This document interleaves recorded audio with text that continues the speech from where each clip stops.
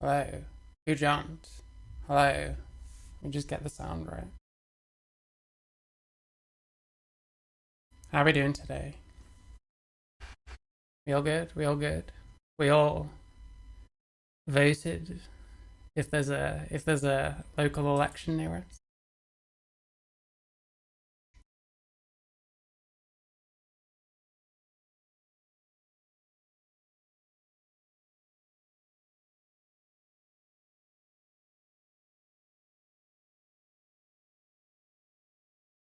It's gonna be not gonna be super exciting today. We're mostly getting some stuff together about someone you probably know who I'm talking about, that being Helen Weberly. I think that's the next thing I'm gonna try and write about. Oh, also, thanks to those that watched my video about trans brains. I think we're on 2,000. We're very nearly at 2,000, if not, which is really good for me at the moment. And usually stuff it kind of keeps going up for a day or two afterwards.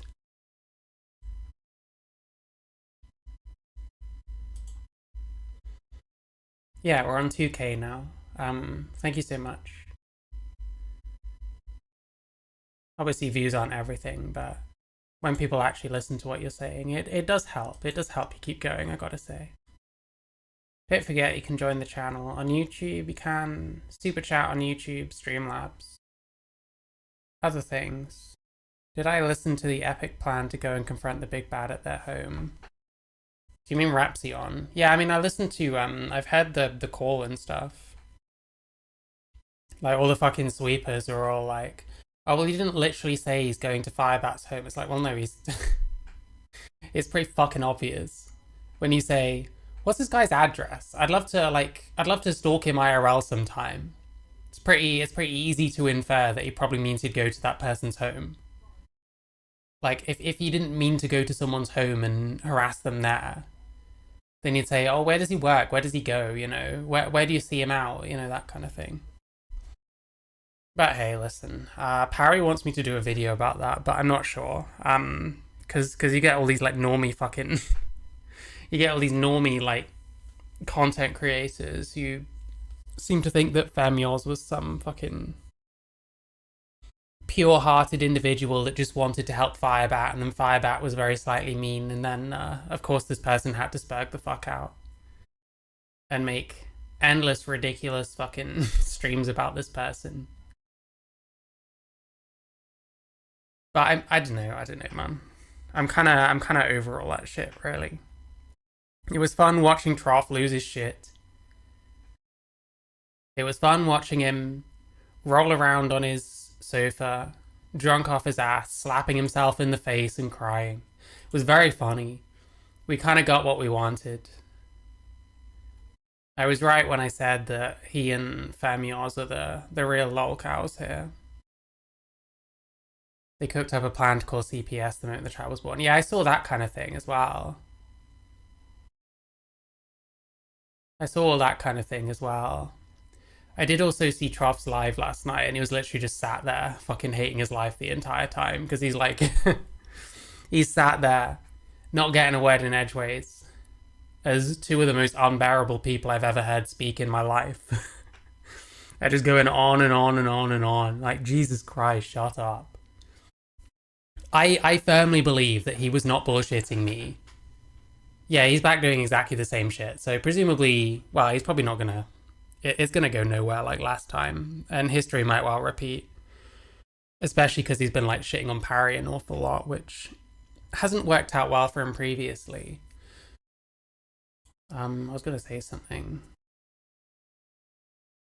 It was on watch. Yeah. That Femios and that Saska person are like just like they're bad enough by themselves, just never shutting the fuck up. Like together it was fucking unbearable. No, that's what I was gonna say. I firmly believe that Trough was being truthful with me when he said something along the lines of, oh, I fucking hate covering all this Firebat shit. I have to get drunk as fuck just to get through it. I firmly believe that that's the case, and I firmly believe that he was hating his fucking life, being stuck in a call with these two utter ding-dongs who won't shut the fuck up and won't let him get away in edgeways. I firmly believe that. He's just so desperate for any kind of like community and anyone to talk to him. Which I do understand. I understand loneliness. It sucks. It's not easy. It was so it's like so clear that he's this desperate for someone to talk to and something to do. It's a shame that he's like centering all his shit around just hating a small handful of people, because I know he still wants to do the fucking Mary snark or whatever shit, and he's welcome to it. It went so well for him last time, right? You know. But I know how he feels. I think he was being very truthful with me when he said what he said to me. He likes lolcow content. He maybe, yeah. He could do something actually interesting and positive if he wanted to, but I don't think he does. So, hey, I don't know. Worked out so well for him last time. Let's see what happens this time. But hey, listen, we're not super interested in the trough today, or Firebat, who is a disgusting freak, because I have to actually say that like literally every time I mention him now. Otherwise, people assume we're best friends, because that's the level of intellect around that part of the internet. Now we're going to talk about GenderGP. I am, to be honest, more interested in scripting videos than cutting out bits of live streams and using that as content. Because I don't think I don't think most React content is good, to be honest. There's a handful of people that do it okay, and then for the most part, it's pretty fucking terrible. I think I'm much better when I get the facts together and put something together. So that's what I'm gonna do. And I really, really want to make a thing about Helen Weberly. I have kind of two lines of thought, if that makes sense. So I think Weberly is either a massive ideologue, genuinely believes the shit that she says, and is just that, like, don't want to say captured, I don't know, might be an odd way of putting it. I think she might be that ideological that she's just lost all reason and says the most insane shit constantly. Either that, or it's like hardcore pandering, because this person makes a lot of money off of trans people, you know? Works better with Facecam if it's going to be uploaded, and better if it's a planned segment. Yeah, there is that. I've got some like React stuff that I think is decent. It's just not all of it. I mean, I don't want to be on camera today. I look a mess. But yeah, so we'll have a quick look over the website. We've got some reviews. Got a review from Alphabet Orion Doherty, which is very, very interesting. Oh, you watched it with First Amender? Did I get much pushback for my brain thing? Not really. I got the odd thing. GenderGP. So GenderGP is a private clinic that prescribes like hormones and supposedly gives like therapy, like counseling or whatever. I'm very quiet today. Are you sure your volume's not turned up? It's coming up really loud on my OBS. Well, it's coming up decently loud. Is your volume up? I know, no one else is complaining. You used GenderGP for 1.5 years. Okay. I tend not to hear amazing things about them. But yeah, the point is, like, obviously waiting times on the NHS in the UK have been really, really long for a long time. So now you've got kind of private medical services that fill in the gap. So as you can see, get personalized gender affirming care, private HRT treatment in just 2 to 3 weeks. It's a very short time, right? So in on the NHS, you have to see one doctor, and then you have to see another doctor, and then with both of their blessing, you can start HRT. Okay, everyone else is saying the volume's fine, so I'm not sure, unfortunately. So yeah, it's easy to sort of, I don't know, you can either see it as like filling in a gap and like helping people that have got the money for it, and we'll see the pricing because it's like pretty crazy. Either that, or we're just kind of pushing people through as fast as we can, taking people's money, just saying yes to everything everyone comes at us with. It's concerning, I guess. So yeah, they follow what WPATH clinical guidelines. So I don't know if I'll talk much about WPATH when I start putting stuff together. WPATH has its own issues. They wanted to have like a minimum age in their standards of care. And then I think it was that Rachel Levine from the US who lobbied for them to remove it. So you've got people quite high up in the US government, or was at the time, lobbying for younger children to be able to transition as per WPATH's clinical guidelines, which is very strange. I don't know if they provide HRT to children. When I was with them, I was shocked how inadequate their therapists were, really taking advantage of how it isn't a regulated title. So did it just come across like they're just trying to get people through as fast as possible? Like they're just saying yes to everyone? I had some concerns about like the therapists.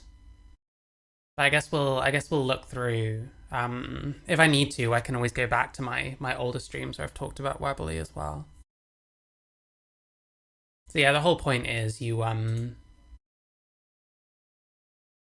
there's all this. Paused puberty is an option here. They operate internationally. That's probably why they can get away with stuff like saying, I want to pause puberty. See where it brings me. Oh. You can't get very far as a non-member. I don't know if I'm at the point where I want Helen Webley to have one of my email addresses. Yeah, they have gender affirming care specialists. They list a few of them here. Got testimonials.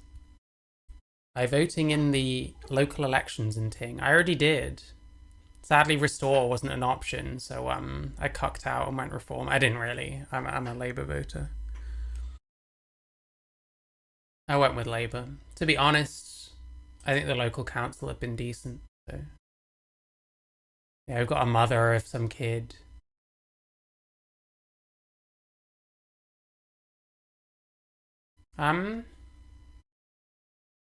Yeah, we'll think about it. I don't know how long I'm gonna be going on this, so I don't know.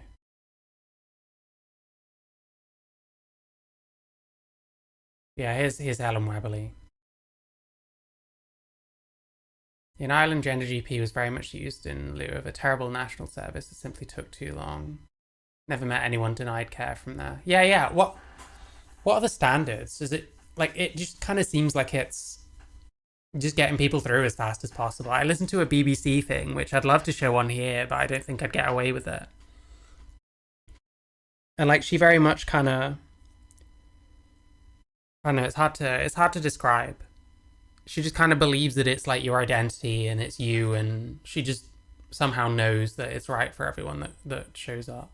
The Gender GP was born in about 2015. I was very interested in digital healthcare, and I was wondering why everybody else was doing everything online, but healthcare was really a long way behind. So I made a website when I was a GP, which had lots of different pages on it, which had information and health tips for different medical conditions. And then when I was a GP in Blaenau in Wales, I had a transgender woman who came to see me, and she kind of changed my life, quite massively, actually. And she wanted me to help her, and I had...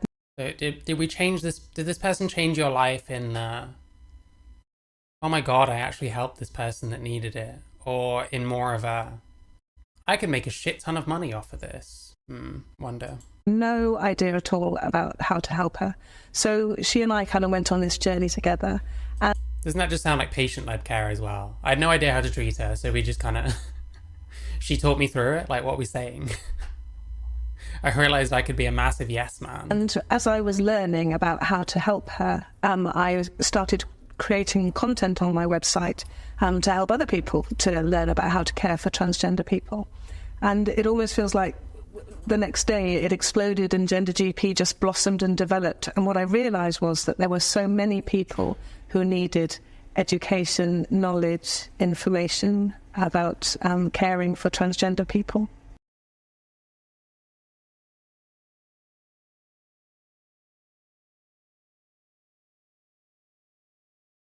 Wow. So she was making content like when she was first starting. That's a bit, I don't know. It's an odd story in a way. You meet one trans person and you become radicalized and you start making content on the internet while still working out how any of this shit works. It's all very strange. It's all very strange.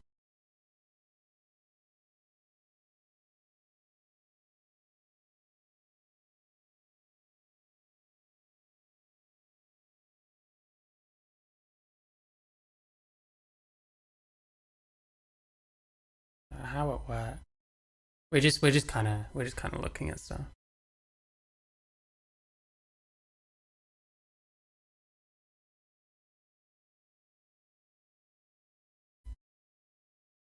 Consent-based care. Well, yeah, I mean, it just sounds like the patient pretty much tells the specialist or whatever what to do, and they just do it.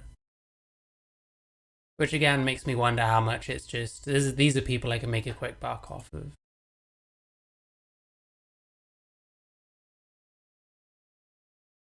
And yeah, it does very seem like it's patient led. Build your transition pack. It's just I don't know, man. Get your prescription in just a few weeks.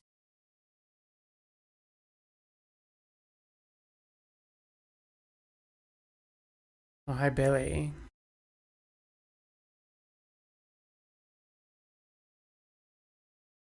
Yeah, so it's very much a selling point is you can get prescriptions and shit very quickly, so long as you've got the money for it, of course. A lot of people are forced into using Gender GP due to financial reasons. Well, it's not financial reasons. Like, they're not doing it because they can't afford any other way. This is like the more expensive way of doing it, if anything. Maybe in other countries. In the UK, I mean, it's used because the NHS takes too long. The problem is in the UK, then your GP isn't meant to take instruction from people like this, and it gets a lot more complicated. Now, it's probably very different in the US. In the UK, it gets very complicated when you're both an NHS patient, which almost everyone is, and then you're also going to a private clinic, because your private clinic and your NHS GP probably aren't going to have much to do with each other. And if you're being treated for something privately, then your GP can't really be held responsible for anything. And if there's any issues, you're going to have to go to these people. And I think one of the things that, because I do understand the government stance, not wanting to work with these kinds of people, not wanting their, NHS doctors to work with these kind of people. I do kind of understand it because they really don't want it to be a case where a bunch of shit goes wrong on some private clinic, and then these patients come to the NHS expecting them to like clear the mess up. You know what I mean? What was that? Fuck. What was that? What was that trans woman called that had some like botched surgery in like Latvia or some shit? Oh, what was her name? Shit.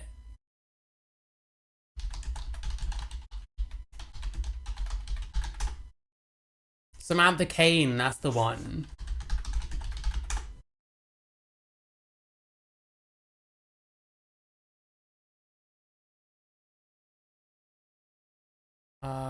Oh, this is new. Yeah, there was all this drama about this rich trans woman buying a castle in Scotland and the local community not being very happy.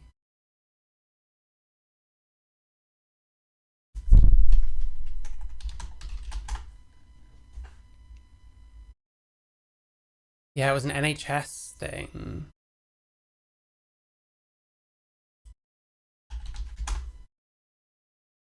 There are better I was in Serbia. Why is it all like the worst fucking outlets? Any decent private doctor would work in cooperation with their GP. Well, it's not that. It's that GPs are told not to take instruction from people like Gender GP. And I think part of that is they don't want to have to deal with like other people's shit when people come back. Yahoo, fuck it. Don't know if Yahoo News is any good, but I guess we're gonna find out.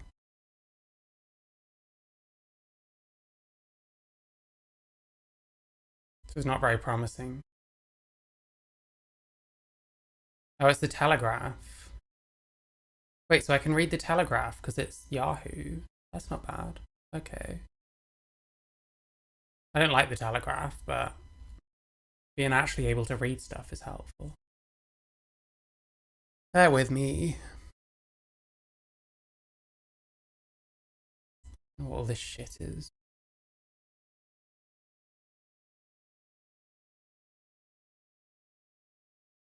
It's gonna lag the shit out of my computer. What the f-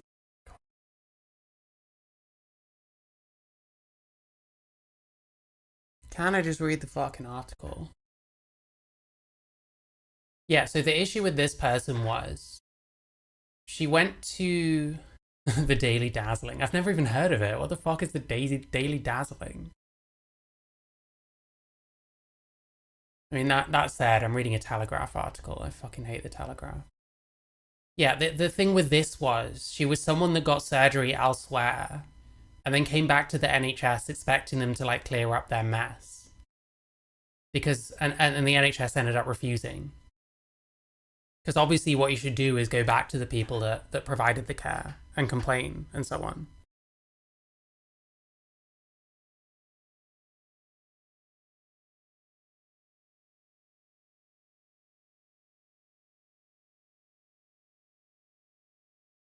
Where is it? Where is it?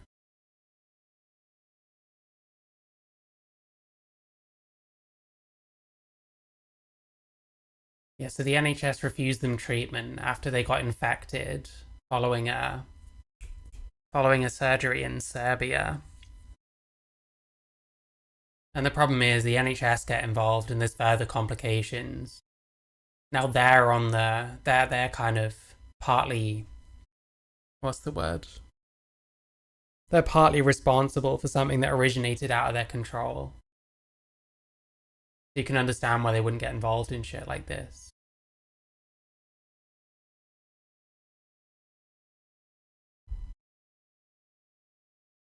I mean, there's something a bit insane about someone as rich as this doing the NHS for complete bullshit reasons. But hey. But yeah, get your prescription in just a few weeks. Your GP thinks you need a specialist, they'll write a letter of referral.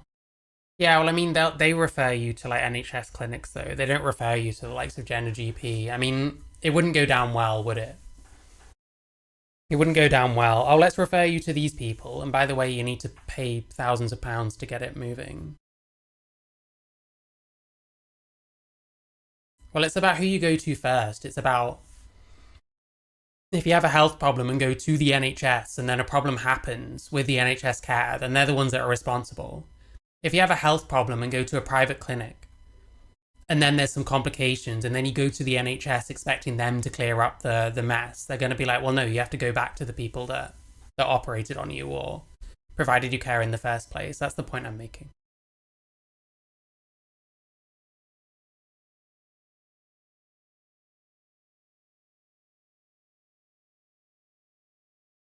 So yeah, transition pack. I'm going to guess where it's very patient led. Most patients are just, I want the drugs as soon as possible. I want this as soon as possible. I probably want to talk to as few people as possible. But then what kind of therapists, what kind of specialists, if we're calling them, what kind of people are they actually employing for that kind of thing?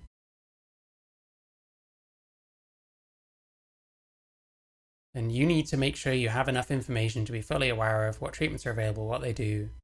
This almost sounds like they're kind of Are they going to give you all the information themselves, or are they expecting you to know this first, you know? You wonder, you wonder.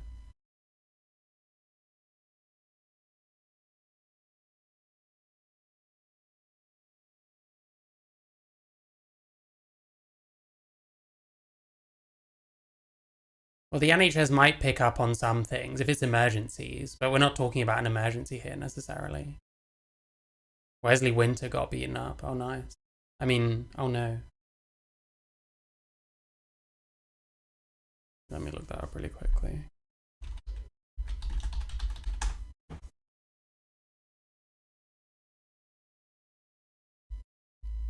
Almost killed by Antifa. They tried to kill me. I'm still here. Okay. Okay, hang on. Quick diversion. So last week, Friday, 1st of May, I was attacked in Paris at a protest. I've ended up with a fractured orbital bone, nose, I can hardly open my left eye, and I can't remember much due to concussion. They also took my camera and my mic, so I'm filming this on my phone. I didn't really want to have to make this kind of video, but I feel like I have to.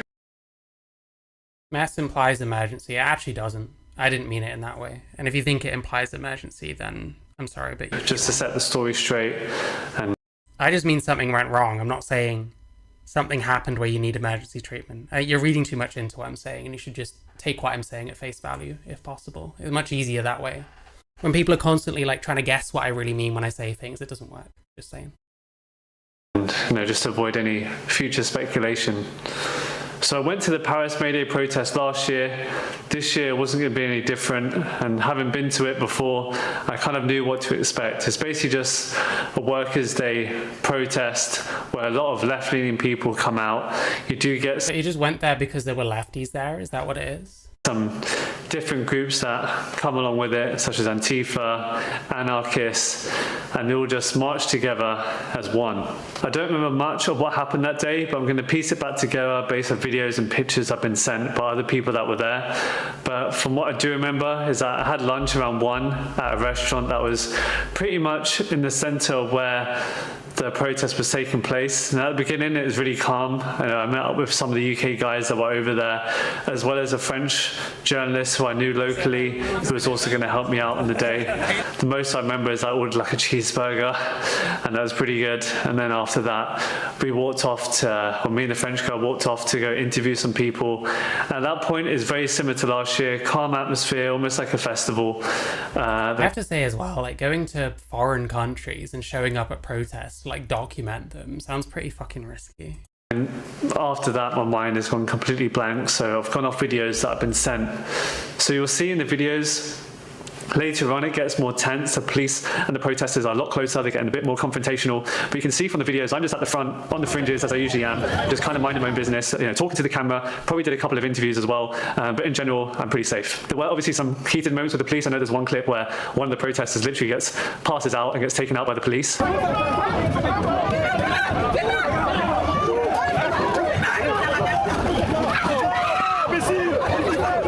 Overall, it didn't seem like the police in general were overly violent to the protesters. Even some of the worst clips I found, it doesn't look like the police would have done anything to hit protesters, nor would I get myself in that position to have a fight with the police. It's not really my intention at all. I'm always there just to film, ask questions. I don't try to create the story. I let it happen around me and just document it. I don't try to manipulate it or, you know, cause any trouble in any way just for the video. That's never my intentions. It's just to show you guys what's happening on the grounds. So the most crucial part of the protest is where it ends. It's basically a roundabout called Place de la Nation, however you say it in French. But it's basically just this roundabout where the police will eventually kettle most of the protesters. A lot of them will just hang around. But you can see from the videos I've gotten that I'm pretty safe. I'm, you know, similar to the previous videos where I know what I'm doing and I look completely fine. How are you feeling, Mr. Winters? Fucking crazy, guys. We're in the cyclone. Oh, it's a Billy Moore was there as well. Jesus. it's a whirlwind of like running around everywhere, isn't it? Billy Moore also got the shit kicked out of him recently.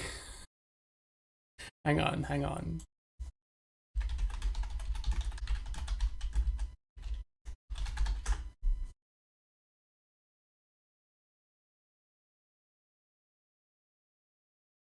There was a fight in a gym, and it turns out it was like, what was it, Jamie Carragher's brother or some shit, and Billy Moore got in a fight in a gym.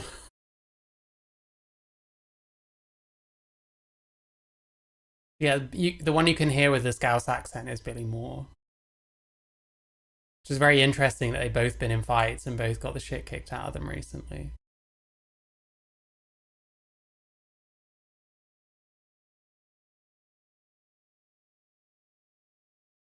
He needs to reload for some reason. Definitely any reason why I need it to reload. Definitely need a new thing to open. How are we doing? Make sure you like and subscribe. Make sure you consider super chatting on YouTube or Streamlabs, and the links in my description. I hate news sites. I think honestly that news outlets don't want you to read their news, and so they make their sites just the most fucking unusable, utterly fucking horrendous things possible. What is actually fucking happening, dude? Jesus Christ. Okay, let's just reload the same thing and it'll take fucking forever.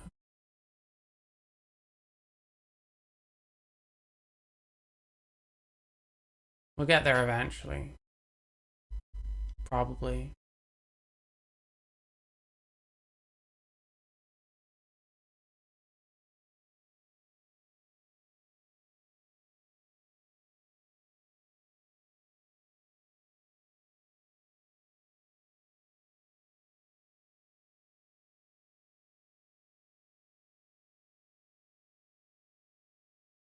Yeah, so Billy Moore was in a fight with someone in a gym who apparently is a relative of Jamie Carragher, who is a former Liverpool footballer.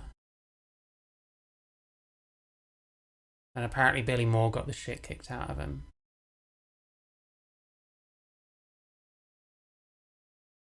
He was arrested for a fray. There's this video of these two people having a bitch fight. One of them's Billy Moore.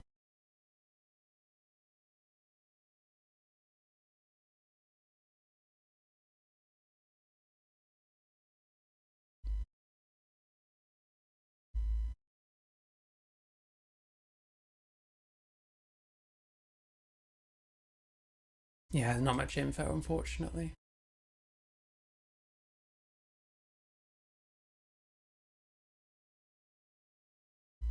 We don't need this anymore. Oh yeah, Wesley Winter. The police do eventually come in and start to throw tear gas, is what I saw from other videos. And this is where I do begin to put on my gas mask. And I have my goggles as well, which probably would have come in handy if I still had them on, if I got struck at all. But it must have calmed down later on that I felt the need to take them off. But as you can tell, I'm not going in there completely, without any care in the world. I do take precaution when needed, and you see it from this clip. Yeah, they can't talk with this fucking mask on. I don't want to. Yeah, I'll just bring the microphone a bit closer to my mouth. It seems to be okay. UK sploosh. How many fucking British fucking shitter channels were in France? Who is UK sploosh?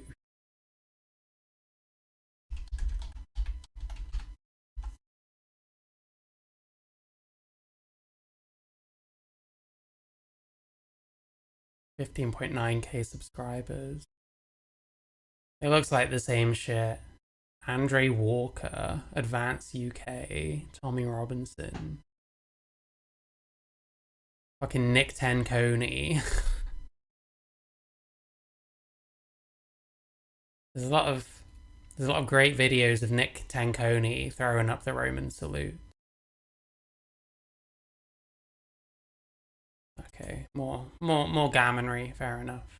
There were loads of these gammon channels all showed up in France because some lefties were protesting something. Big up, Wes. Wes has got on goggles. Oh, mate, I've just had to put my glasses on, didn't I? So as the police come in, they start to disperse people. Sound is fucking horrendous as well.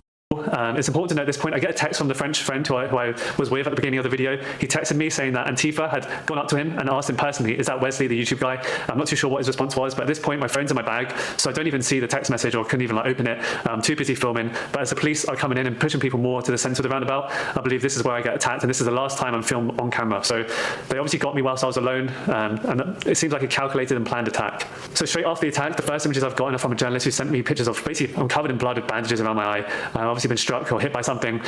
So the medics have taken care of me. But then I go over to UK Sleuth, which was a live stream, and I've met some of the UK journalists who I recognise. At this point, I don't even know what I was saying. I was pretty delirious, but you can tell that I was in some sort of state of shock at this point. What the? I'll keep it over here. What the fuck's just happened? No, don't. I'm not gonna. Wait, is this still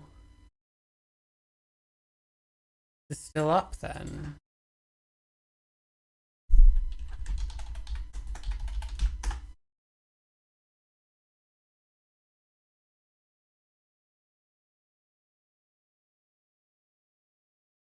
France Labor Day. Hold up.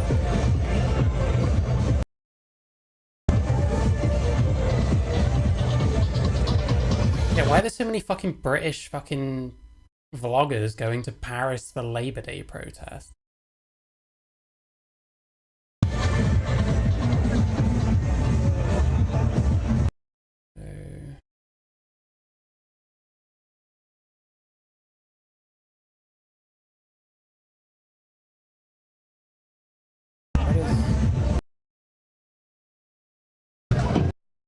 Where does Wesley Winter come in?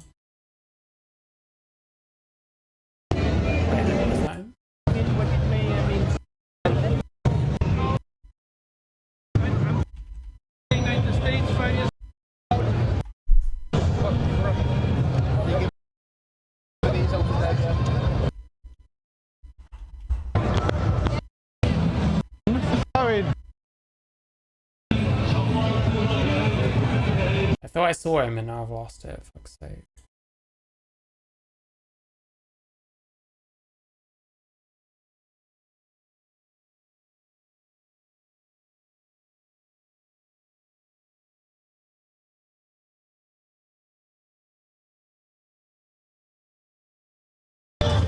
Holy shit! This is never ending. Wow! This is insane, people. Absolutely insane. Massive. Chat, this is crazy.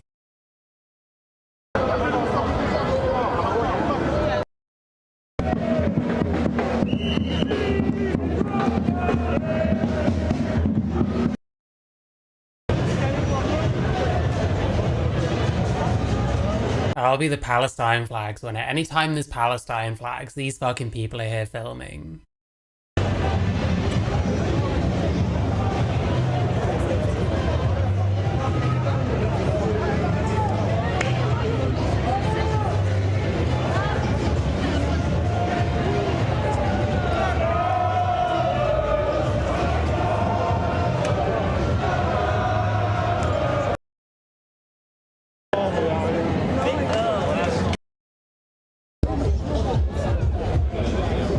So it's when they start doing the tear gas, right?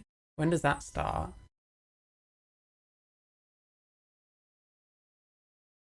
This is the thing, you have to wade through like fucking so much shitty fucking content. It's worse than watching like fucking Firebat shit. Hit the like button, hit the subscribe button.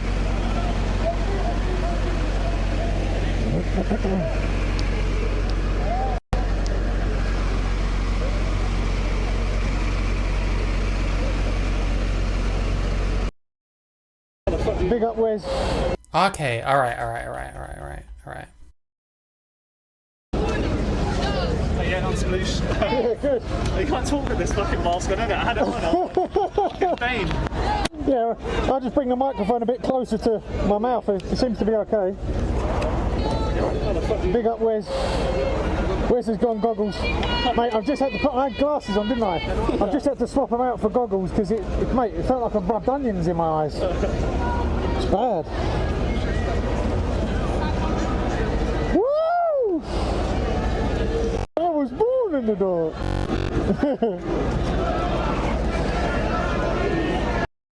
I had to use that, man. That's the shot. Water cannon, yeah. That's another water cannon there as well, Wes. Yeah, Plus they're still together. grey one, look.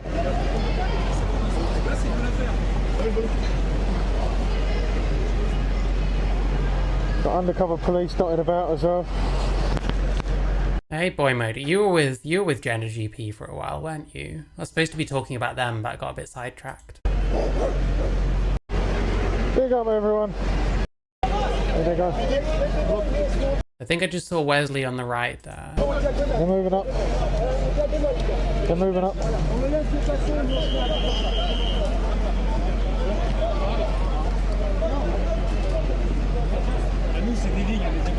Some more here. Non, on va pas sur la chaussée, les gars. Venez par ici, on va pas sur la chaussée. Voilà. Nous, on se remet, on se recule un peu, voilà, comme ça. On les laisse devant et nous, on se recule plus. On va pas sur la chaussée.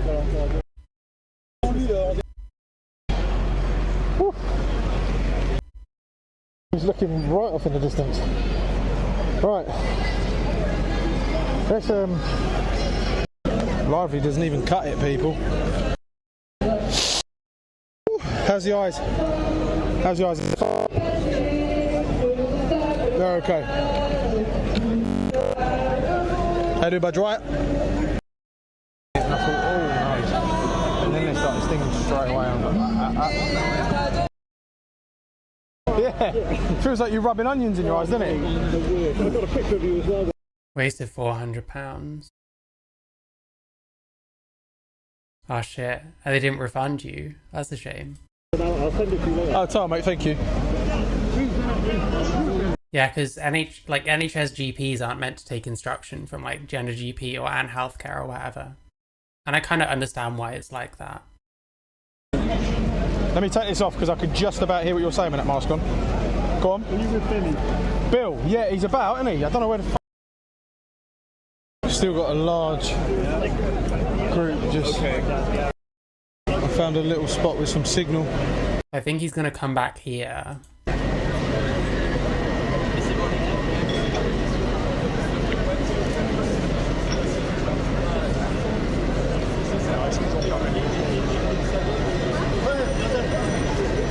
Wait, why put the fucking watermark right in the middle here?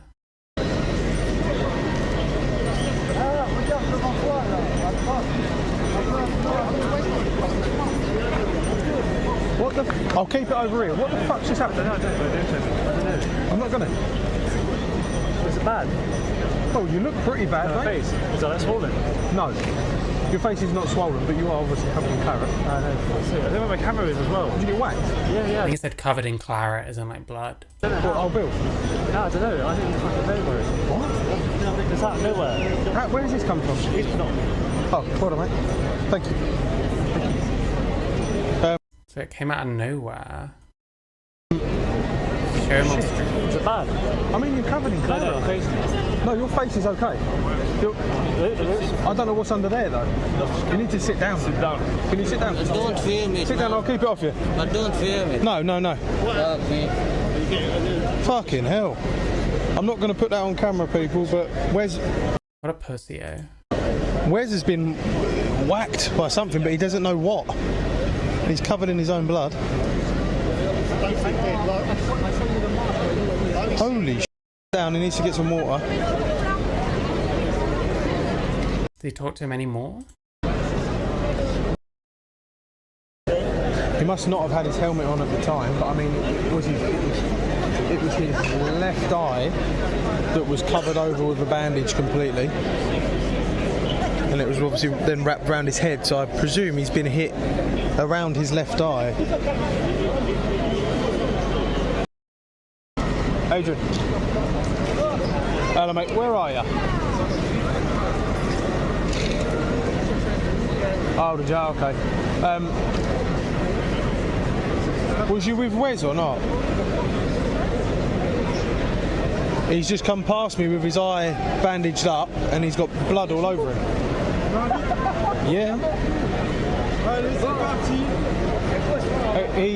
He has no idea what hit him either. He has no idea what's happened to him. I'm standing. I don't think there's going to be anything else on here. Is it bad? Oh, you look pretty bad, mate. Face. Is that swollen? No. Your face is not swollen, but you are obviously covered in claret. I know. I don't know where my camera is as well. You whacked? Yeah, I don't know. Oh, Bill. No, I don't know. I think it's fucking nowhere. Oh, it's just the same footage again. I'm so sorry. What? I think it's out of nowhere. Where's this come from? It's not. Filming. No, no, no. Fuck me. Fucking hell. I'm not going to put that on camera, people, but Wes has been whacked by something, but he doesn't know what. He's covered in his own blood. So as you heard, he says I'm just covered in blood. I've even had my goggles and t-shirt still, and it just looks completely red. Obviously I won't show it, it's pretty graphic. But just based off what happened, I've got messages on my phone where I've messaged the French guy who I was with saying I've been attacked, and I've sent him my location. And I've also taken pictures of where I was taken to, probably by the medics or some of the guys' location. And I've also taken pictures Why this is so funny to me. of where I was taken to, I shouldn't laugh. I shouldn't laugh. I'm so sorry. I'm so sorry. probably by the medics or some of the guys I was with, and it shows the geolocation of the picture, which shows I'm just outside of the roundabout. So the attack obviously happened within that roundabout area where I was probably just picked off when I was alone. Again, I don't remember any of this. The next thing I do remember is just waking up in hospital the next day, just asking people where am I, what has happened. At this point, I've just got, my whole face is completely destroyed. Obviously, I've had stitches, and I'm just completely delirious and just out of it. Can't even open my eye. Look at the state of it. Got hit on the back of the head, I think, as well. Eyes are swollen. This has been stitched up. Fractured cheekbone or something. So I spent a Friday in hospital, got discharged the next day. At this point I've done CT scans, they've shown I've got a fractured eye, fractured nose, but they couldn't operate or anything because the swelling was so big. It's still swollen now. So since I've come back to the UK as well, I've been in and out of hospital, I've seen the doctor, they're going to do further scans, and I'm expected to do surgery on my face, because if you actually look, this side of my face, I guess the cheek is quite high and pointy, but here is quite flat. So what I've been told is the surgeon's going to have to dig into my cheek and basically lift up my cheekbone to get it back to normal and symmetrical. So I'm just waiting on that. But if I just go back to what happened in France, after being discharged, we did report it to the police. That time we did see also a police doctor who analysed the attack. This is a doctor who specialises in crimes, I guess. And they basically concluded that it wasn't a brick or anything. Someone had probably put knuckle dusters on their hands or something and smacked me. That's why it bled so much, is why it's also had the impact it's had. I've also got marks on my head as well. So I've been hit multiple times, probably by more than one person. They probably just ganged up on me. And this isn't the first time Antifa in France have attacked someone. If you've followed the news, Quentin died by the hands of Antifa in Lyon. This was back in February time, as he was a body. If you've followed the news, Quentin died by the hands of Antifa in Lyon. This was back in February time, as he was a bodyguard for a women's activist group. This is how violent they can be in Europe, and especially in France. I know in the UK, you see my videos, you see people masked up and they're so-called Antifa, but they're way more militant here in Europe. So as you can imagine, this is what these groups are capable of. Who knows how much damage they actually want to inflict on me? It could have been Boy, Moda, you could have told one of these people that Antifa did it and become famous overnight. a lot worse. I could have been blinded. I could have potentially died. Who knows if there wasn't more people there. But this is what these groups are capable of. You know, the attack on independent journalism, freedom of speech is evident, and groups like... Is this guy a journalist? Can we say, what does a journalist fucking mean anymore? Is this guy a journalist or just a fucking YouTuber?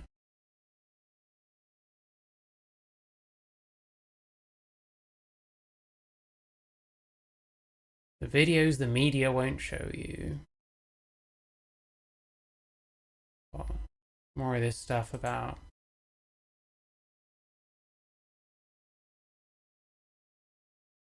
France.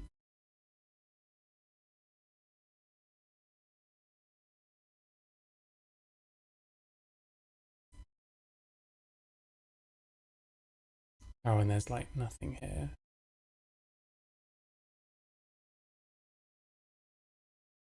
It's the website of a journalist, apparently.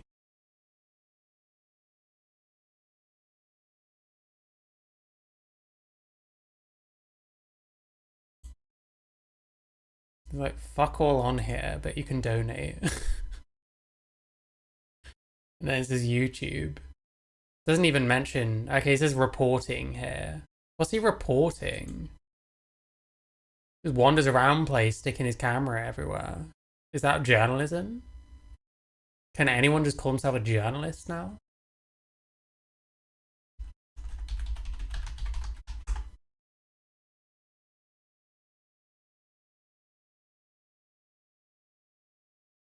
I guess taking it super literally...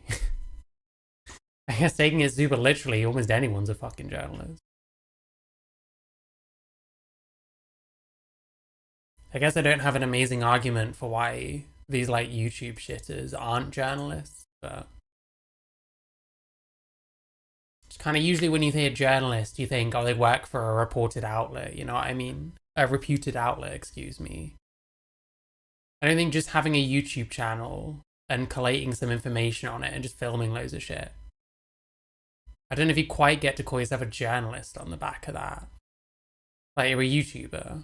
Why just be a YouTuber? Yeah, and I hate the way these people like bastardize the word journalist. Like Antifa are ones who want to suppress it, and they'll happily kill you just so your message or the media doesn't go out there to the wider public. And I want to make it very clear, even though I document protests, I speak with both sides as and when I can. Some of my videos will be more right-leaning, some are more... Yeah, I gotta say, I don't know who's afraid of Wesley Winter getting his message out there, you know? What has Wesley Winter ever said that is important that he doesn't say? He just sticks his camera at protests and just says what's happening in front of him. Left-leaning. It honestly just depends on what happens on the day and who I speak to. I don't try to manipulate it to make it look one way or another. The camera cannot lie. I just show what happens on the day and just get the perspective. Well, the camera can't lie, but you're choosing when and where you're putting your camera. You know what I mean? So that part of it is very curated. There's only so much of an extent where you can say, well, I just film things and the camera doesn't lie. It's like, well, you're still selective of what you're filming. Perspective of what happened and the events that unfolded. And I just want to make it very clear as well, I'm not politically aligned. I don't represent any political party on the left or the right. I'm purely... He's not politically aligned. Why was he at this fucking protest though? Like what? So he just shows up to like what? I don't get it. I don't fucking get it.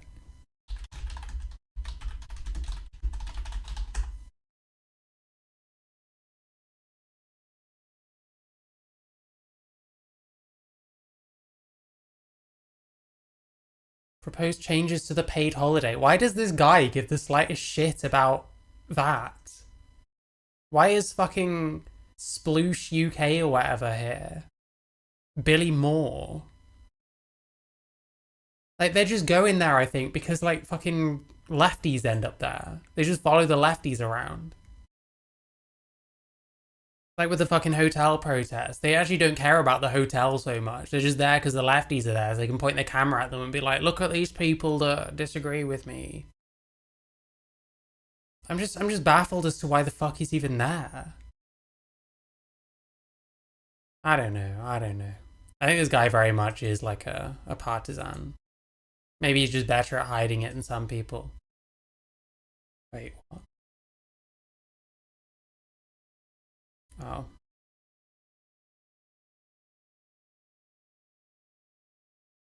Well, Sophie Molly technically works for an outlet. They work for Northwest Byline or something. Which means that outlet is basically a joke, but they still are a journalist, I guess. Yeah, the Britain First protests.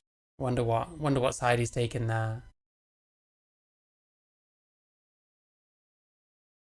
I know, he just shows at these things and points his camera at them. I don't know. I guess people want to watch it, but... What's this? Oh, I don't fucking know. Just an independent journalism. Yes, sometimes my videos... Yeah, it does give very, I'm a centrist vibes, and then everything they say and do is, like, slanted towards, like, a right-wing audience. Will be more right-leaning or more left-leaning. It honestly just depends on what happens on the day. But to attack people just because you might label them far-right, a Nazi, a fascist, doesn't give an excuse to attack someone. You know, you see at these protests, they have signs like smash the far-right, and the left will use these terminologies to justify their violence, because in their eyes, you're the enemy. But in reality, I'm literally just an ordinary person who just films and documents people at protests. I interview people on the ground, and these people have an issue with it. You see it from other videos that I've done in the past where those who are covered with face masks head to toe, who use umbrellas, instruments to try disrupt your footage, are always on the left. They never want to have dialogue, and we're seeing this more and more. And the attack of freedom of press, freedom of speech is... Wait, Sophie Molly criticized the GLP. Put something on my Discord about it. I'll have to have a look at some point. I'm already on a tangent. I don't want a tangent yet again. It's becoming more and more under threat as time goes on, and nothing is being done about it. Moving forward... Yeah, he doesn't post live stuff. No, there's no live here. It's all like it's like documentary kind of stuff. Like, there was one about him going around Birmingham and, like, pointing his thing at the bins. There was this that I watched in London about the trans protests. I mean...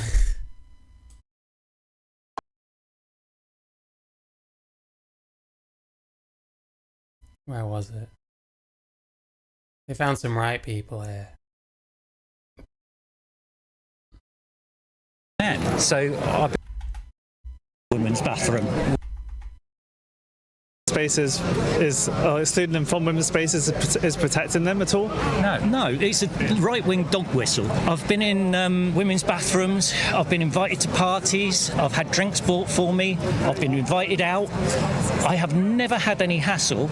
I've never even been argued with in a women's bathroom. Right-wing media that are promoting this thing that trans women are a danger to men, to women, and we're not. We love women so much we want to be one. You know, you can't say more than that. I don't want to be. Oh, it's painful. It's painful. Yeah, shit live unedited. To an extent. I don't think Steve does that anymore. He hasn't gone live for a while.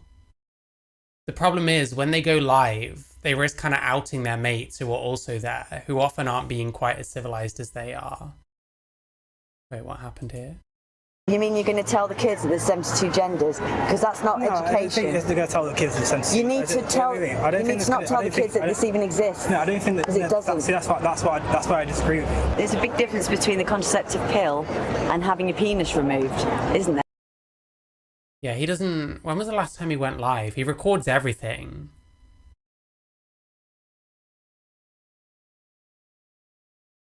He recorded live at whatever this was.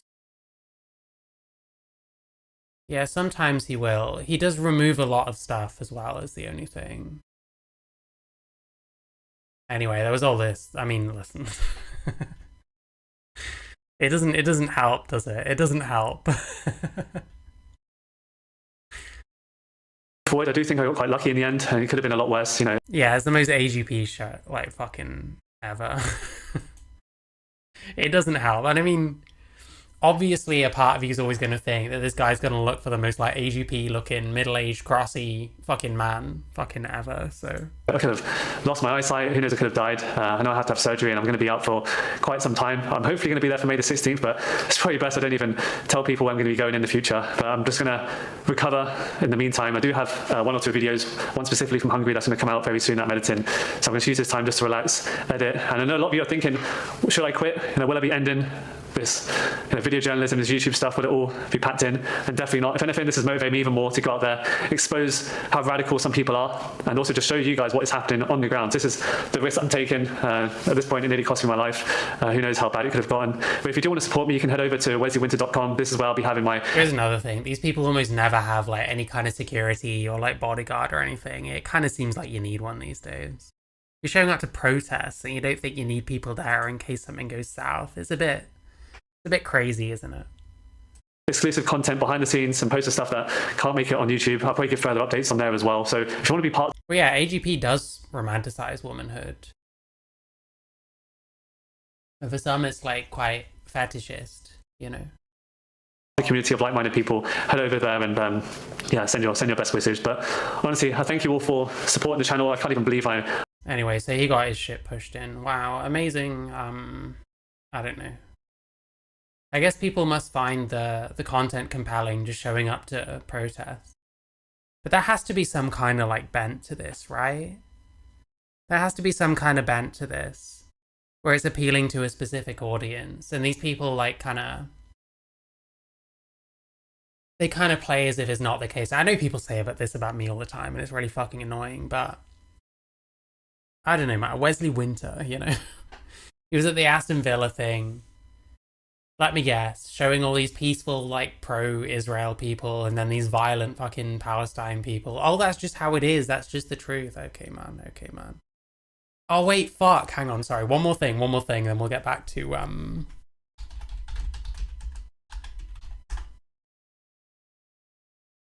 yeah, one more thing, and then we'll get back to it. Wait, what's the... Oh, what's it called? He got covered in curry. But I don't want this. I don't want some shitter in his fucking house. Point blank. Who the fuck is this? Silver play button having fucking loser. Oh, what is it called? What is that fucking channel called that all this shit gets posted to? Young Bob got curry thrown all over him. I shouldn't laugh. Is it Project Britannia?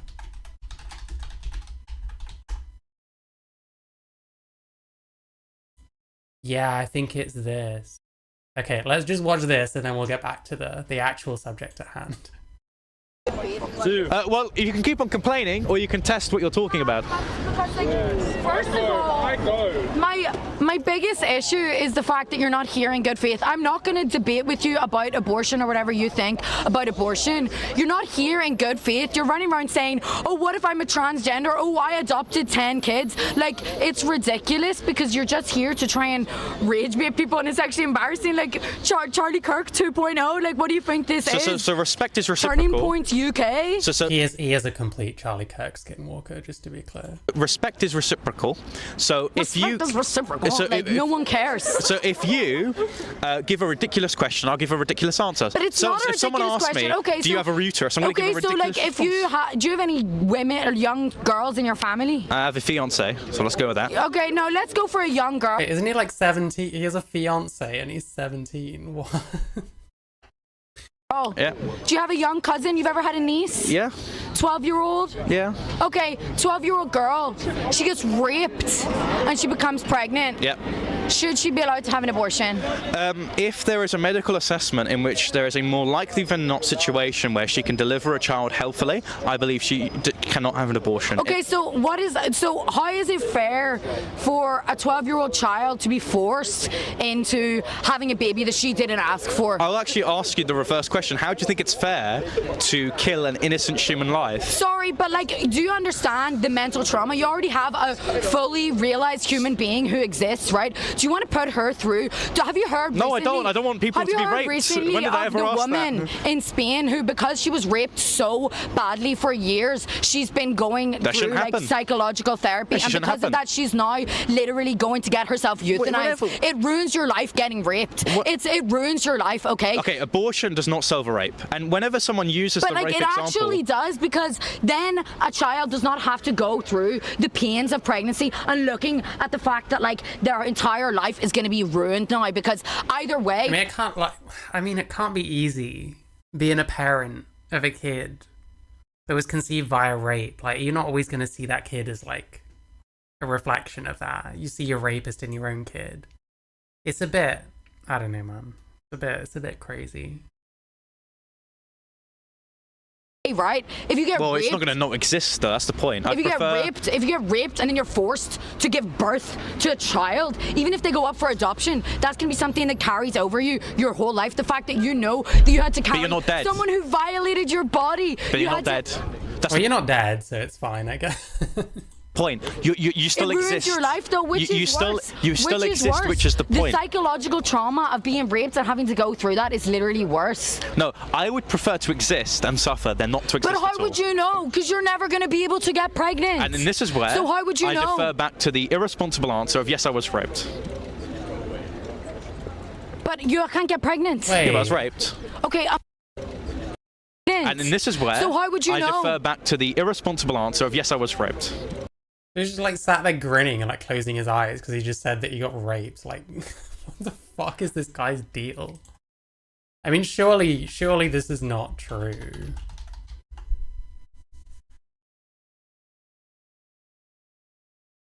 Like, oh, I hate this fucking guy. I actually fucking hate this guy. I fucking hate Young Bob.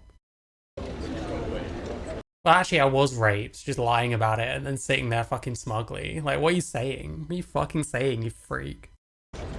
But you can't get pregnant. Yeah, but I was raped. Okay, but I was raped, grins. What the fuck? Or you were raped, but you can't get pregnant. I can. I'm an intersex woman. Okay, so okay, she comes at him being like, oh, you come here in bad faith just saying dumb shit.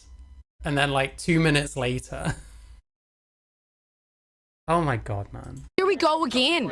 You're not here in good faith. I am. Honestly, you're asking bad faith questions. I'm going to give a bad faith questions. Because you're suggesting it's fair for a 12-year-old child to be forced to give birth. That's a product of rape. So when I prompt people to change my mind, you immediately gatekeep the discussion because conditionally I have to be a woman who was raped. Now that is a very I'm not asking small. You. It's called empathy. You don't have to be a woman. I know. It's like hard for incels to understand empathy, but it's actually just. I'm happily not an incel. To see as if another human being who's suffered definitely bullshit as well. Sure, this guy doesn't have a fiance. I'm sorry, I'm calling bullshit on that as well.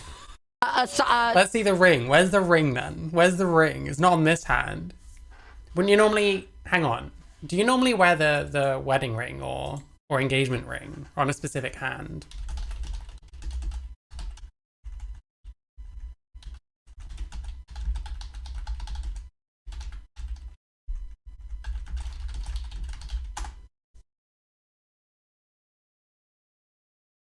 Traditionally worn on the left hand. But then Wikipedia says traditionally men wear it on the right hand and women on the left hand.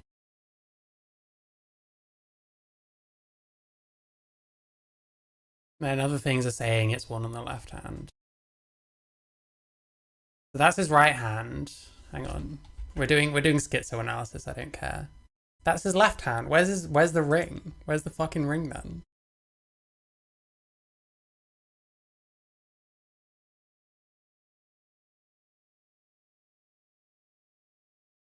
I ain't seeing it. I think he's bullshitting. This dude isn't fucking engaged. Fuck off, bro. Men don't generally wear engagement rings, do they not? Okay. I guess this proves nothing then. Oh well.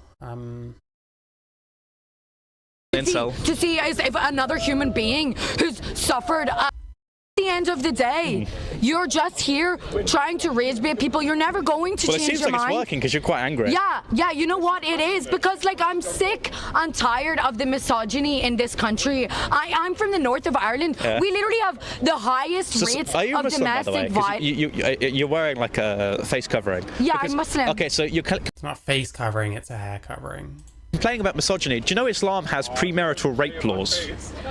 No, it doesn't. No, it doesn't. I can prove it.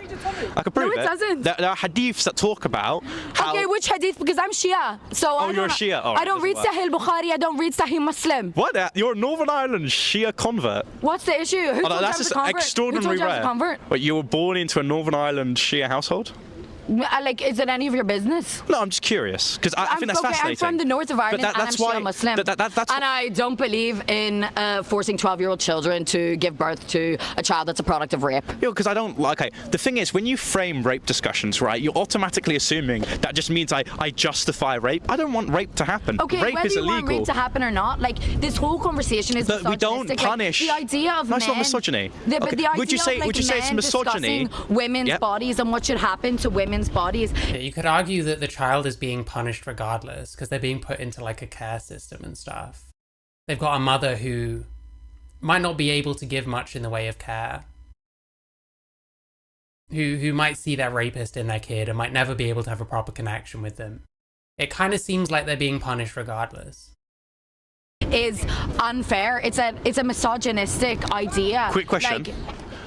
So the Abortion Acts were passed in the 1980s. That means men have decided whether abortion is allowed or not. So would you consider men allowing for abortion to be an act of misogyny? But that's just because we live in a system in which like men have more power. But who are the people that have campaigns? Who are the feminist grassroots organisations that literally like cause for that to become a thing? That's not true. The Labour Party and the NEC, they caused for a 50-50 male and female candidacies. That's as a result of feminism. That's not feminism. How is it not? How is it not? The original first and second wave of feminism never forced this DEI style of hiring. DEI? You have an issue with DEI? In cases of, selecting candidacy based on gender. This guy's literally a racist.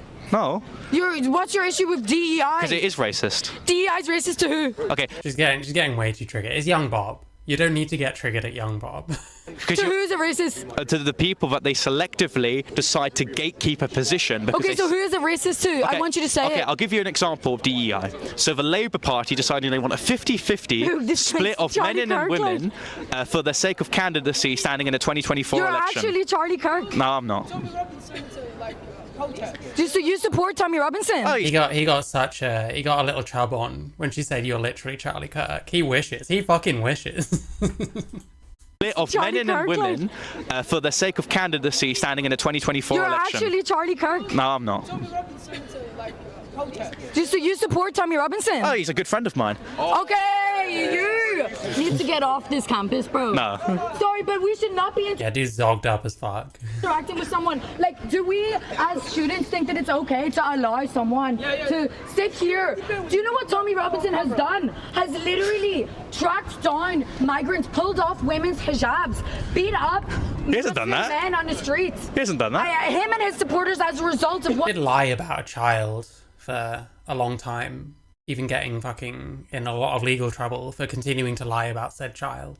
he does. But he hasn't done that. Has literally caused harm to minority people in this country. Okay. Why are we allowing Like how the like how the Sunni Why are we allowing you on our campus? Okay, like how the Why are we Sunnis, allowing you on our like how the campus? Sunnis are Why prosecuted are the we allowing you Shia. on our campus? Like how the Why are we Sunnis allowing you on our genocided the campus? Shia Muslims. Don't make it about the fact that I'm Shia because I love my Sunni brothers. But they don't and love sisters, so I you. don't They think care. you're kafar. Okay. How far are you whoa, Shia? You want to talk about kufar? How far?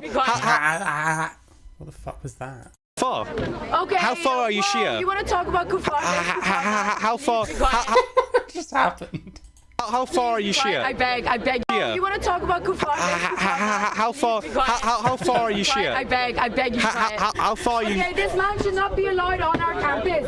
This man should not be allowed on our campus. How far are you? Go home. Go home. Pack up and go home. Pack up and go home. Pack up and go home. I'm not your butler. No one cares. No one cares. I'm not your butler. No one cares. No one cares. You should leave. You should leave. Literally, no one cares. I'm not your Get butler. off our campus. Get off our campus. Our Get off campus. No one cares. No one cares. No one cares. I'm gonna stay here.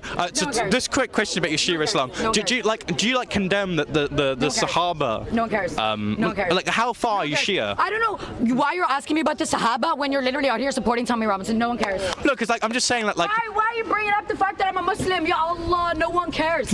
I think it's fascinating. I think it's fascinating. Nobody cares. I think it's You shouldn't be on fascinating. this campus. You shouldn't be on this campus. Well, I'm here. You're literally a racist. I know I'm not. You're a racist. When have I ever said something in this discussion that's considered racist? You're literally. In this You're literally a racist. I know I'm not. You're a racist. When have I ever said something in this discussion that's I considered? didn't say anything racist just now. Like, what the fuck? You shouldn't be on this campus. Well, I'm here. You're literally a racist. I know I'm not. You're a racist. When have I ever said something in this discussion that's considered racist?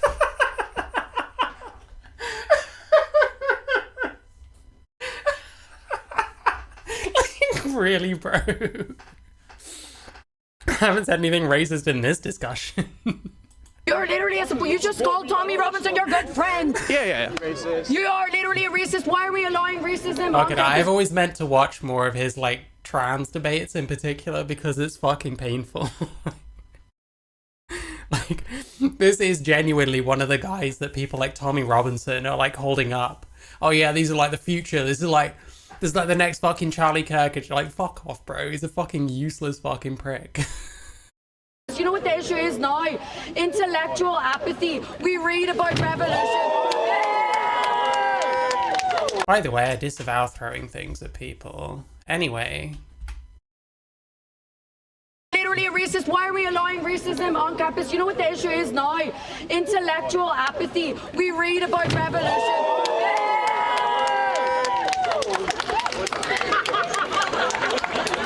Well,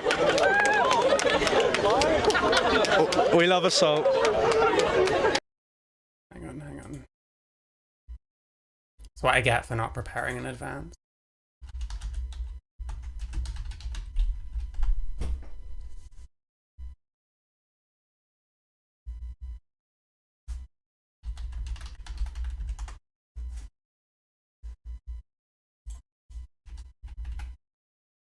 Intellectual apathy. We read about revolution.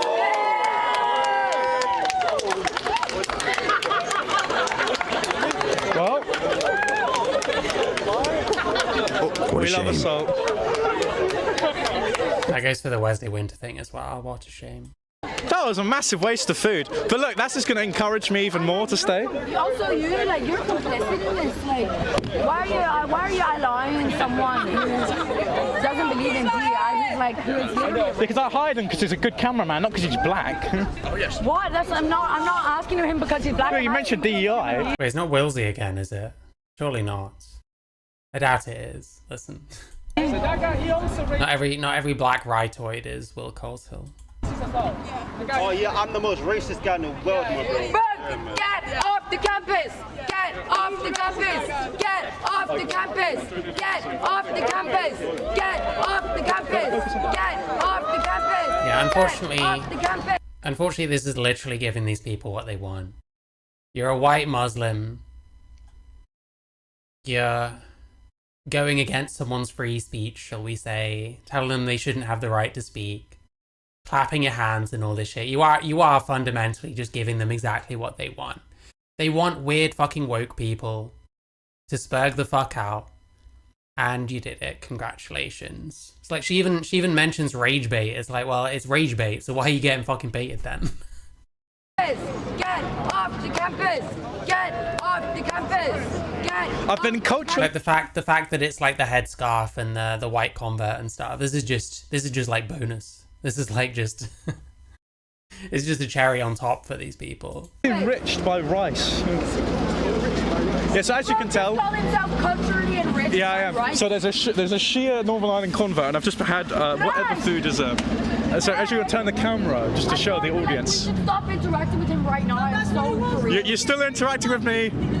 Well, that's it, folks. If you want to see more videos like this, please go to the Project Britannia YouTube channel. We are set to do a stand every single week on a Wednesday at universities and liberally controlled cities. So if you want to help us with security... What is this voice? He wasn't talking like this earlier. What's going on? Please go to the Project Britannia YouTube channel. We are set to do a stand every single week on a Wednesday at universities and liberally controlled cities. He's like clenching his jaw and trying to sound like a fucking Tory or something. So if you want to help us with security, funding... You want to help us with security? Like, what are you doing?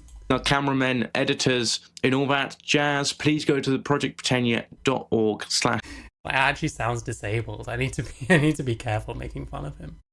I don't know. As a whole other thing. We were talking about Gender GP. Remember that? Make sure you like the stream, or young Bob will get more curry thrown on him, and we can't have that now. Anyway, so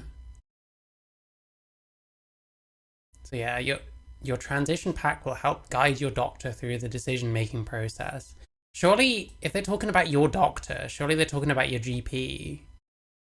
Although it'll be like international now, wouldn't it? This wouldn't work in the UK, but probably does elsewhere.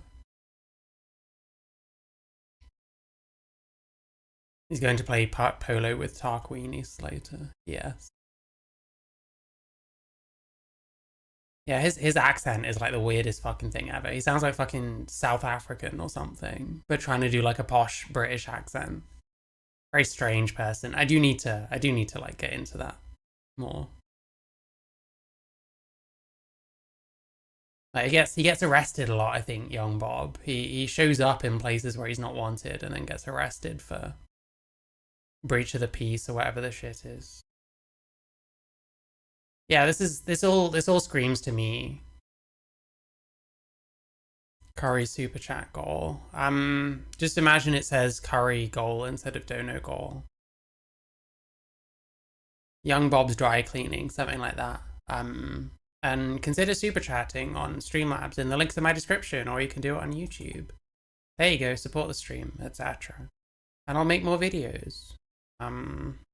Yeah, it all screams to me very like patient-led. Which I guess is what trans people want. And I guess what doesn't help is like these super long like waiting lists and stuff like that. But at a certain point, people are just paying so that they can get the drugs they want. And if there's no real actual support and the kind of therapists they're talking to don't know what the fuck they're talking about, are just there to be yes men, then people are probably just going to want to DIY instead. So this is actually quite an expensive option for a lot of people. So yeah, the setup fee is £195 and then monthly it's £30. So it's not cheap.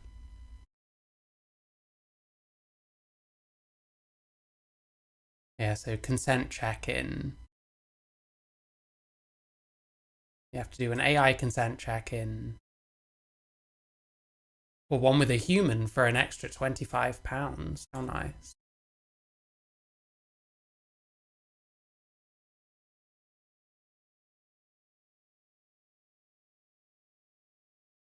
So is this like optional? Do you have to do this, or do you just do the consent check-in?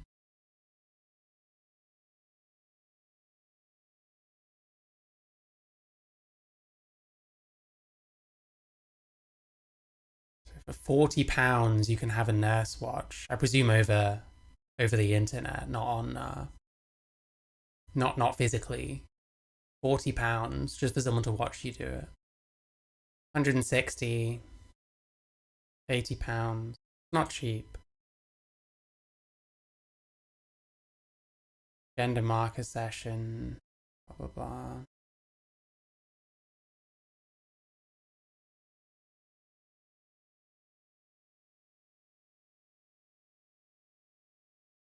Health advisor session $7.99. Support from our advisors. Like someone called an advisor, that could be literally anything. Surgery referral is $185. I suppose if you're kind of paying out of pocket for it anyway. That's probably a small extra cost in the grand scheme of things. Do they actually provide prescriptions then? I can't remember that they do.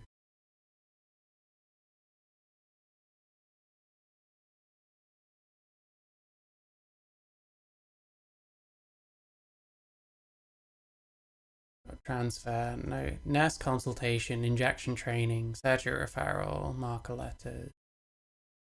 Doctor consultant, session with a psychologist.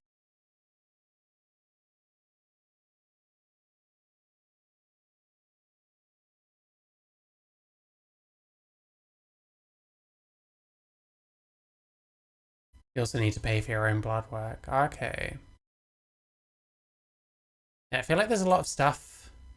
There's stuff missing here? I'm not sure.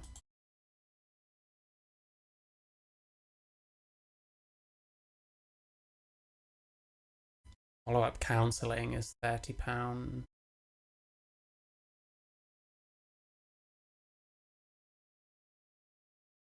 Oh, I need to join to see that. Oh, that's the blood test. Okay, right. So, yeah, all of this. Not cheap. It's not cheap. Certainly adds up quickly. Services, chat with advisors. This is all the stuff that you've got the pricing, you've got the services. Wow. Help center. The blog is always interesting.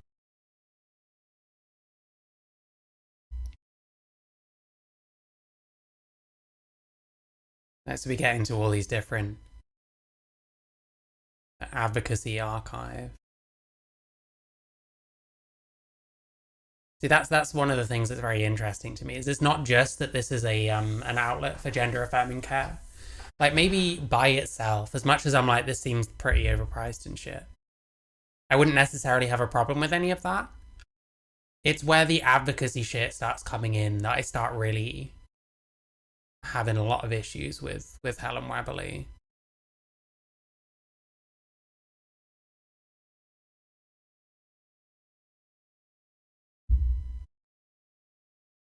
And yeah, like you look at something like this, like believe them, support them, a message to parents of trans children.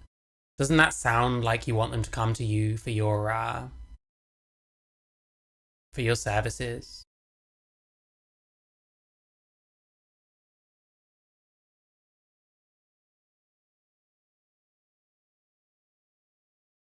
Yeah, so the whole point is, I'll believe your child when they say that they're trans. And then you can bring them to Helen Webberley and she'll sort you out, you know what I mean? She'll sort you out of puberty blockers and shit. Today, I've got a piece of advice for a parent who's got a child who's saying they are transgender. Just believe them, just support them, just allow them to explore their gender identity with you, not against you. I know it's scary, I know it's tricky, I know it's an evil world out there, but your support and love for your child, that belief in them. Is it an evil world out there, by the way? That's another thing. This person exaggerates the fuck out of how bad things are for trans people. that good for trans people's mental health? Them, helping them to live their best life. That's going to mean everything. Wow.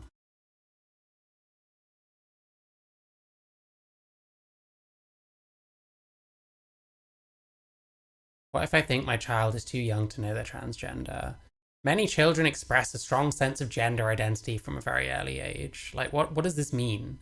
Express a strong sense of gender identity.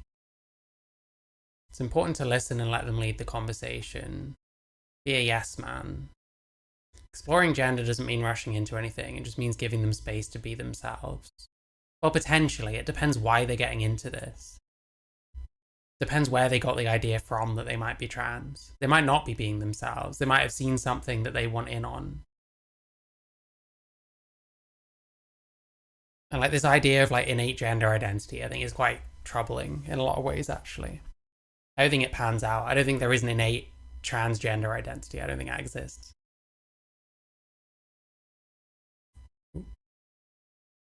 I almost timed someone out. I do apologize. Many young people begin with social transition, so it kind of seems like we're kind of, oh, well, it's not like you have to take them to me straight away. You can just do this. Well, it's like things like social transition beget puberty blockers when it's a kid, and that begets like further things.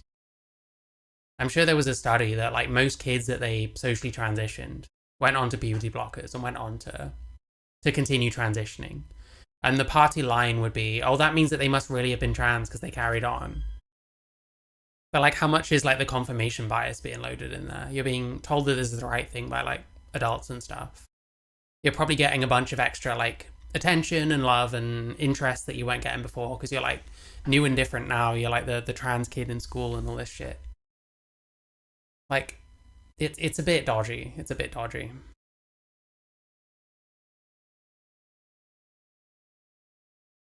And like you'll get stories. Oh, this person trans their kid and they're so much happier now. Okay, does that mean that everyone will be? Does that mean that in every case you should listen to your child when they think they're trans? What if they just think they're trans but they're not?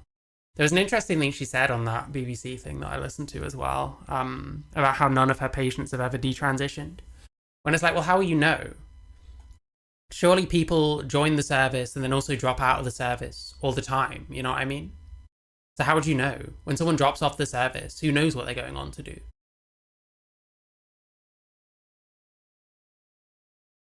Something about transport's always good.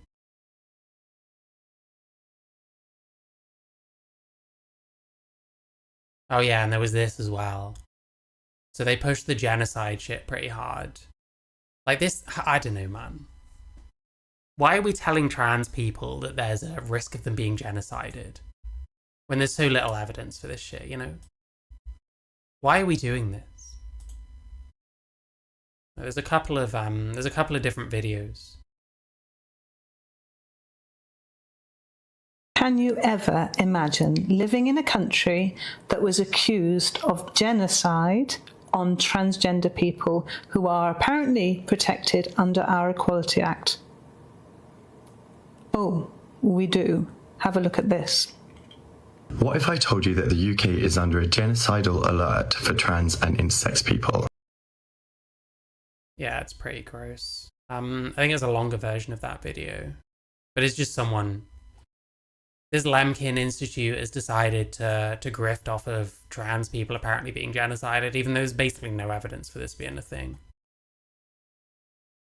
And like, what's happened since then? I bet if I look it up, they used to share like bullshit articles about like you get articles about like people in Sudan and people in Gaza and shit getting killed in their thousands. And then in amongst all of this,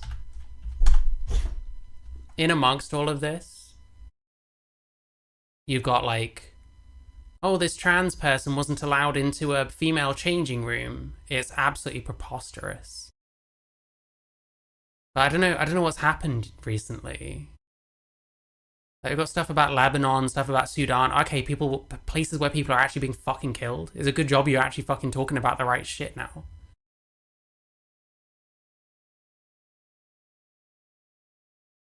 Like, they seem to have backed off the trans thing a lot. It's almost like it was nonsense.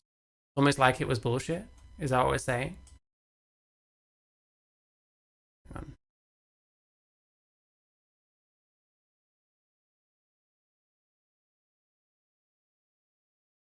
Yeah, so at the moment, Gaza, Iran, Lebanon, Palestine action. Yeah, they're suddenly quiet about trans people. There was this big fucking hoo-ha about the Supreme Court ruling, which really didn't end up meaning very much. And now suddenly we're back on just talking about real shit again. Wow. Oh, hi Ray, I hope you're good. Yeah, has the trans genocide stopped? Did they call it out and then everyone was like, oh shit. The Lemkin Institute are onto us. We can't do the genocide right now, lads. We're gonna have to fucking wrap it up.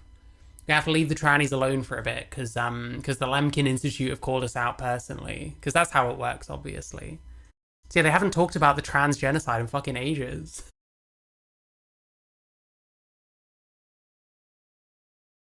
And like, okay, here we go. So in amongst Trump blowing the fuck up Iran, killing people in Palestine dying, shit going on in Lebanon.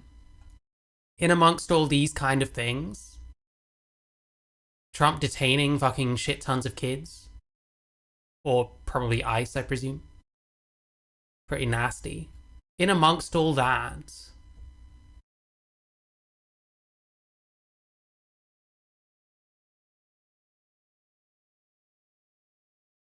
we've got some bill in India.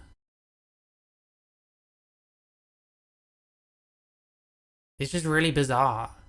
It's a complete fucking mess. Like, how are we gonna talk? Like, does it not look like bizarre to have all these things about like people dying and all this shit, and then like a bill about trans people? Like, I don't fucking get it. Surely trans genocide is a transphobic term, right? I guess these people don't think so. Yeah, it's a complete grift. Like, none of it is real. They're talking about some shit that actually fucking matters. Like, talk more about fucking Ukraine and Gaza and like Iran and stuff. Why are we talking about fucking trans people in the UK or in fucking India or some shit? But then there's almost none of it here now. So, wow. Yeah, these people did a alert for genocide like ages ago.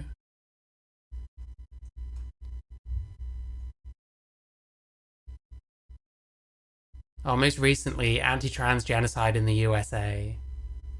Third red flag alert for the USA.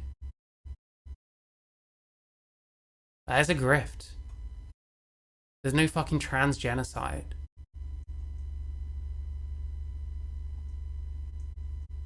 And like, they did one for the UK like ages ago, but this was because of, okay, here we go. Red flag for the UK.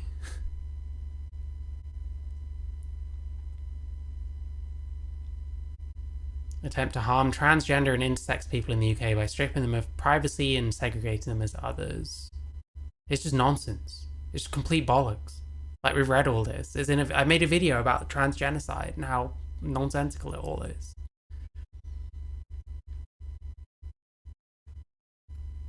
Another one for the US. Like, the US is worse than the UK, I will say. But to say it's genocidal, it's just nuts. And then again, in amongst it, you've got actual things about people getting fucking killed.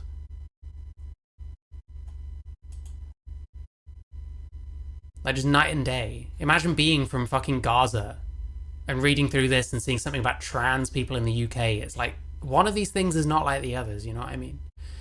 Anyways, that's quite an easy angle, is the genocide thing. Like, you have to be either a massive ideologue who believes a lot of complete insane shit, or you're like grifting to a group of people that you make a lot of money from.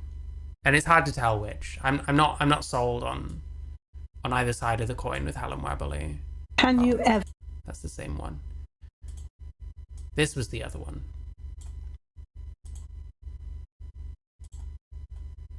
Ethnic cleansing, that's what this is.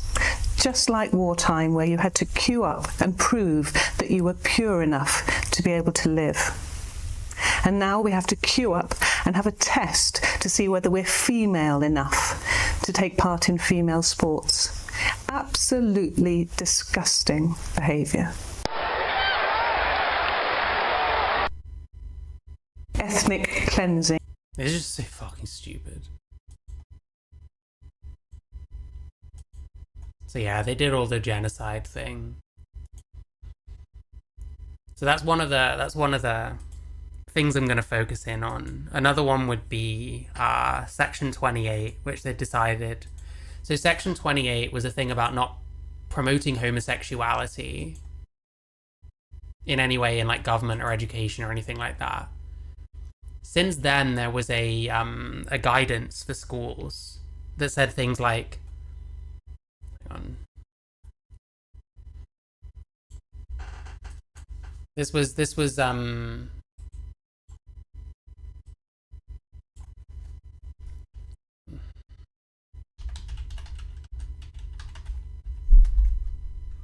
yeah, there was an RSHE guidance for schools.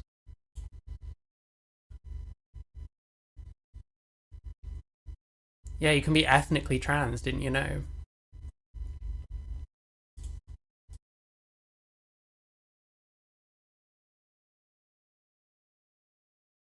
Also, I'm sorry, my microphone is picking up the washing machine if there's a rumbling sound.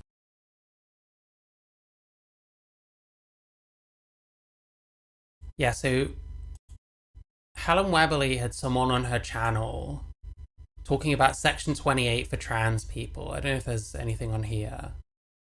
From what I remember, the guy brought absolutely no information as to why it was Section 28. It's just a complete exaggeration. It's just complete bullshit.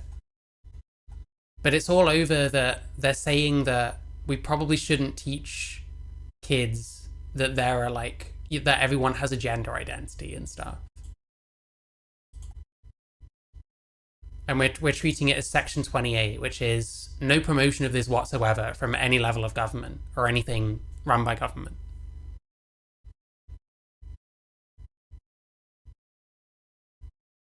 So yeah, people should be taught the facts in the law about biological sex and gender reassignment. So it already fails here. Gender reassignment refers to trans people. Well, how is it Section 28 if they're saying they should teach pupils, you know, about the law around being trans? That's not Section 28. So it's just the constant lying and the constant bullshit. That's the problem here. She had some fucking loser on, some fucking activist fucking moron. It was this guy here. Pronounce that because I never read it. They do something about, Helen Weberly was almost disallowed from some fucking award ceremony where the only trans people there would have been fucking handing out fucking flutes of champagne, going out the back and being shouted at by some cunt of a manager who never has to be nice to anyone because they're constantly turning around like agency staff or whatever. Swanning around, all that shit.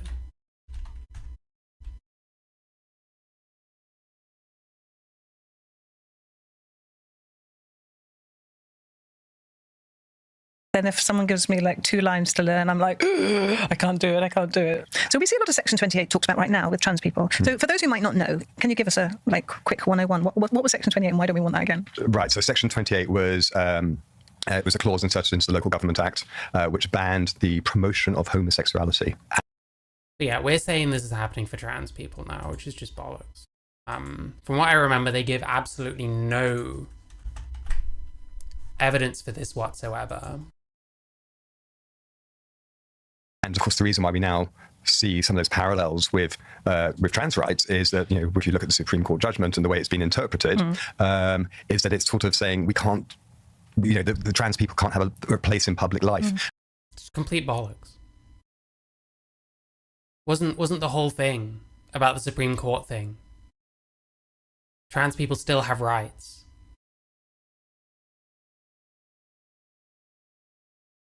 Hang on.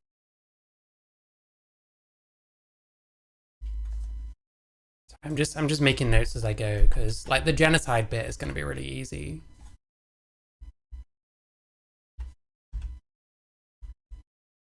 But like quotes like this are just like fucking insane to me.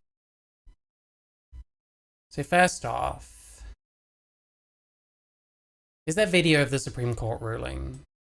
It'd be easiest if I just have the guy saying. Sorry, I keep brushing my mic, I do apologize.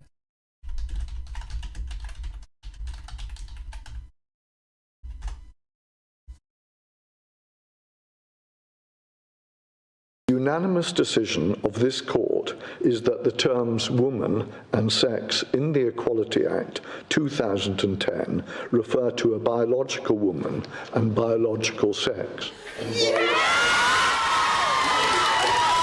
A pivotal moment in a landmark case. Society at the expense of another. Triumph. We counsel against reading this judgment as a triumph of one or more groups in our society at the expense of another. It is not. But it is a significant defeat for the Scottish Government, who argued transgender... So yeah, what that guy was saying, oh well, if you look at how this decision has been interpreted, well, it's like interpreted by who, first of all? If you look at the draft guidances, it's always said that trans people need somewhere to piss regardless. Yeah, we've got someone here saying, oh, the way it's been interpreted, it's about shutting trans people out of life. That is just like factually inaccurate. And that's based on like interim guidance and stuff. There was another guidance which kind of laid out that once in a while it's going to be proportional and reasonable to allow, say, a trans man into a men's toilet where a woman's toilet might not be as appropriate, that kind of thing. So it's just nonsense. And clearly it wasn't intended by the Supreme Court this way. Is.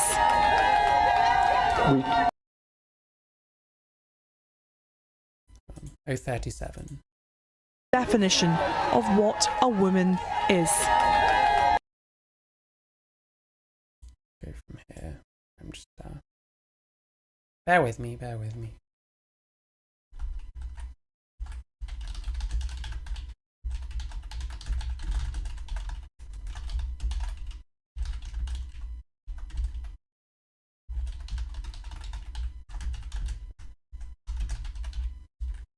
Yeah, I don't know if this will be easier to wait until the guidance, but I don't see why Labour is going to come out with this like ultimate like anti-trans kind of thing. It's going to be somewhere in the middle, right? Hang on, I might still need the Google reviews. They fucked over Alphabet Orion Doherty. We can't be having that, you know.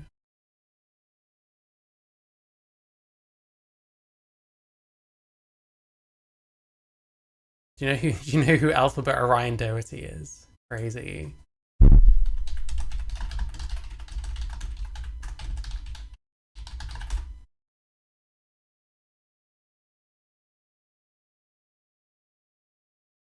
It is crazy as well. Like the interim guidance was like fucking ages ago as well.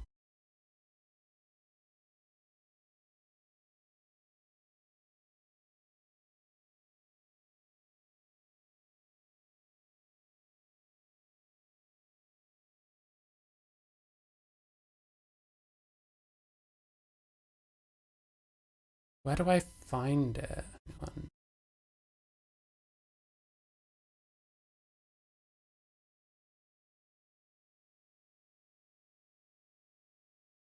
Oh, EHRC, that's probably easier.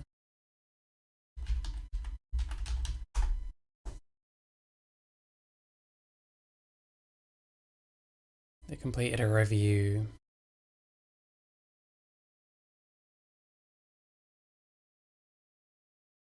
Has it all been taken down because it's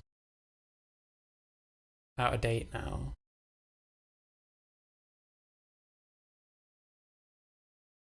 Yeah. In some circumstances, the law also allows trans women not to be permitted to use the men's facilities and trans men not to be permitted to use the women's facilities. And then the thing after that, which everyone fucking misses out, because when you're a hack piece of shit, what you do is you just take the bits and take them out of context and don't explain the rest. And then things sound worse than they are. However, where facilities are available to both men and women, trans people should not be put in a position where there are no facilities for them to use. So...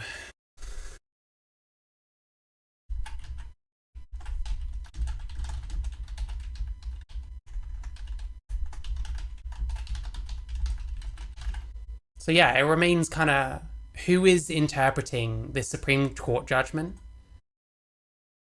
in a way that is saying trans people can't have a place in public life. It's just complete bollocks. And these people just get to fucking spout this shit. So what are we doing? We're lying. We're bullshitting the fuck out of people. We're telling trans people that things are far worse for them than they actually are. Why would you do that? Why would you tell a group of people that things are worse for them than they really are? Isn't that risking their mental health? Isn't that potentially going to make trans mental health issues like the fucking suicide rate and shit like that? Isn't that going to make that all worse?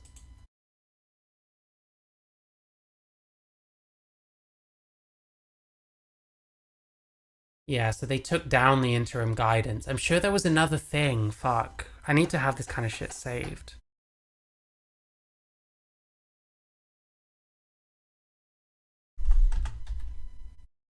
There was another thing laying a bunch of stuff out. Because we're not going to see the actual guidance until, I think, June at the earliest, because they're focusing on local elections.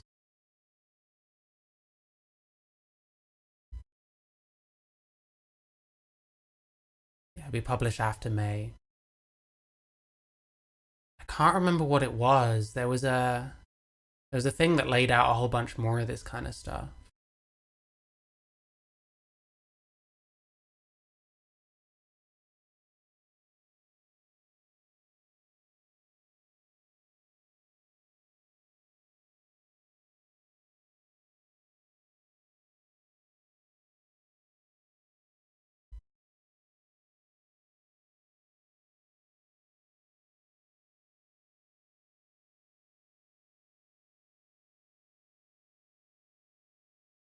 Draft code of practice. Was this it?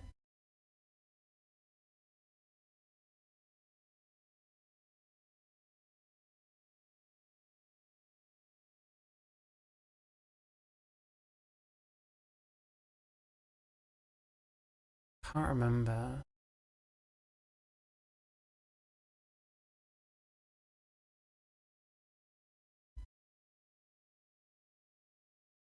So legal sex is the sex recorded at your birth. Gender recognition certificate. So gender recognition certificate doesn't change your legal sex, but there are still reasons as to why you might have one. Like, I'm pretty sure if you get married as a trans woman, you're still like someone's wife. If you get a GRC, you're just not legally a woman.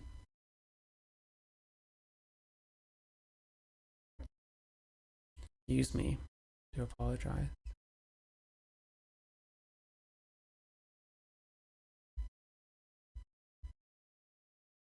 A trans person will be protected from discrimination because of gender reassignment, whether they have a GRC or not.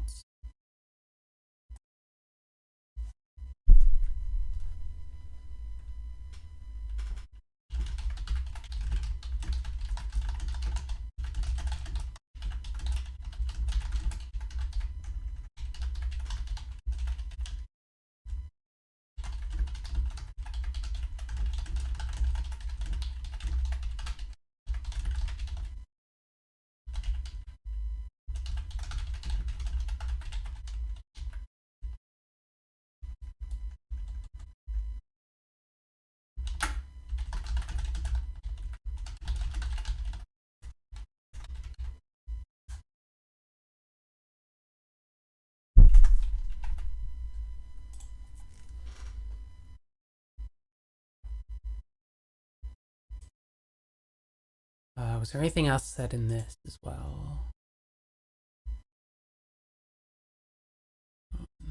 It's like 20 odd minutes long. Don't need the interviews. Maya Forstater. Yeah, I wonder what Maya Forstater thinks. I wonder what J.K. Rowling thinks.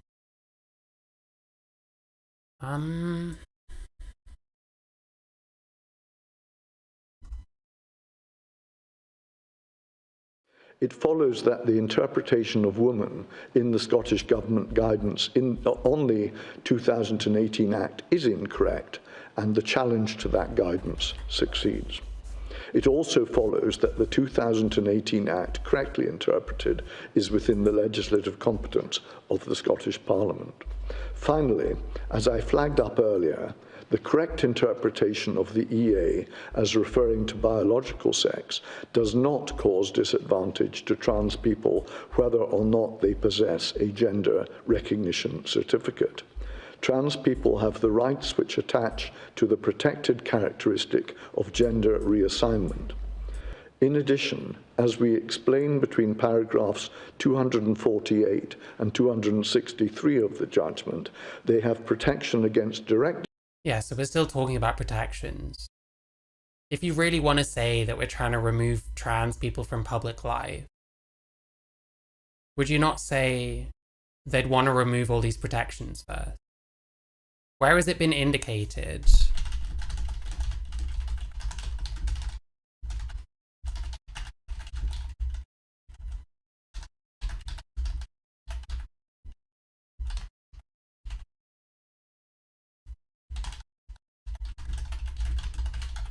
Where has it ever been indicated that they're going to get rid of this gender reassignment category? They've said that male and female is man and woman in the Equality Act. That doesn't mean they're getting rid of the whole trans rights altogether. They're not getting rid of the gender reassignment category. It's a massive exaggeration. Discrimination, harassment and indirect discrimination by association with members of the sex with which they identify. A trans woman can bring a claim alleging sex discrimination. You don't need a GRC for a passport change. I'm honestly not sure what the point of getting a GRC is. I think it's mostly just for someone's peace of mind that in some ways they're regarded as a woman, not a man, like legally, even if they're not actually legally a woman. I don't know, I don't have one. Couldn't be asked. I don't really care what I am legally. I am what I am. It's not changing by the government recognizing me as this or that, so I couldn't really care less. Because she is perceived to be a woman or by her association with women.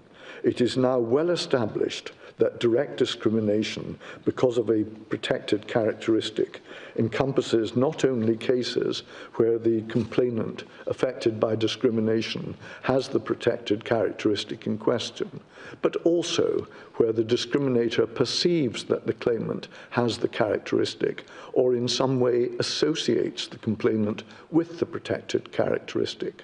That's the other thing as well. You can still claim misogyny even if you're not a woman.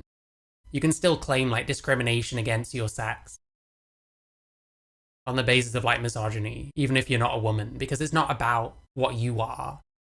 It's about what you're perceived to be in that case. A trans woman is similarly... Oh, so marry your boyfriend in church. I guess that makes sense. Protected against harassment under Section 26 of... What would the government have to do regarding trans people to make me really, really care about it? Oh, Jesus Christ. I'm not sure, to be honest. I'd say, like, deny healthcare altogether on the NHS. A lot of people are going to say that functionally that's what's happening anyway. But the problem is I can kind of see why it's got to that point, because we used to have, like, so much allotted for the amount of trans people there were. And then it ballooned around 2015, around when I transitioned.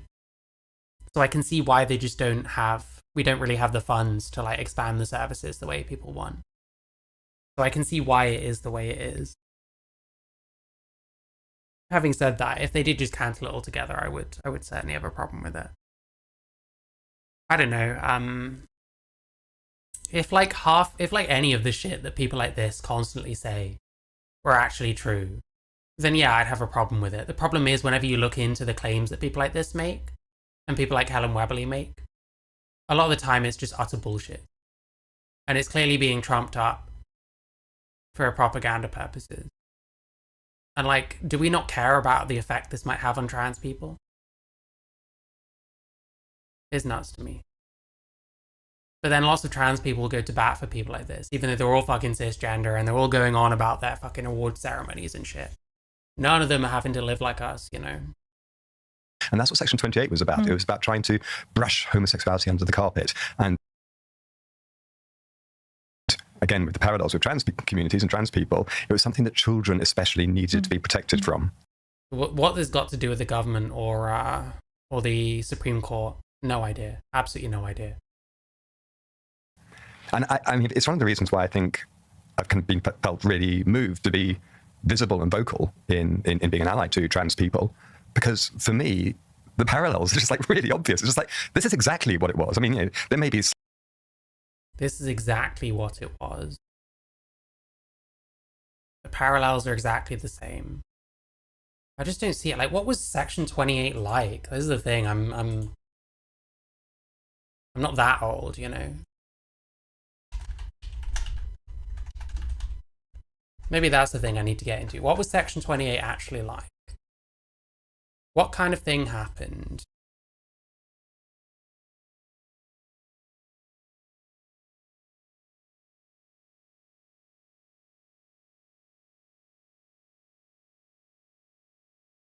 So, stop council and schools promoting the teaching of acceptability of homosexuality as a pretended family relationship.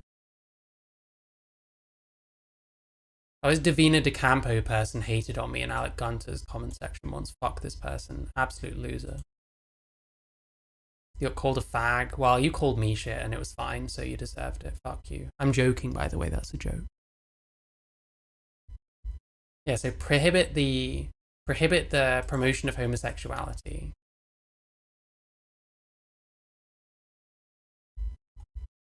That is Section 28. To prohibit the promotion of homosexuality by local authorities. There is just not a parallel with trans people.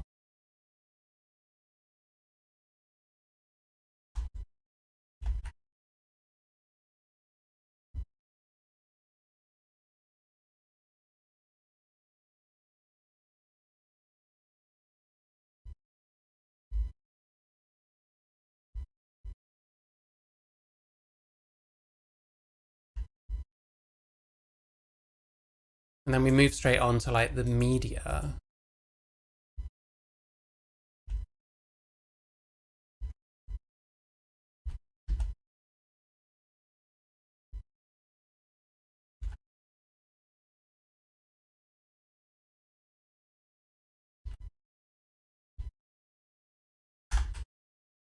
Bear with me.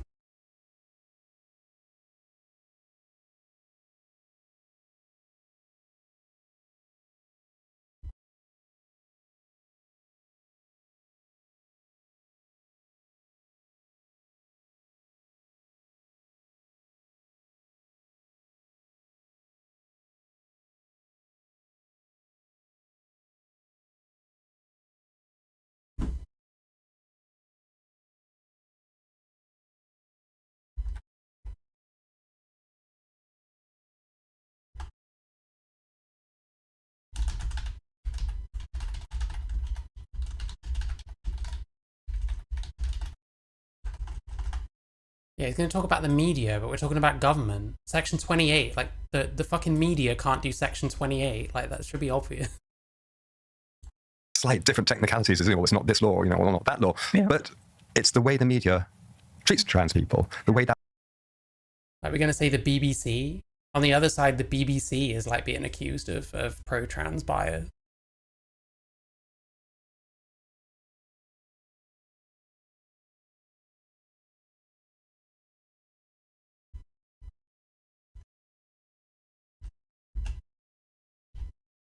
This person is confused, to say the least.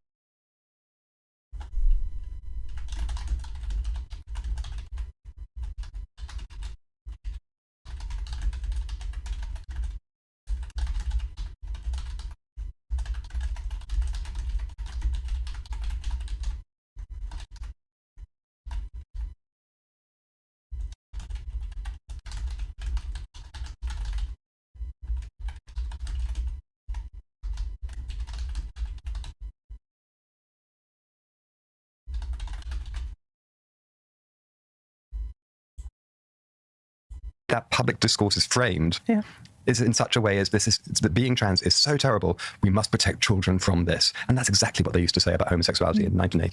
Yeah, that's exactly what they used to say. What? The media? Well, the media's got nothing to do with fucking Section 28. I think there's so many parallels, and I've said it before and I'll say it again. I'll say it till I'm blue in the face. I wish the T people had come out with the L and the G and the B people back in the day. It would have been so much easier. But they did, didn't they? There were trans people at Stonewall. Whatever. Didn't. But actually, we should be doing it better because we should have learnt. We should have learnt about the struggles, and we should be making it easier now. I mean, I didn't know many trans people when I was at university, but I knew a couple. And I also knew a couple of people who, at that point, hadn't embraced their identity, but who are now fully embracing of their identity. I'm thinking of a specific person, Auntie Kel, community back then. We talked about it differently, but also lesbians and gay men, we often talked about the differences between us. Yeah. And actually Section 28 was something that united lesbians and gay men kind of to quite an extent, because it was a piece of legislation which affected lesbians as much as gay men. But you mentioned the closet. Yeah. It always feels like such a horrible place to be.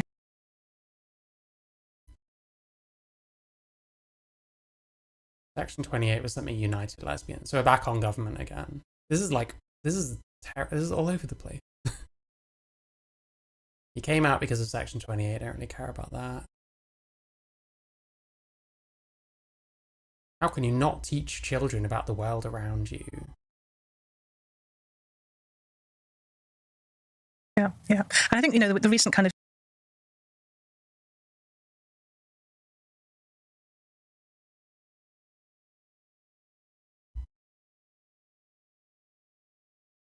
it's only guidance, so it's not statutory law. So this needs to go in history as well.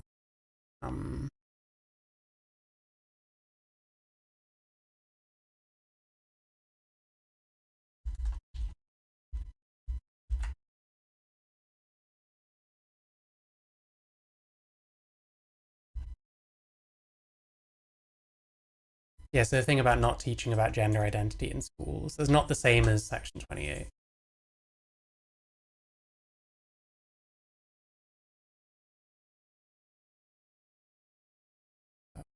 It's super unclear as to what is a quote, what isn't.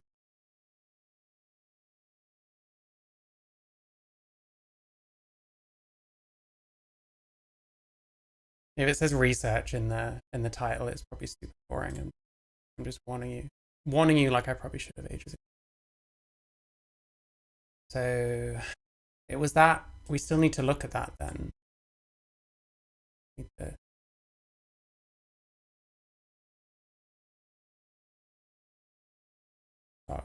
What did I do with it? Oh, it was this. Okay. All right.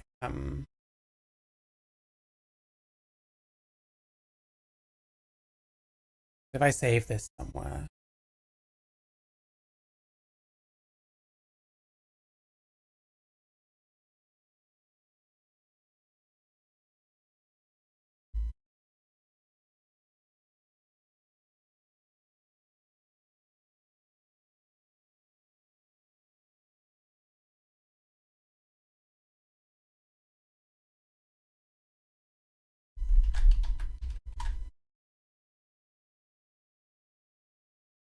And then where was it?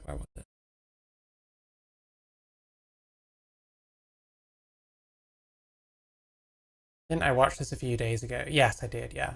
I watched it, it pissed me off, and now I'm making a video about Helen Webley. Basically.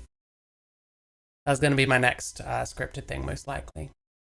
Because I want to do it that way as much as possible. I should get my thoughts down instead of just raging out at someone being annoying and posting it as React content. It's never really quite that there's lots of information here and I'm using lots of different things to demonstrate why this person comes across incredibly dishonest, if that makes sense. So they should learn about all protected characteristics, including sexual orientation and gender reassignment. So that's what this is what she is quoting. This is what she's talking about.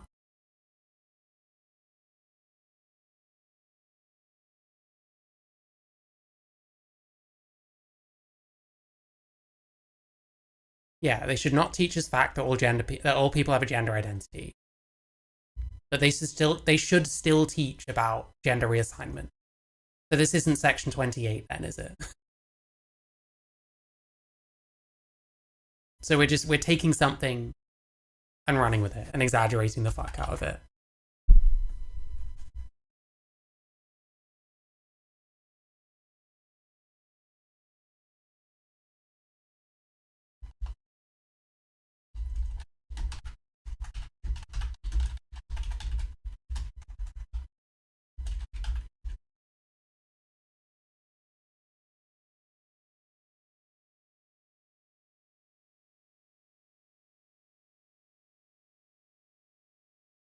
I've lost the fucking quote again.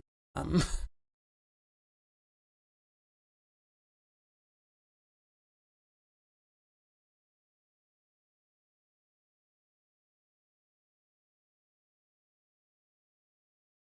I don't know, I don't see the point in teaching kids about like gender identity and stuff. I think things like gender identity, isn't it the kind of thing that should like come as you grow older? You should just kind of get on with other things and find what you like and stuff, and that kind of shit. That kind of shit should be kind of worked out as you go.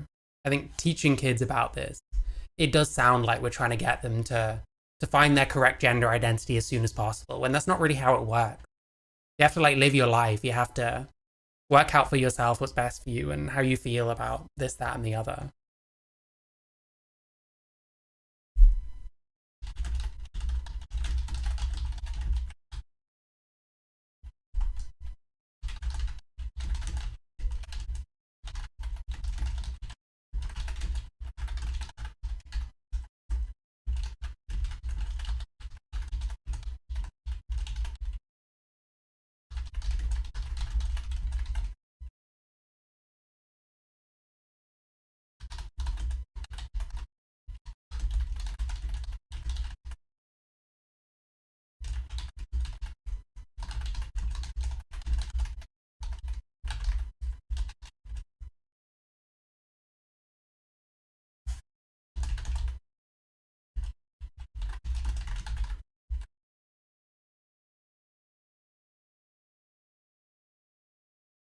And yeah, they'll argue things like, oh, well, kids will just learn about it on the internet anyway. Well, yeah, they'll learn it from people like you. I mean, kids are going to learn about lots of stuff. Should we not teach children about pornography, different kinds of pornography? Because if we don't, they'll just find it out from less reputable sources on the internet. Now, we probably still shouldn't teach kids about the different kinds of pornography, you know what I mean? That isn't really an argument for why you should do it. Well, they'll just find worse versions of that information. That goes for lots of things.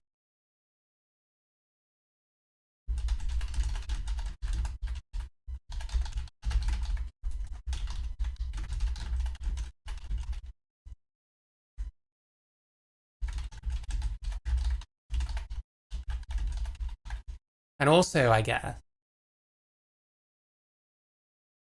if you're a parent and your kid learns at school about gender identity and then gets it in their head that that might be them when they were wrong, and they do stuff on the NHS that causes all kinds of issues later on when they decide it's not right for them, you'd potentially look at like multiple lawsuits against multiple arms of government for allowing this kind of thing.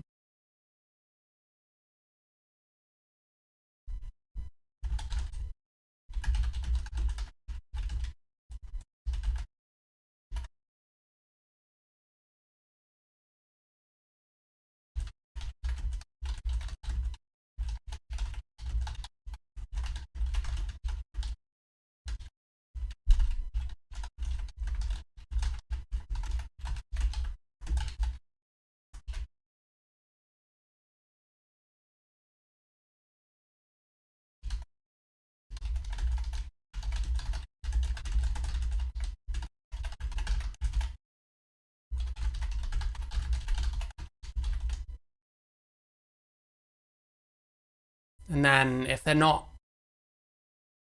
allowing kids to go on puberty blockers for this reason, I think that's probably another reason, well, you're not going to teach all these kids about this thing that you're then going to not allow them to do anything about until they're older anyway. I don't know, it makes a lot of sense to me why they don't want to do what these people want them to do. And ultimately, this is not fucking Section 28. It's just so stupid. It's just so fucking stupid. It's so annoying. And these people just get to say this kind of shit. I get this person doesn't exactly have a big platform on YouTube, but this person makes shit tons of money off of trans people and is then filling their heads with shit, telling them is worse than it is. It's propaganda.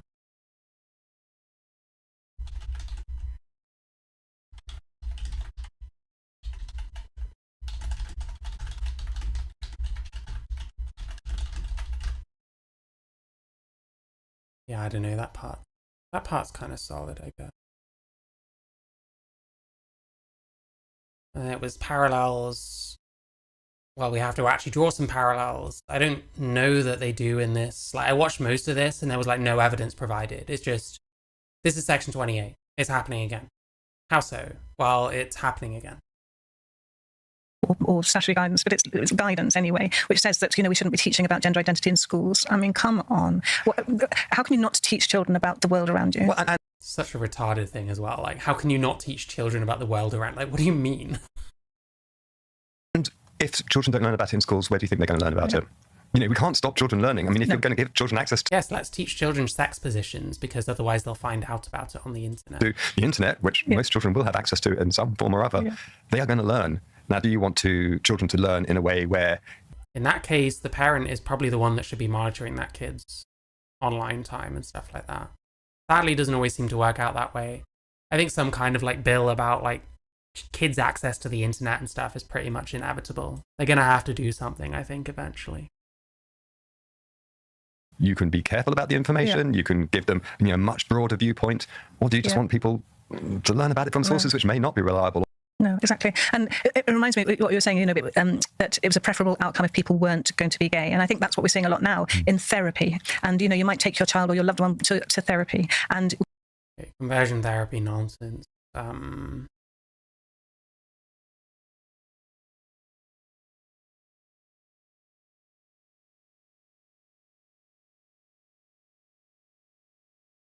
Being trans are actually about the level of stigma and that society applies. It's like round in the loop, isn't it? Oh, you don't want to be gay because everyone will hate you, says the person who is absolutely drumming up as much hatred as they possibly can. Yeah. Very, very ironic, but okay. Yeah, it's tragic. And trans rights, trans dignity, is discussed in the House of Commons. And where's the trans representation there? Yeah. There's no one in the room. And so often these discussions... The representation is who trans people voted for. ...are happening without trans people being part of that conversation, and yet they're the subject of the conversation. Yeah. You could say that about basically anything the government has to make decisions for when it pertains to a group of people that might be so small that there's no representation in government. Well, if none of those people are fucking running for government, there's not going to be any, is there? Besides anything else, look at WPATH. Do we really want trans people making all the decisions about how trans shit is handled? Kind of seems like that's not a good idea, but sure. Yeah. I mean, you can't make that make sense. No. It's almost like this. Well, no, you can make it make sense, retard. I hate these people. It's so fucking gross. It's so gross. It's so gross. So this is what I mean. Like, where is the evidence of this? Where is the evidence of this? By the time it gets to like 11 minutes in, I'm pretty sure they're just sucking each other off for what great fucking activists they are.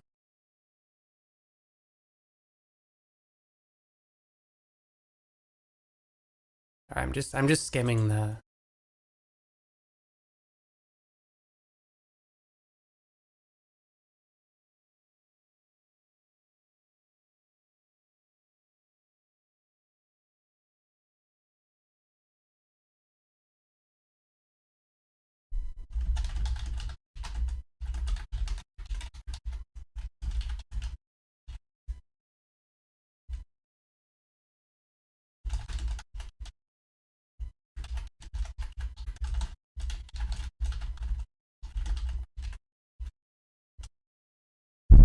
Yeah, there's a lot of these... Sorry, something else I'm noticing. I keep hitting my mic, I'm so sorry. There's a lot of these generalizations about the media. Like, again, it's easier to tell people that the world is against them if you're saying, oh, the media is literally, like, pushing this narrative. Well, some of the media is.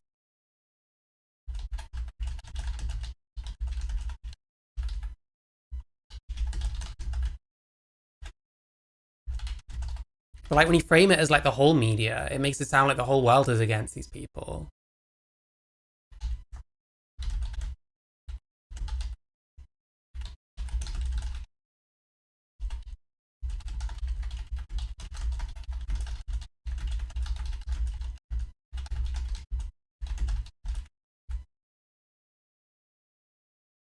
Yeah, again, we're exaggerating how bad things are.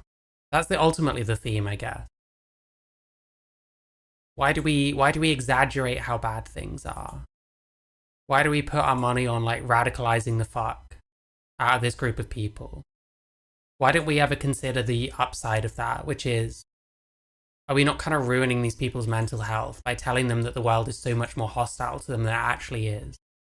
Isn't that what children do to each other on the playground? Oh, everyone hates you. Oh, you've got no friends. Everyone hates you. Doesn't it feel like the same thing in a way? We're trying to tell trans people that everyone hates them. And then they can come to your clinic and become happy, regardless of the fact that we're being fucking persecuted and genocided.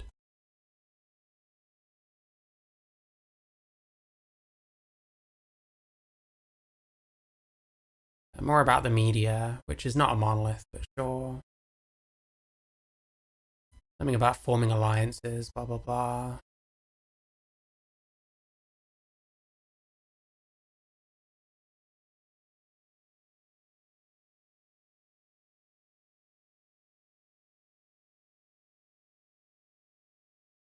Like it was like it's analogous because it felt like the transphobes were the ones against me, so they were the ones saying the bad things, but actually it was my colleagues in the NHS who were saying the bad things. But my patients and the people that I was caring for were like the trans community, and they were saying all the good things. And so we were saying to the GN, not true.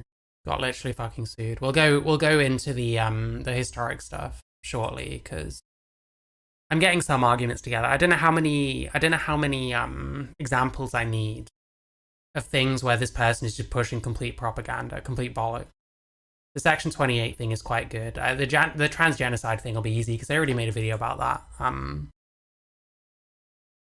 remember what I even said about Helen Weberly. I just know that I talked about her because I have all this shit saved, so I moved it over to this new folder. Again, you're telling these people they're being genocided when it's not true. You're telling these people they're being Section 28'd when it's not true. Why is there this pattern of exaggerating harm? And like, to what end, you know? Why are you lying to the people that you're taking money from? Solidarity against discrimination. There's going to be nothing here. There is no justification of what we're saying here.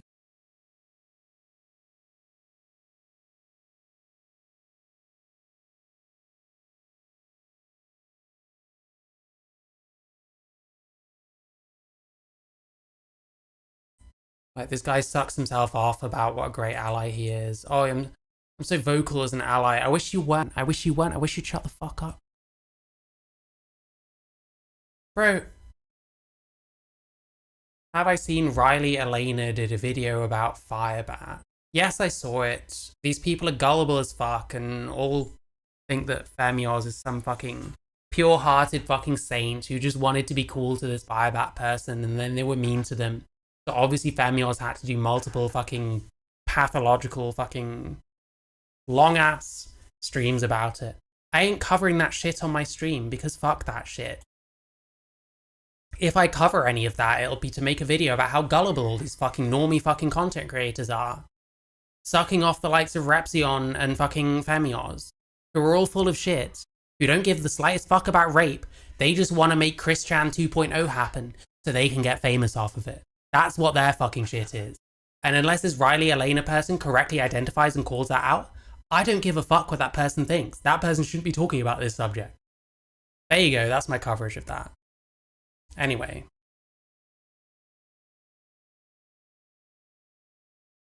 Yeah, the last mention of fucking Section 28. No results for that. You serious? Bro. How can there be no results for the word section? This is actually fucking borked.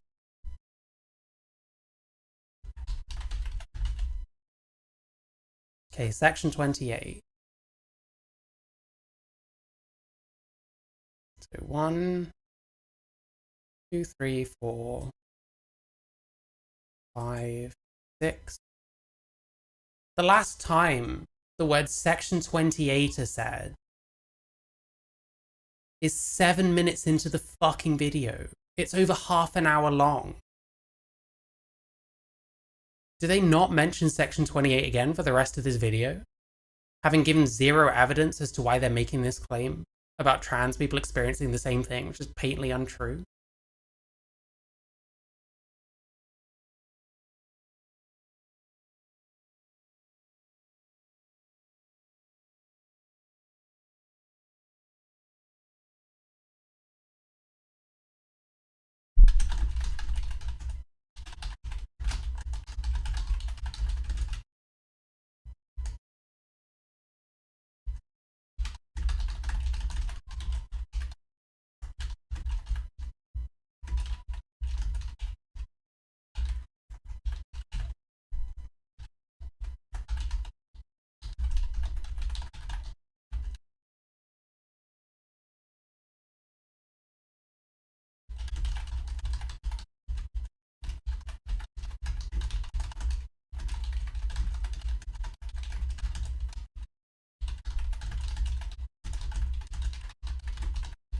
Yeah, that's going to be a theme. Why are we telling trans people the situation is worse than it actually is? That's the theme here. Oh, Tanya had the baby, nice. Hopefully Firebat is a father and stays the fuck off the internet. All these retarded content creators milk fucking blood from a stone for the next 2 months or whatever. And nothing happens and no one cares. That's the hope. That's the hope. Yeah, so there is nothing in this video. There is no evidence given.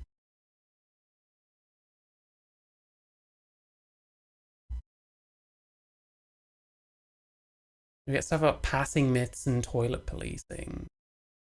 Well, they ain't gonna fucking police toilets. That wouldn't fly.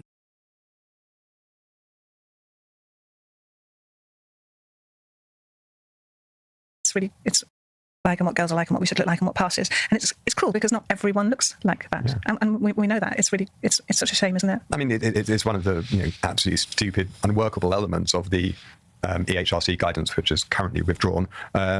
It's like, well, how do you police a toilet? It doesn't say about policing. It's about how you let someone in. The reason there's like government guidance is because it's not even a legal matter. It's not even like criminal to use the wrong toilet. These people are such fucking hacks, man. It's gross.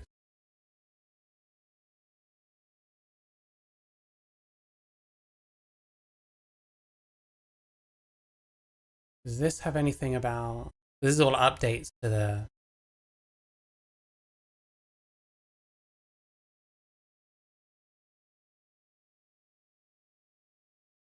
Hang on.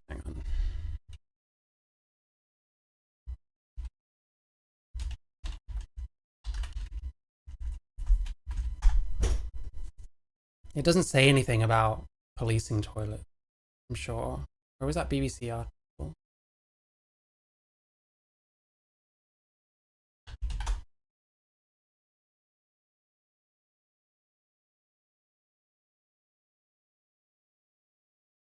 Oh, it was a dismissed... Who was this from? Oh, Good Law Project. So the Good Law Project's challenge got dismissed. Oh no, what a shame. Bunch of fucking losers. Where were we?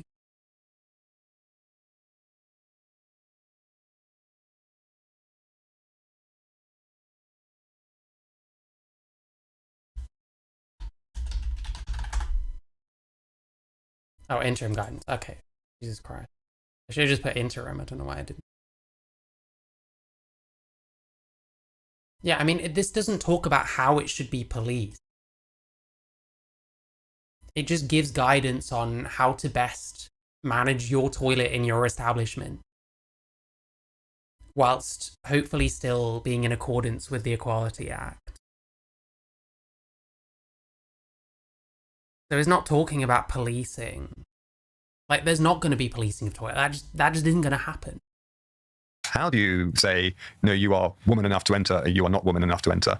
You know, and does this involve genital inspection? What's this about? Because it doesn't seem that there's a single way that you could enforce this. No.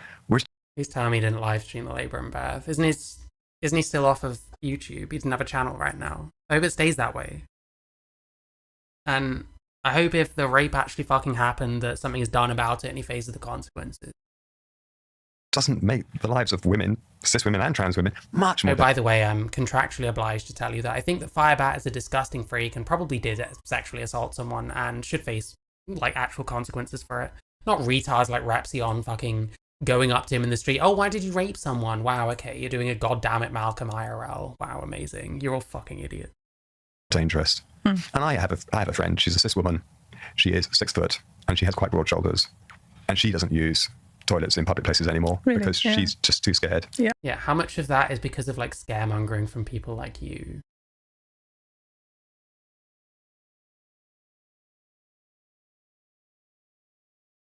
How to intervene safely. Oh yeah.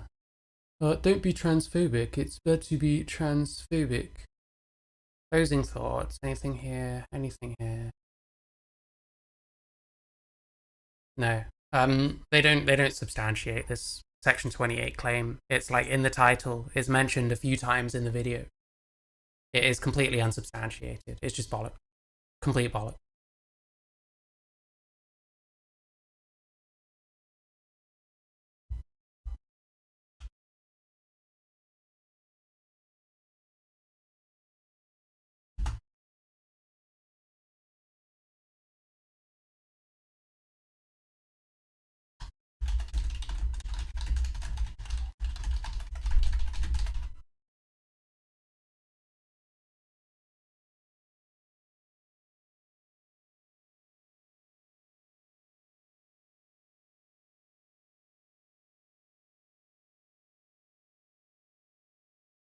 Okay, we don't need that anymore. What I might do is go through some of the news articles and make some notes.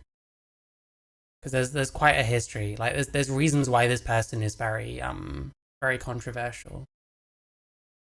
No evidence in trans focus videos is becoming so common it's frustrating. Yep, I agree.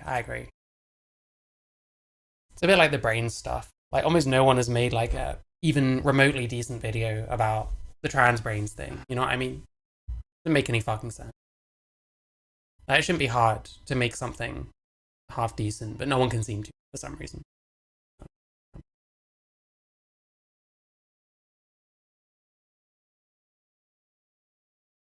Tell me why TRAs honestly think scaremonger has helped anything. Well, to be fair, you can never tell whether someone's like scaremongering or whether someone's repeating it, like earnestly believing it to be true. And that's the same with Helen Weberly. I can't tell if she's like ideologically like ingrained with this shit or if she's saying it because it's like a business strategy or something. So someone somewhere up the chain is saying this shit which they presumably know is not true and it's pretty disgusting. There's probably plenty of people you'd call TRAs that actually do earnestly believe this kind of shit, unfortunately. And that's, I don't know. There needs to be more people trying to talk sense. I don't know. It's frustrating. Yeah, EHRC, you don't need this anymore. I've got stuff saved. I think it's like so easy and quick to like debunk as well. So they must not particularly care that they're talking shit. Oh yeah, Alphabet Orion Doherty gave Helen Weberly a bad review. Do we know who Alphabet Orion Doherty is? Do we know who Alphabet Orion Doherty is? Hang on.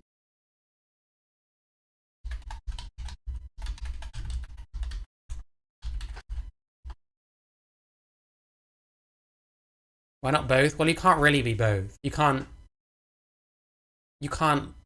believe what you're saying and also not believe what you're saying.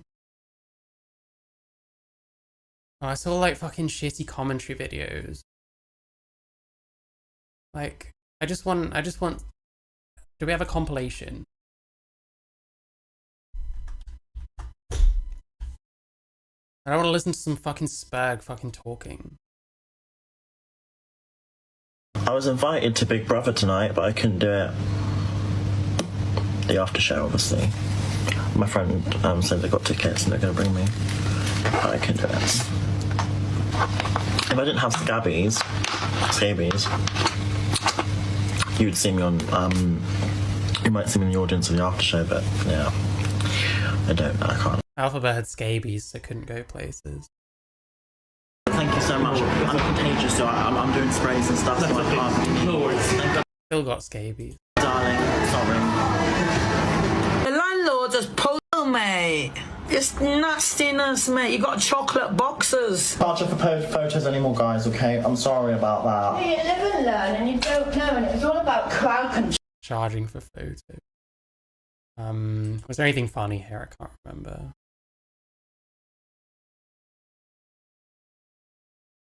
This person is, to be honest, this person is also like overhated. They're like very, very mentally ill. I'm reporting Mama Kaz. I'm reporting everyone. Okay? Good. Because I'm dumb in a group chat with 10-year-olds. So, I don't have any memory of this, but even if this was true, those dates, right? I was 17, so I'll be classed as a minor, right? So therefore, he was 18, so why is he talking to 10-year-olds? Also, Mama Kaz getting involved again, I predicted it. Because do you know what? She will get into any sort of drama and make it about her. So I'm reporting... Alphabet is good looking. They could be. To me, they come across as way too unhygienic to be good looking, you know. To the police as well. By the eyes of the law, 17 is classed as a minor. So I'm being accused of being called a paedophile. On the For You page.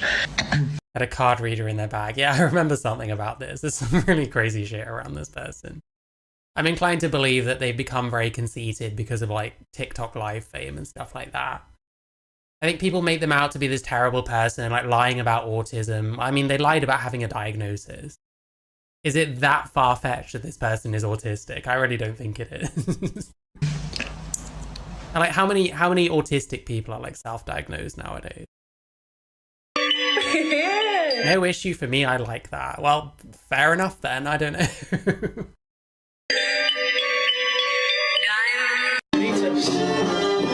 Like they look like they have potential, you know what I mean? Like sometimes they do actually kind of pass, and like you never really know what's filters is the other thing on TikTok. I didn't even know that's why they didn't say.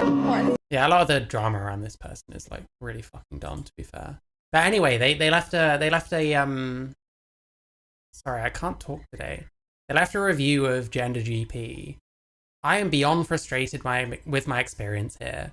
I paid a significant amount for my hormone treatment, but after taking my money, communication completely broke down, and I received nothing in return. It feels like a total bait and switch. For a service that is supposed to support the community, their lack of care and the way they speak to patients is incredibly disrespectful and dismissive of our actual needs. I feel completely let down and exploited. Save your money and find a provider that actually delivers on their promises. Wow. Please drop us a line via the chat bot. Wow, nice. Don't like people claiming to be autistic for internet points. Yeah, I mean, I get it. Like, this person does seem like they're not all there by a long margin. It's hard. You get a lot of mentally ill people that get kind of shot to fame or whatever on things like TikTok Live. And then every tiny thing they do gets like picked apart and stuff. And it's like, I don't know, I just don't get it. Maybe I'm getting too old for all like the lolcow stuff, but it's like you can't just have like lolcows now though. It has to be like, oh well, here's why they're like morally wrong and bad. I just fucking hate that shit, man. Like, miss me with it. It's either funny or it's not. If it's not funny, then you want me to check Alphabet Orion Doherty's other review. Okay, fine. Let me just find it again.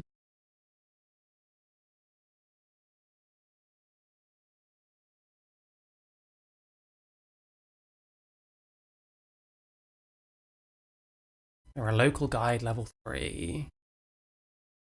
Oh my fucking god.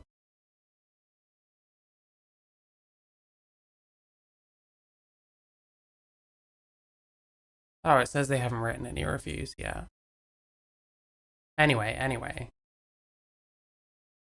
We're gonna see some of these articles just as a jumping off point. There's been a lot of controversy around this person. Like, I think they started their gender GP clinic, or she did, in like 2015 or something. There's been a lot of issues around it going back years and years.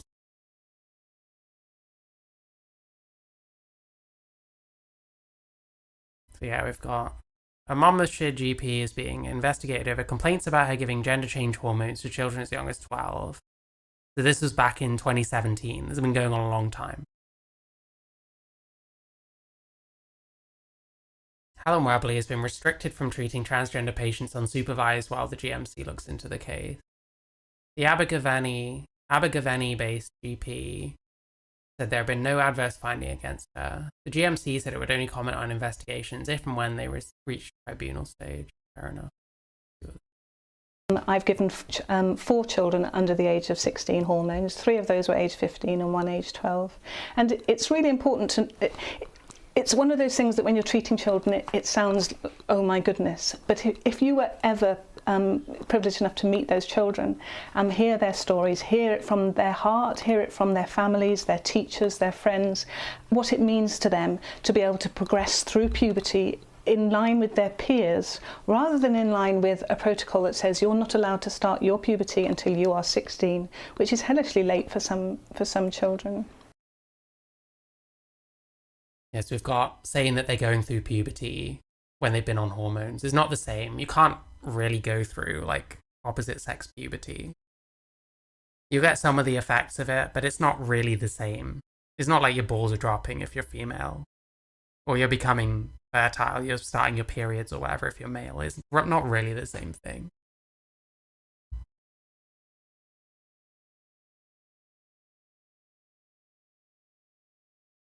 I'm gonna be noting stuff down, and because I need a timeline of sorts.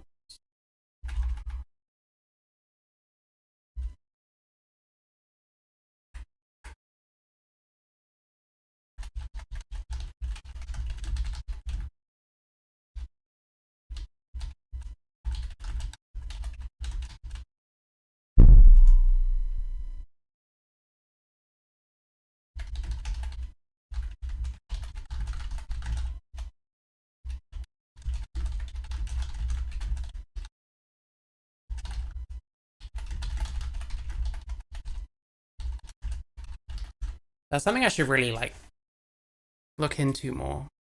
Can you go through puberty as the other sex? I wonder if there's more information out there about that kind of thing. All right, next one, October 2018. A GP who hit the headlines for giving advice to transgender children faces a fine after running an online clinic without permission. October 2018.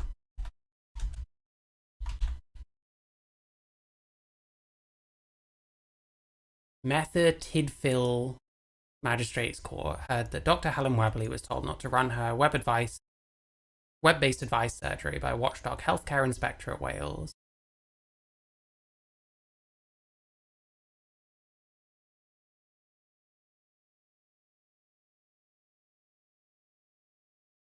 Yeah, I don't know what am I trying to say? I don't know what kind of regulations there were about transitioning children in this way at this point.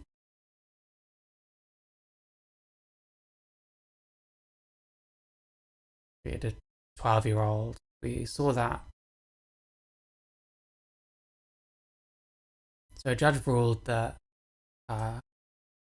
company broke the Care Standards Act.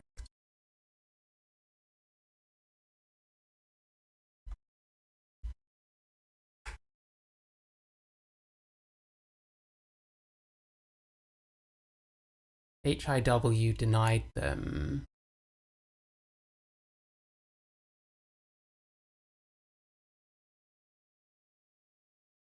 and they operated without a license for almost a year as well.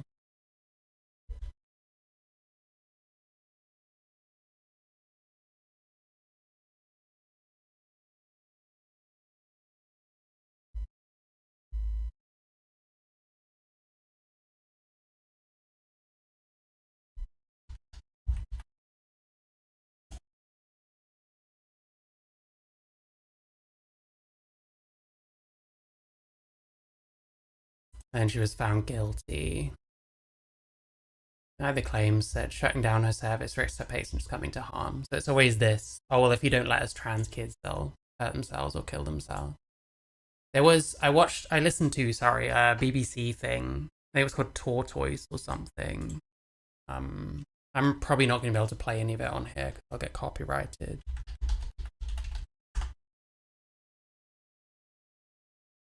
Yeah, the Tavistock Tortoise Investigates. It was this. I should... Yeah, Gender GP was number 7.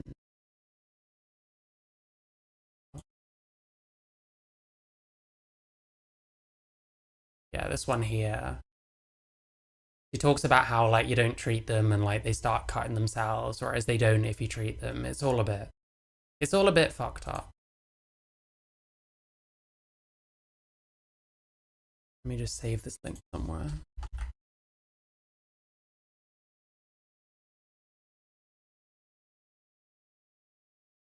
I don't know where I'd find, like, the really old kind of content. She was saying she was, like, talking about this kind of stuff, like, from 2015 onward. Oh. Excuse me.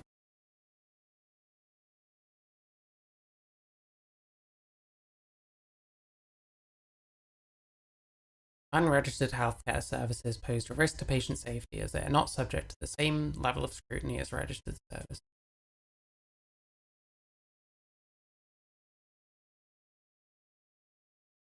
We go to 2022.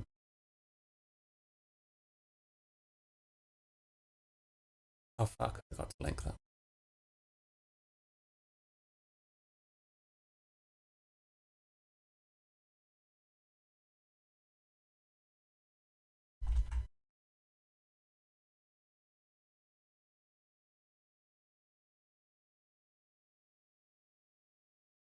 Yeah, and then suspended for misconduct was June 2022.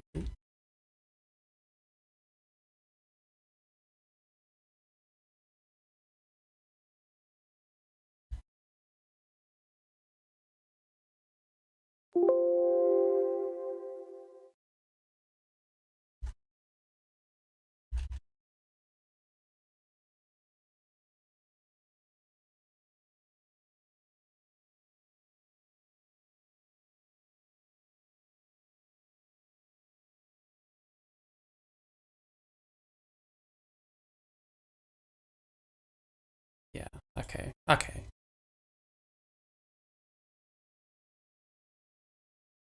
Yeah, so a doctor who ran an online clinic for transgender children has been suspended from practicing for 2 months by a medical tribunal. Dr. Helen Webley put 3 patients at unwarranted risk of harm by failing to provide good clinical care. The patients aged 11, 12, and 17 were transitioning from female to male. So I don't know if one of these was the kid that she gave hormones to that was 12 in 2018 or whatever.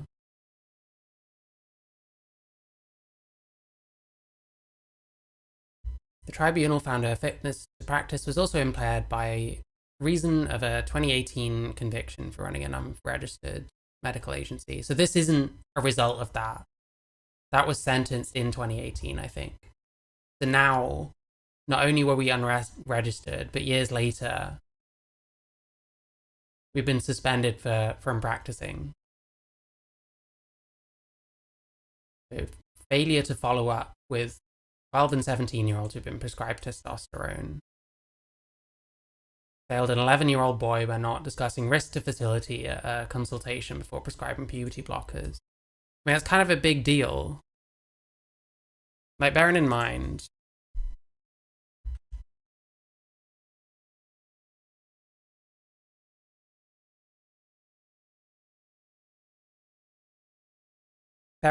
you're already saying that 11-year-olds are going to have to, like, make decisions about whether they're going to be fertile or able to have their own kids for the rest of their life. And a lot of them might well just not really understand the implications and just be like, oh, it's fine, I just want to go on with it. But, like, what happens when you're not even telling them about the risk to fertility? Like, what happens when you're not even telling them? That's crazy. So we'll implement changes if she returns to practice. How nice.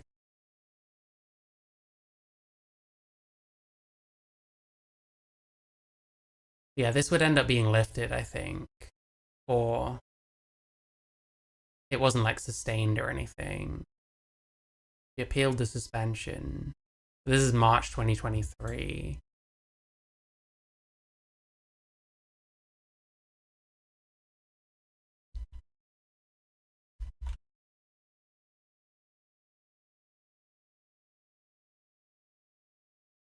So now we're appealing the suspension.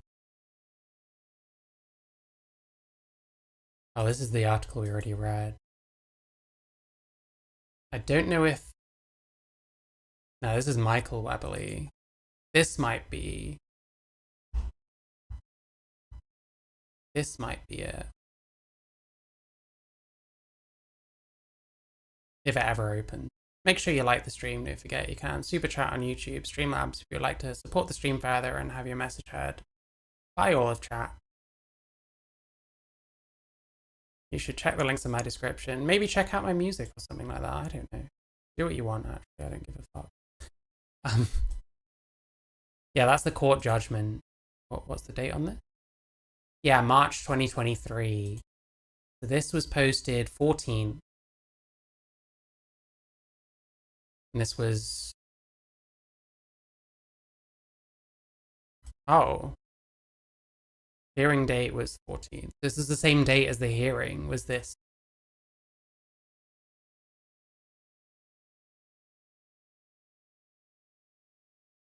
Sorry if you can hear shouting, by the way.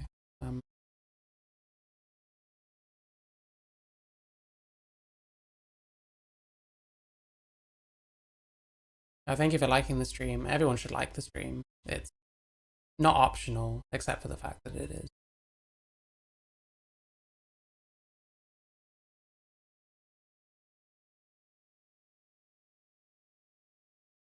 Yeah, appealing the suspension.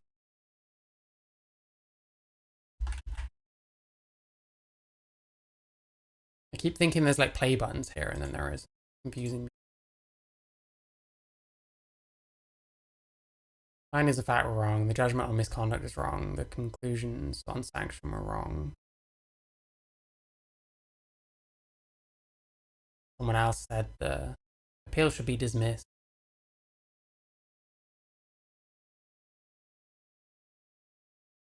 Yeah, so patient C, not discussing the risk before commencing treatment with puberty blockers. I mean, that sounds insane to me. I don't know why you would.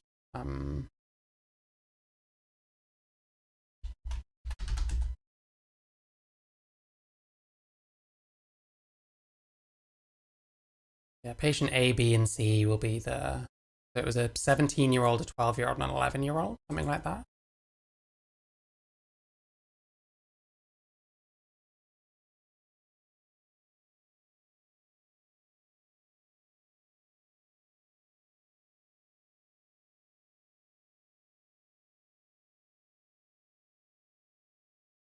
Yeah, her suspension was lifted, but she doesn't practice medicine in this country anyway.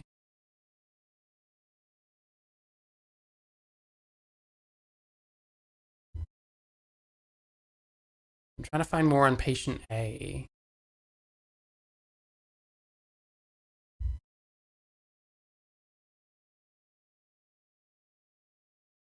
Patient C is the one that they didn't tell them what the risks were, which is not. Hang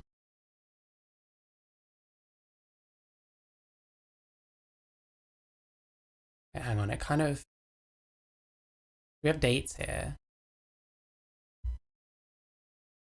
So mother approached Jenna GP on the 17th of October. 9th of November, telephone conversation. 8th of December, face-to-face appointment.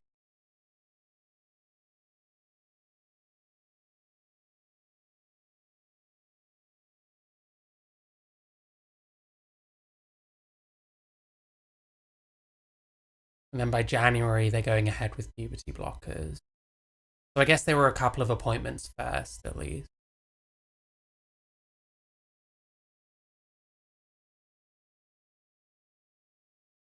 Have a really good read of these consent forms.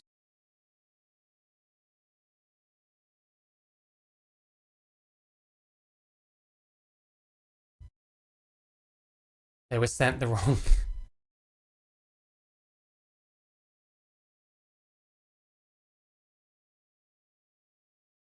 puberty blockers and testosterone treatment.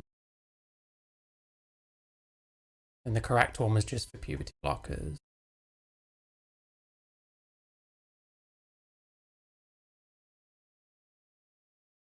The annex to this judgment contains both versions of consent form, the right one and the wrong one. The wrong form deals in some detail with the rest of the facility, but the MPT was nonetheless highly critical of it.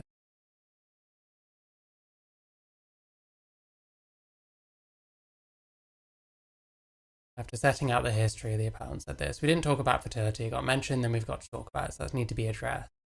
When they've already gone ahead with puberty blockers.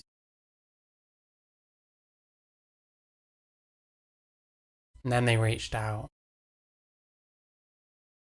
And yeah, look at this.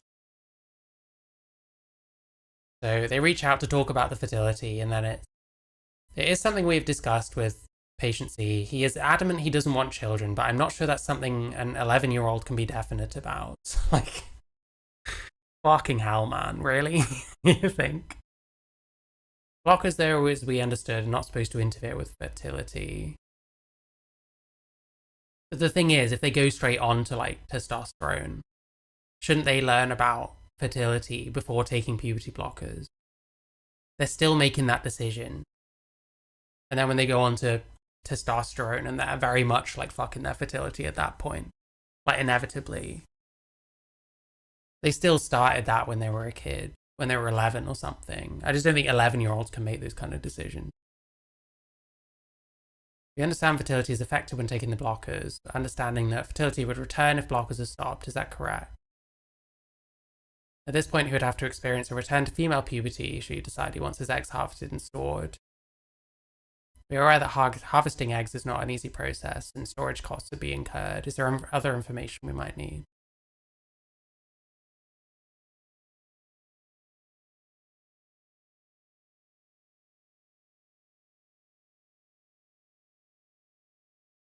Heck, we have done everything Mum has asked us, got a bit confused.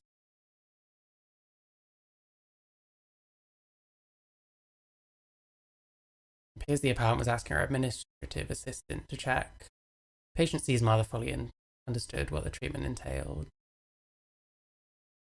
Now they're saying patient C is aware of the effects treatment might have on fertility. They understand that patient C is young to be making such decisions. Blockers are reversible, so we can resume female puberty or carry out egg retrieval at a later stage if we want to. It's still possible to have egg retrieval whilst on blockers. Is this going to be something to do with my trans brains video? No, it's not like a sequel or anything. It's a different topic. This is more about more trans allies being shitters. But I don't know if I'll keep the trans ally audit thing or not.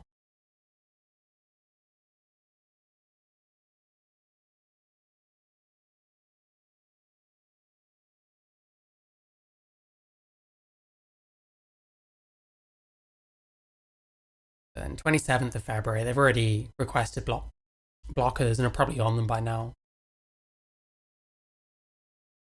Emailed the mother with a copy of the second draft of the letter to the GP. Also explained eggs were harvested by making the patient go through a very strong female cycle to make as many eggs as possible ready to pop out of the ovaries. She warned that these eggs, once frozen, were not as fertile. Yeah, so we're still making decisions as well. So you're telling your kid, well, you can have your own kid if that's what you want. You'll have to go through this process. And when they're frozen, they're not going to be as fertile. You might still not be able to have your own kid. Because it doesn't work as well as like the normal way. You know what I mean? An unknown quantity as to how long after starting testosterone fertility is affected. Some people go on with it and temporarily stop it in order to conceive or retrieve eggs. Yeah, it's like a crapshoot from what I understand.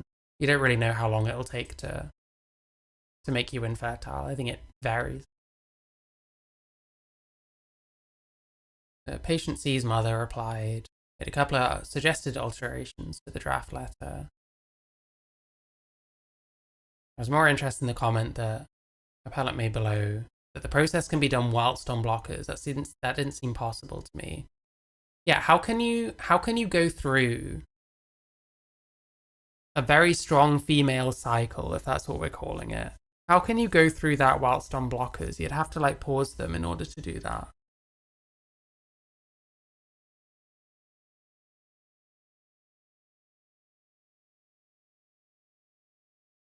You'd refer her question.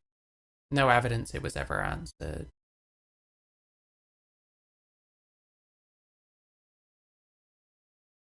Oh, and then it was on April, so they weren't on blockers yet. So they never really answered these questions. There's no evidence that these questions were ever answered.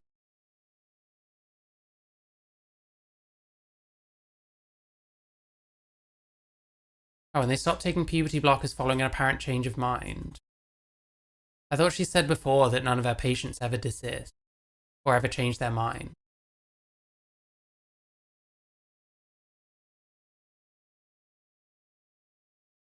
So yeah, they were on puberty blockers for about 9 months and then stopped. So the hope is it didn't do any lasting like damage.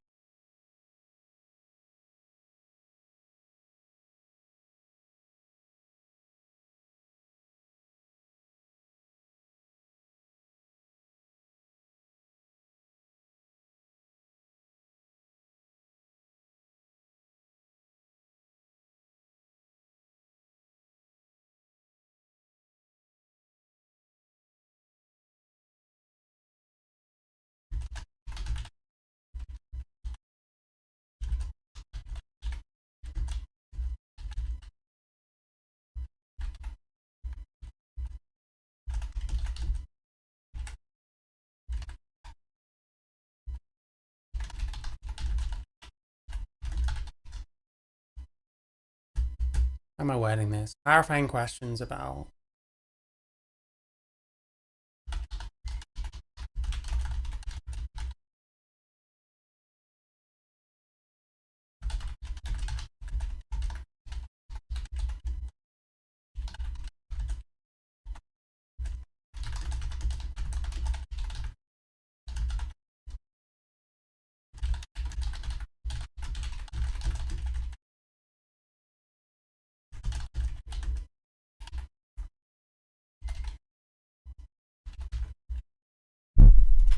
excuse me. Yeah, I think I understand what happened with this patient C thing. It really feels like the kind of thing that should never really be an issue in the first place, because why the fuck are we transitioning kids?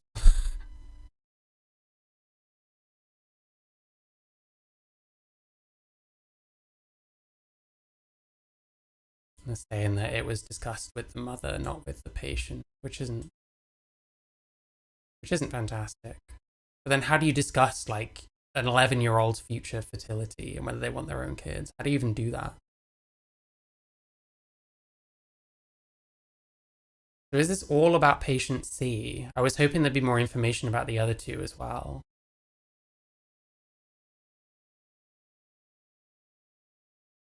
When do we get patient A or patient B?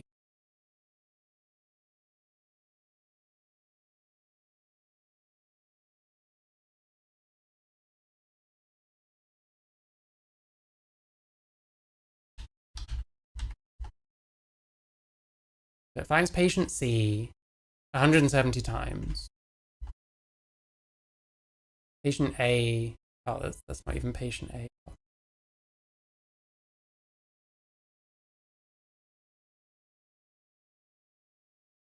I think this is pretty much all about patient C in that case.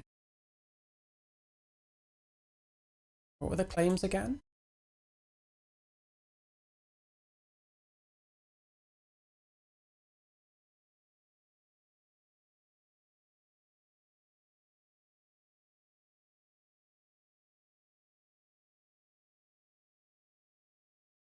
Oh, failure to follow up. So didn't follow up with a 12-year-old and a 17-year-old that she put on testosterone. It also isn't amazing. There's been a big thing about like lack of follow-up from like gender clinic, like not just private, but like in the NHS as well. I know this because I had a long conversation with my GP about it a couple of years ago, and they stopped my HRT for a while, which was quite annoying. I'm post-op, so I probably shouldn't stop for any reason. This was appealing the suspension. And the big thing seems to be about this patient C. It did seem like they fucked up on this as well.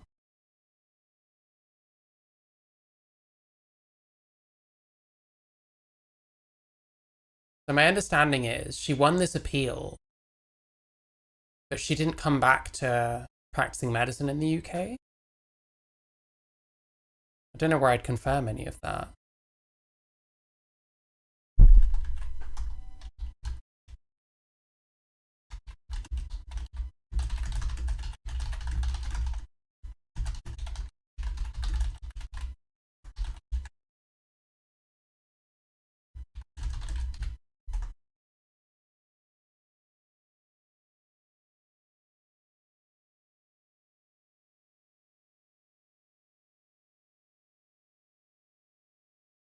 Yeah, it was found serious misconduct, but then a High Court judge said that it was wrong.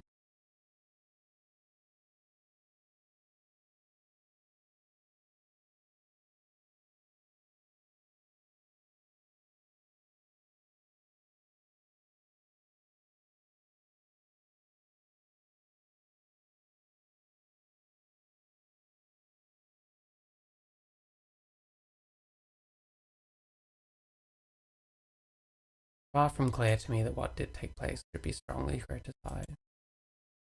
I don't know, I don't think it's good. I don't think it's good at all.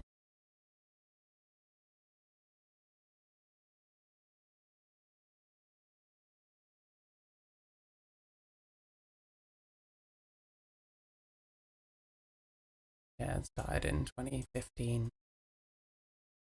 But the other person that's interesting is her husband, Michael.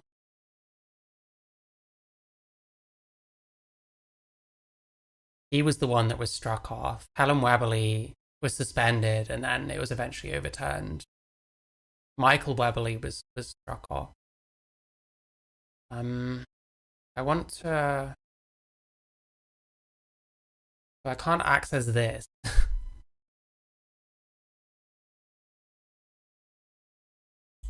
There is this.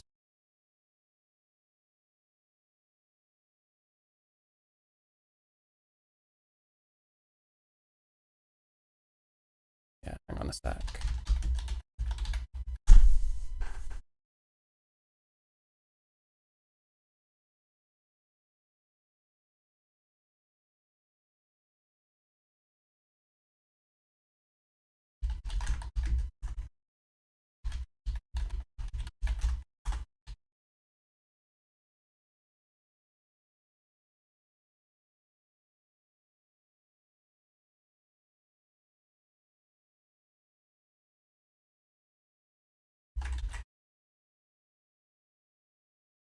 Okay. Right.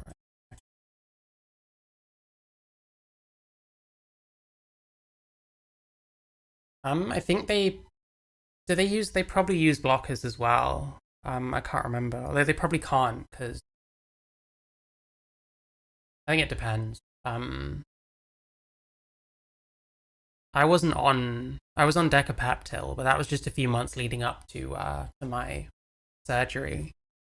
I think often they'll use like a testosterone blocker, which can be the same thing as a puberty blocker, and then use like estrogen, for example, at the same time. So they might stay on them, but also take hormones. I can't remember. Listen, it's been a while. I should know these things. Jesus Christ. Anyway. So this was about Michael Weberly, struck off for wrongly prescribing sex change treatment. So Helen Weberly did some dodgy stuff, but seems to have got off for the most part unscathed. Her husband is a bit more of a different matter. They're a retired consultant physician has been struck off for wrongly prescribing sex change treatments to 7 transgender patients, one who was aged just 9, and another a teenager who took their own life a few months later. Yeah, life-saving, except when it isn't, I guess. Oh, we stopped them from cutting themselves, apart from this one that ended their own life. Nice. Provided puberty blockers and cross-sex hormones via Gender GP. So, Medical Practitioners Tribunal Service panel found there had been a catalogue of failings in relation to his care of the 7 patients between February 29, 2017 and June 2019. I don't know if there'll be a PDF of this. I hope so. That'd be helpful.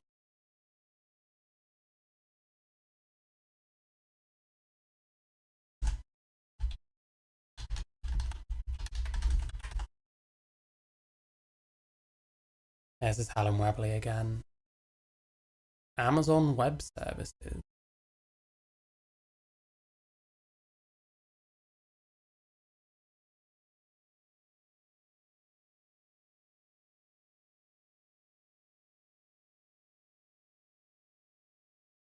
I mean, if it is this, then it makes things easier.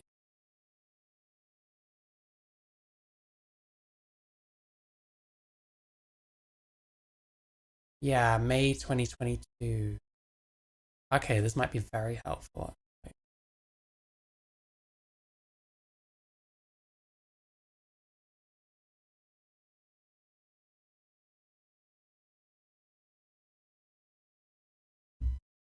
I'm just waiting for it to download and then I'll have a look.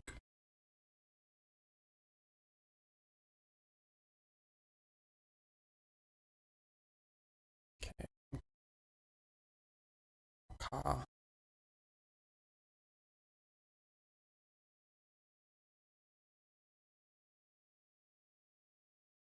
Okay, so Dr. Webley faces 89 heads of charge spanning the period from between 2017 and 2019. The allegation concerns the care provided to 18 patients to whom Dr. Webley provided androgen treatment through a company known as Balance My Hormones. 7 transgender patients to whom Dr. Webley provided hormone treatment through a company known as Gender GP. Wait, so some of them are being treated through Gender GP and some of them aren't?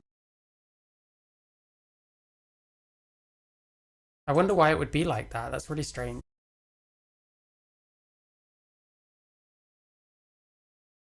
A number of allegations of dishonesty. Wow, amazing. It's the GMC's case that Dr. Webley's fitness to practice is impaired by reason of misconduct. Yeah, the same thing as with Helen, but his was upheld. He was struck off and she wasn't. Concerns were raised with the GMC regarding Dr. Webley and his provision of online services through BMH on October 2018. Concerns were reported by a doctor who informed the GMC that he is the founder of a private clinic, men's health clinic, specializing in the diagnosis, management of testosterone deficiency syndrome. Reporting doctor advised the GMC he had dealt with a number of patients in the preceding 10 months whose care had been transferred to him from BMH. Who is Balance My Hormone? I don't know how much to rabbit hole and stuff like this, to be honest.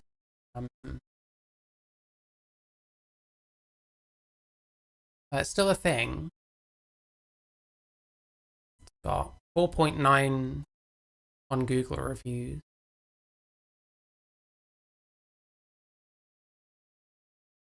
I presume this is all cis people, though.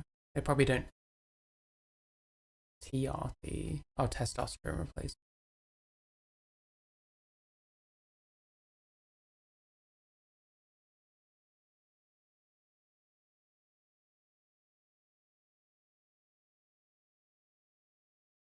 And private doctor services. Doesn't look like this has got anything to do with trans, at least. Other services. Weight loss, private doctor, redeem therapy, low dose naltrexone, whatever that is. Allergy testing. Okay, I don't know how relevant this will be. It doesn't seem like there's anything untoward about it.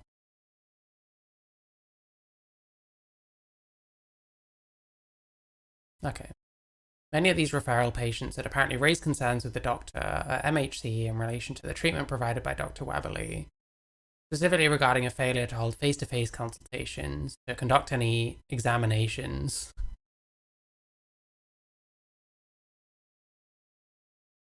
So, prescribing testosterone potentially to people without even giving any kind of examination first. Like, it doesn't sound great, does it?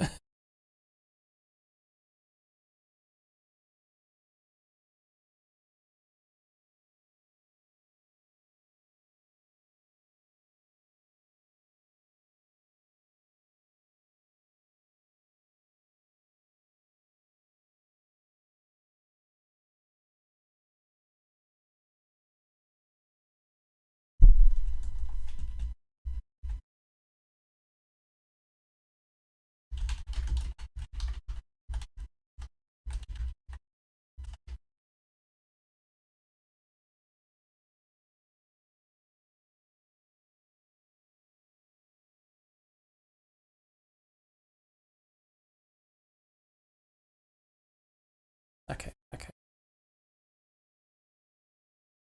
Following receipt of medical records from MHC, GMC obtained a number of witness statements from 6 former patients of Dr. Webberley at BMH.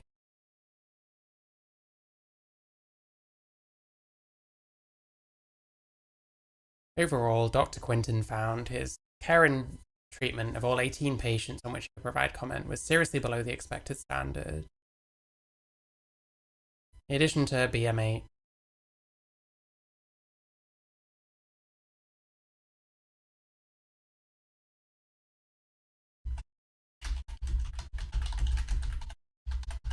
these will be cis people, and I'll go on to the trans people because it's about gender GP.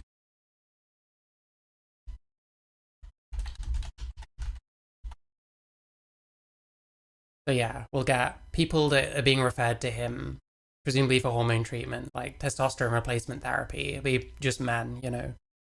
And they're complaining that there's no real consultation or examination of any kind before being prescribed hormones. Which does not sound good, of course. So in addition, also provided care and treatment to a number of trans patients with Gender GP, which she used to be a director of. Treatment included the prescribing of puberty blockers to children and adolescent patients, prescribing of cross-sex hormones. In several cases, he'd taken over the care from Helen, who was his wife, who we've been hearing a lot about recently. So she was he took over.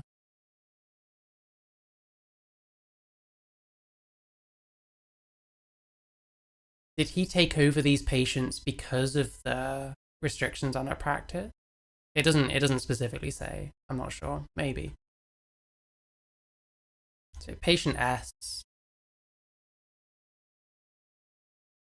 A referral was received, raising concerns that Webberley had prescribed hormones to patient S without consulting with mental health services or Tavistock gender identity. So yeah, jumping the gun an awful lot.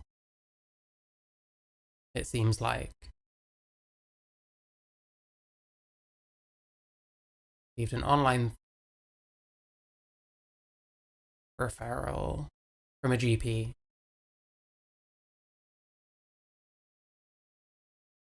Diagnosed by Helen as having gender dysphoria.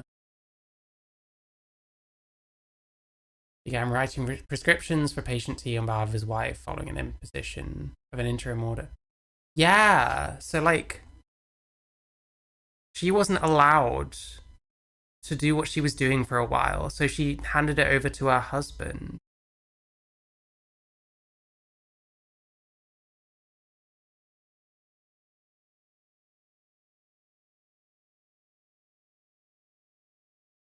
Where was 2017?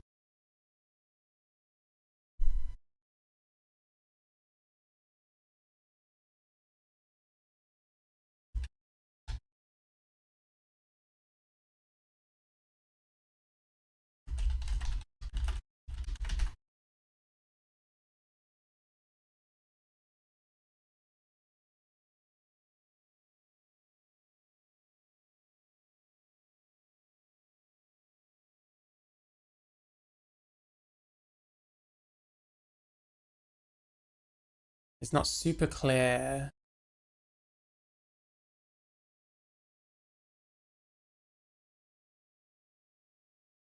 Yeah, I don't know. How do I find more information about this interim order? Hang on, sorry, I'm rabbit holing really badly. I do apologize.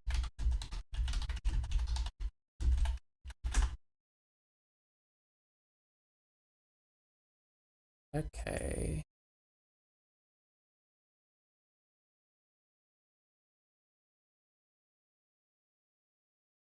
We're slowly piecing this together. I know this is like boring as fuck. I do apologize. But people are sticking around. I do appreciate you. Make sure you like the stream, etc.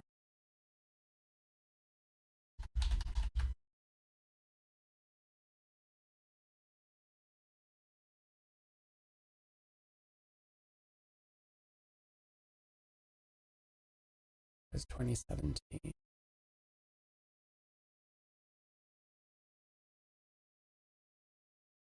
Oh, so this is kind of the history of the to download this file.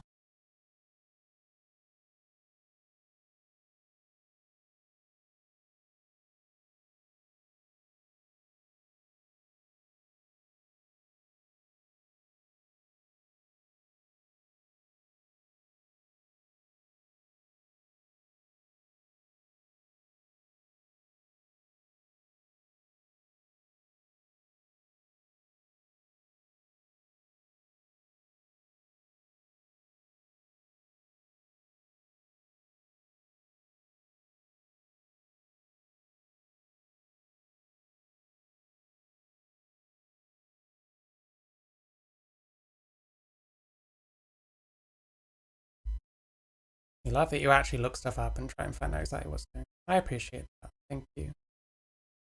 Yeah, I think like my streams are probably going to be more like this at the moment because I'm more interested in researching stuff and writing stuff.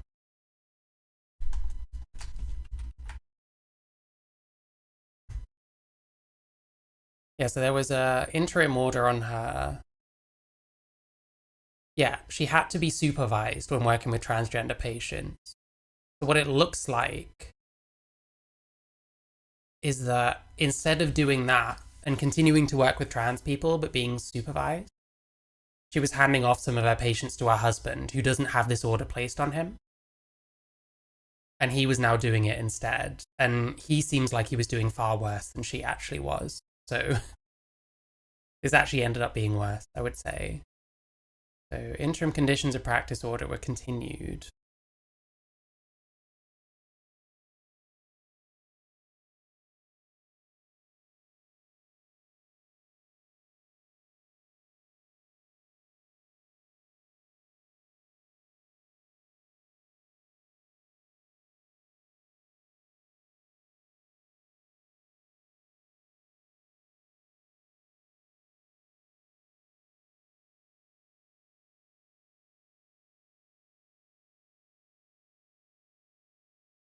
Yeah, I have this saved. There's a few things that are a bit unclear. So it said that these conditions were put in place. Where was it? Yeah, 9th of May, imposed conditions until the 8th of November 2017. And then it says in October. Oh, so it was reviewed and then continued. But was it still lifted in November 2017? That's the one thing that doesn't super make sense, because we're saying this patient T person was referred in November 2017.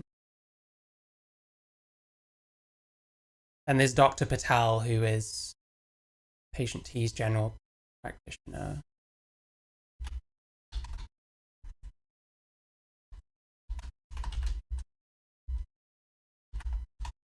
Yeah, Dr. Patel is this patient T's GP.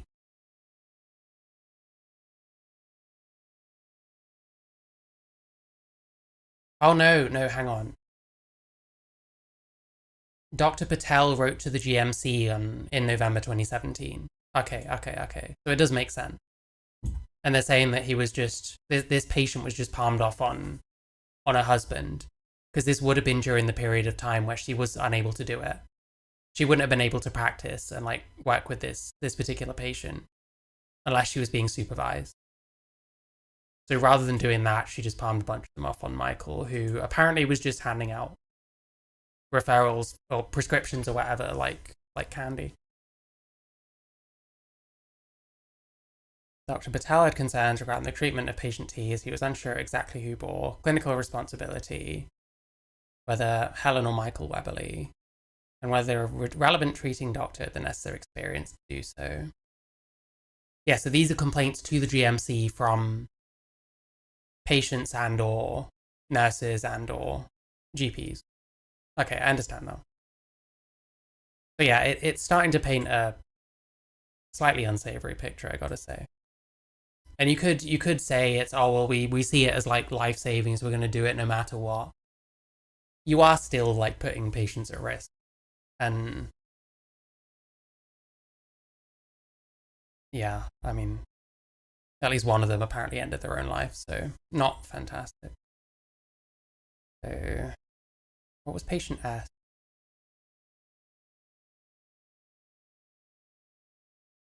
Oh, so that was another jumping the gun. Wow.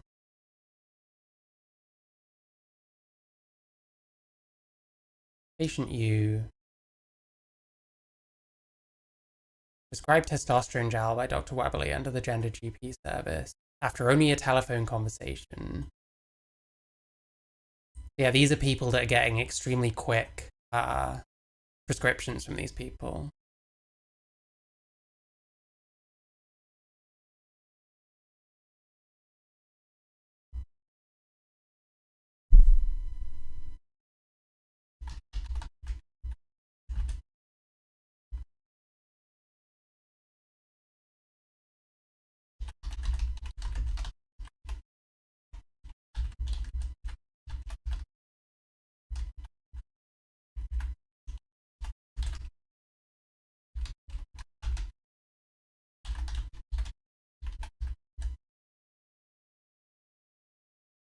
Patient T we did. Patient U.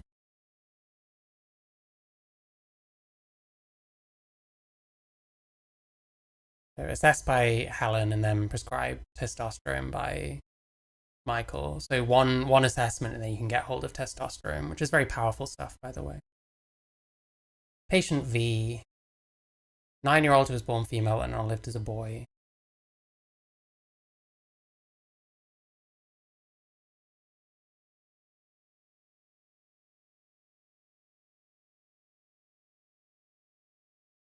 Concerned that patient V was about to start hormone blocking treatment. Concerned the necessary assessment had not been carried out. So the same fucking thing.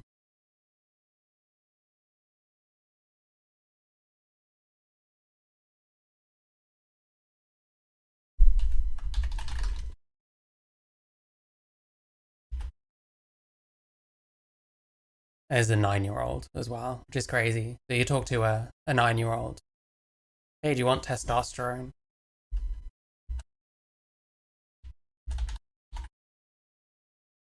Oh no, it was hormone blockers, should I say.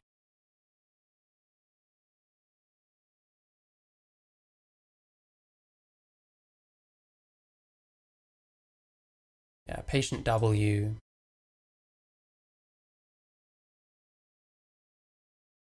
As a result of media coverage. I wonder who this person was. I probably shouldn't do that on stream. It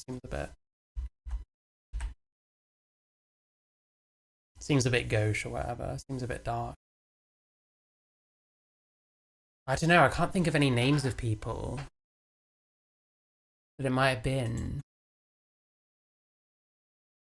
Yeah, patient W received hormone treatment from Gender GP and ended their own life like 3 months later. I think every single person involved is FTM, just so we're aware. So, received a written request on February 2019 from Dr. Weberly on behalf of his clinic to enter into a shared care agreement for the prescription of cross-sex hormone therapy and monitoring thereof of the NHS. Also reported subsequently issued a private prescription for hormones. Concerned that patient X had not been assessed face-to-face, contacts limited to emails, completion of some online self-assessment questionnaires, 1 30-minute telephone conversation. Patient X. So another one where they're very quickly prescribing.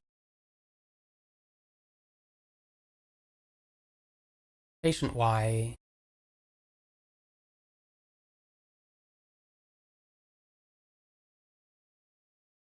Receiving care for gender dysphoria via gender GP, commenced on testosterone treatment.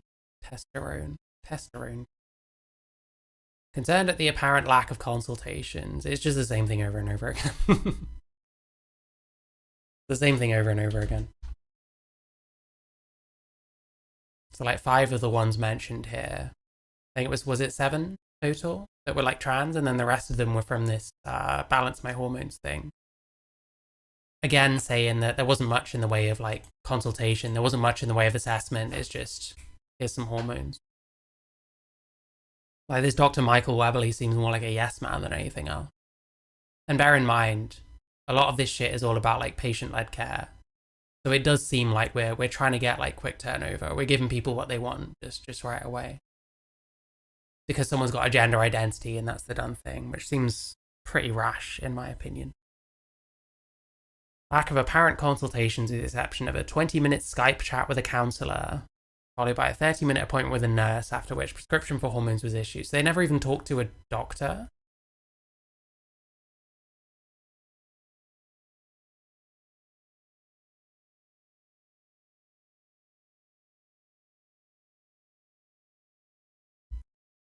That's crazy.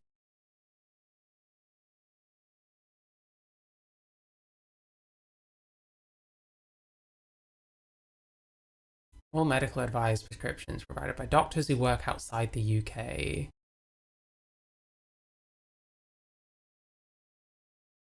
So they wanted to operate in the UK using doctors from outside the UK. So how the fuck, like, how does that work with like, I don't know, surely every country has its own like standards of care and like regulations around how these people operate. Due to concerns about transphobia. Historic case of regulatory investigation of UK doctors who offer gender affirming care.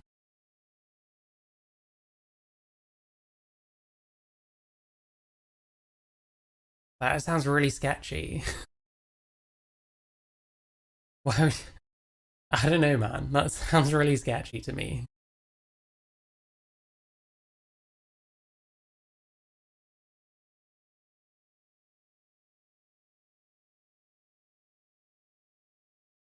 There wasn't anything else on here for now, was there? I have all this saved, so I can dig through some more. But I don't know how much I need to be honest.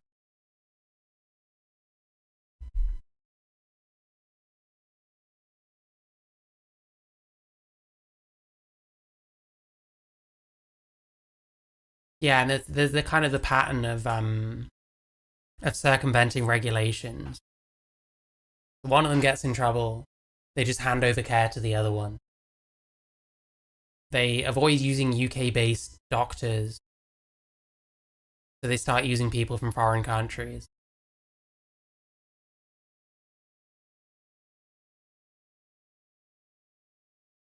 Alleged in November 2018, the only general practitioner was Helen Weberly,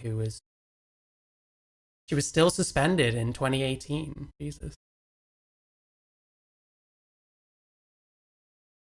There were no other GPs practicing at Gender GP. Alleged that Dr. Weberly, knowing now that Helen was unable to participate in the work of Gender GP, was acting dishonestly and retaining the name and continuing to represent the country as Gender GP.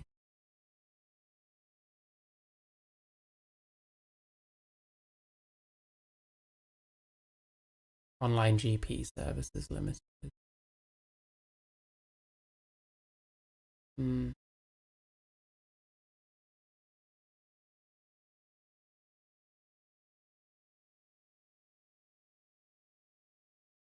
Okay, so these are the allegations. Did not hold a consultation.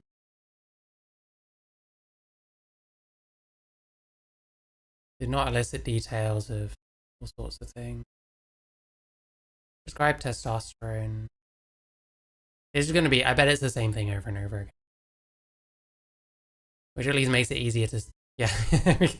Didn't hold a consultation, didn't find out any of this stuff. Diagnosed with hypogonadism. Not supported by laboratory results. Didn't consider any other diagnosis.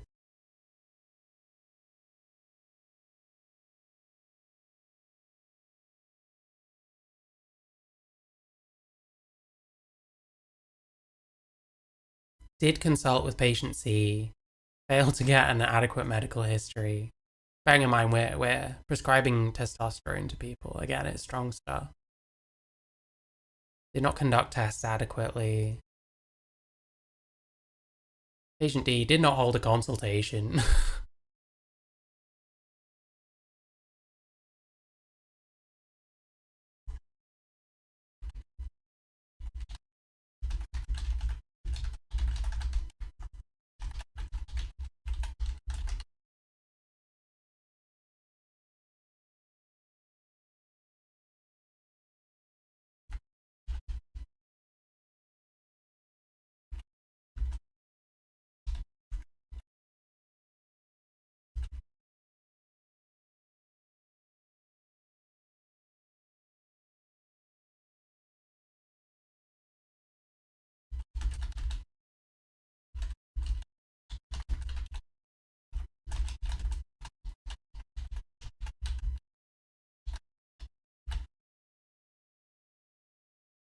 Yeah, so it's very much a pattern, I guess. It's quite easy to understand what the issues here are.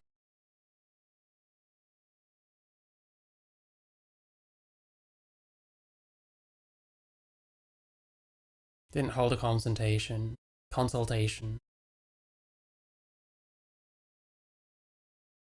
Again, a lot of diagnosing with hypogonadism.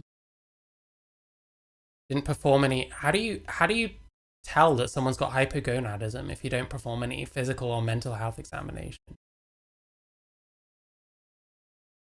Like, do you get him to whack it out on camera or whatever it was? Again, didn't have a consultation, did not elicit an adequate medical history.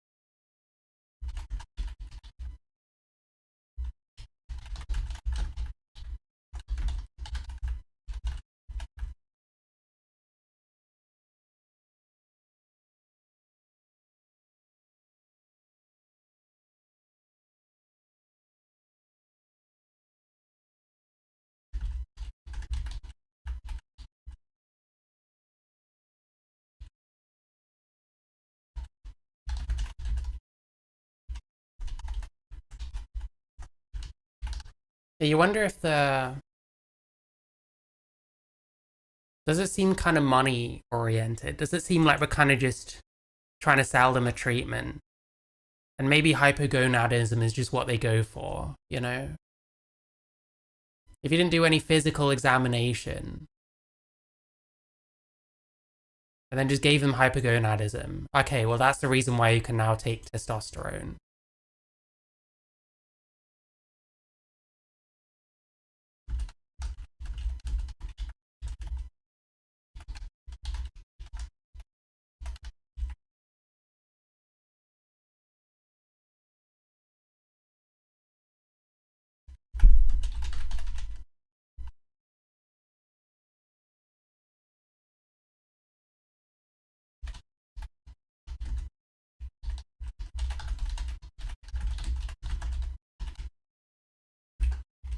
Like, people come in, you just click your fingers, you've got a tiny penis, take testosterone. Sounds like that's kind of an easy way of having a reason to. Because then if a GP checks it, it's like, well, these people diagnosed me with this, so like that's why I'm taking it.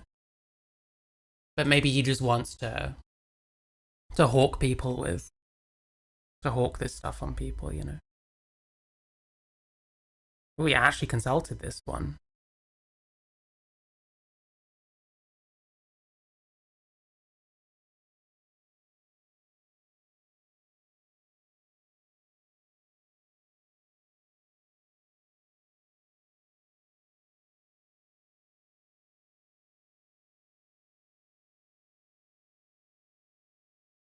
What was this one? Another one with hypergonadism. A lot of that. So he got a little bit better. Some of these he's starting to actually consult with, at least.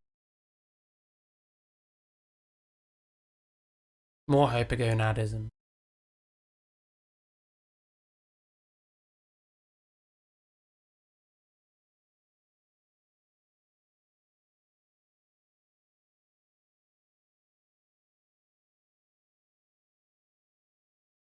Yeah. Again.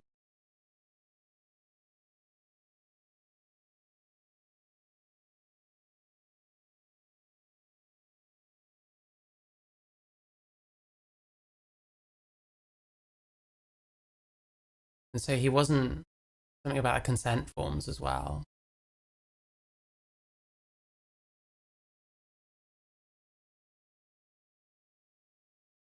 Mm.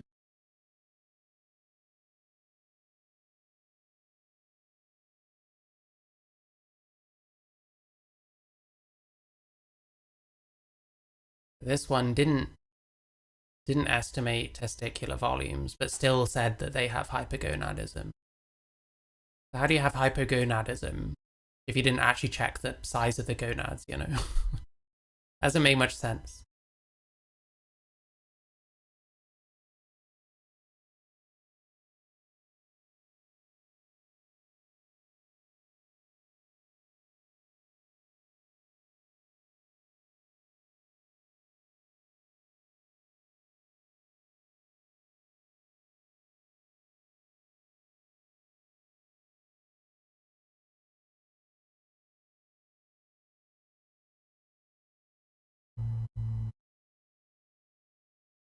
One of them started showing symptoms of overprescribing testosterone.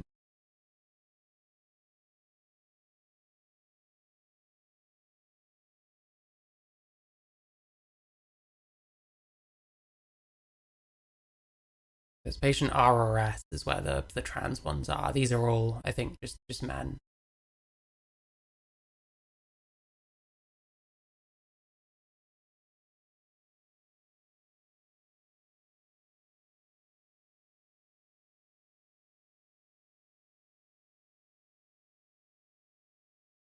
Oh yeah, and transgender patients, so it's like S onward.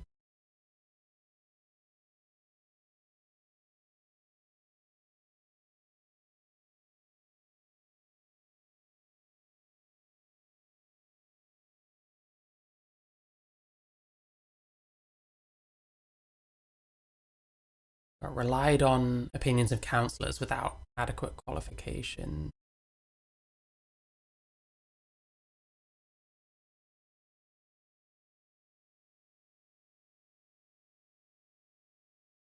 Wasn't monitoring the response to the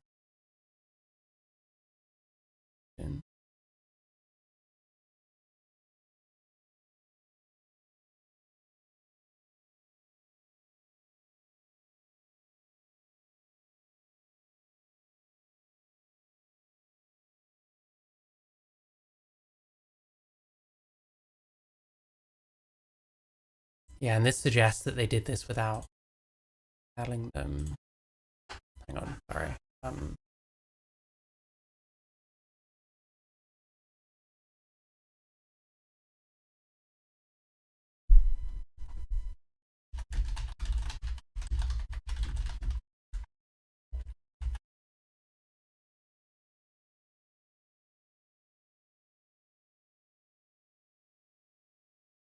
Yeah, so when he was taking over these patients from Helen, he wasn't telling the doctors a lot of the time, like the GPs.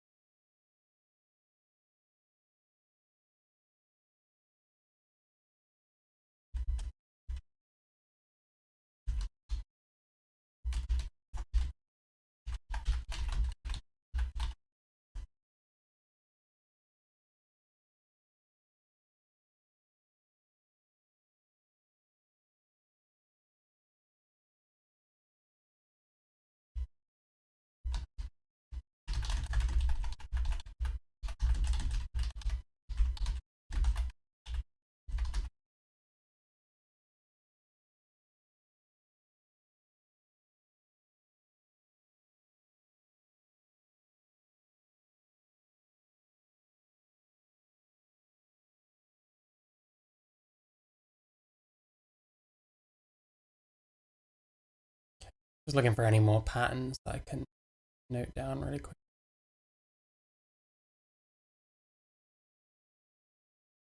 Wait, patient V, was that the 9-year-old?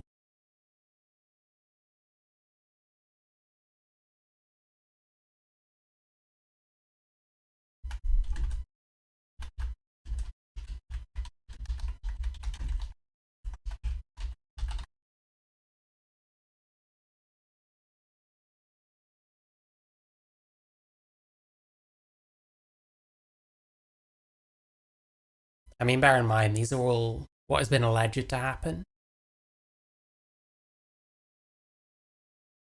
But I mean, if there's no record keeping, then that's going to be an issue. And ultimately, he was struck off, remember?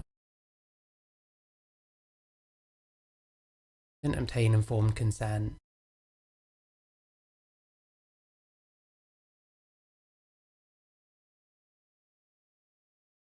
Leaflet advised that hormone blockers are fully reversible. Jesus Christ.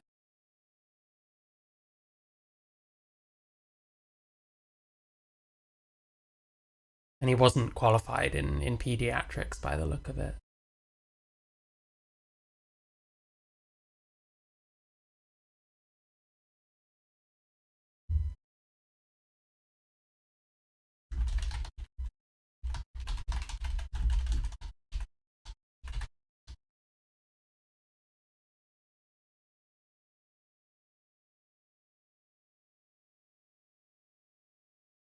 It was more about monitoring as well.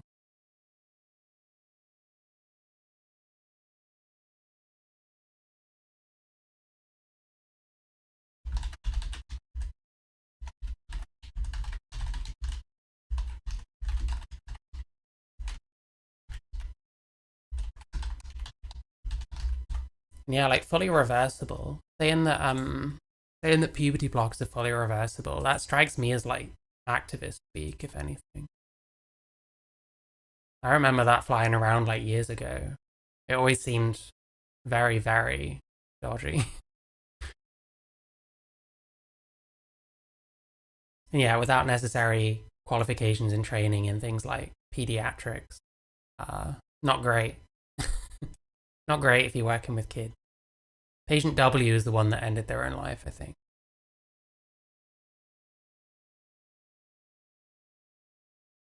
Clinically indicated. Didn't enter into a shared care agreement. Didn't inform this doctor.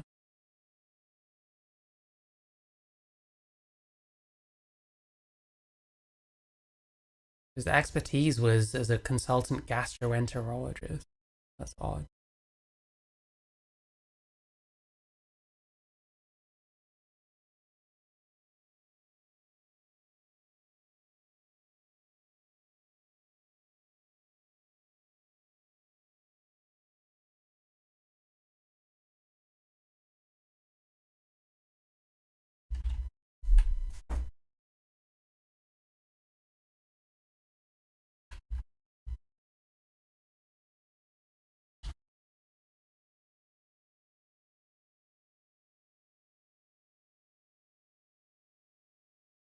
And this one I think is MTF.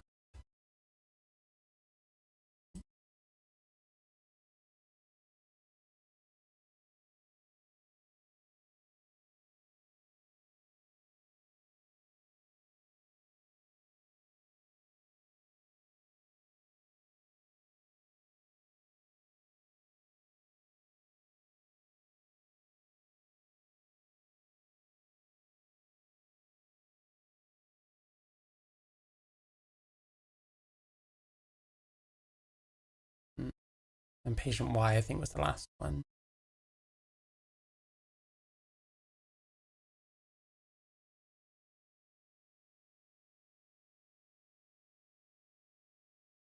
I don't know what Helen was qualified in.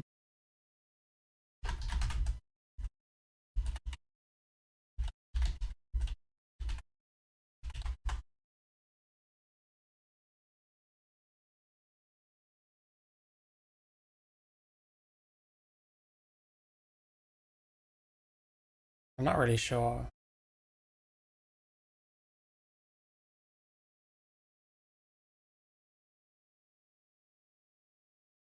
Because she's a GP, or she was a GP. I don't know if Michael ever was. But his expertise was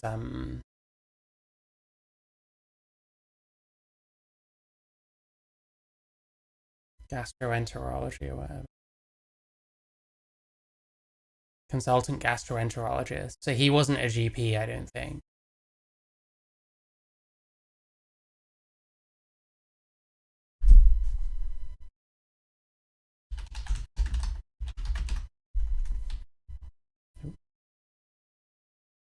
So it says general practitioner here. He's referred to as a retired consultant. So I don't think he was a GP.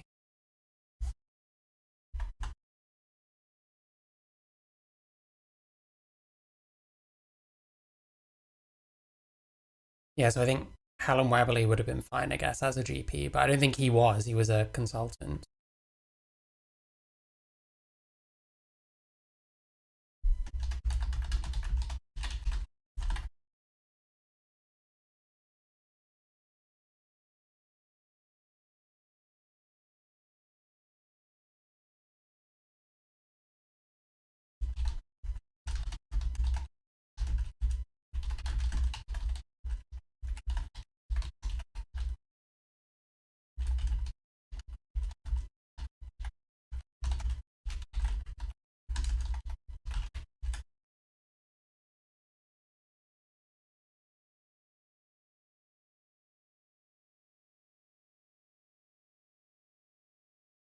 Yeah, it doesn't seem like there was enough communication a lot of the time with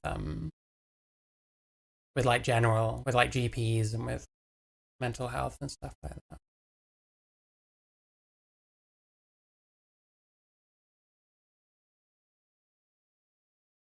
Oh, we skip that.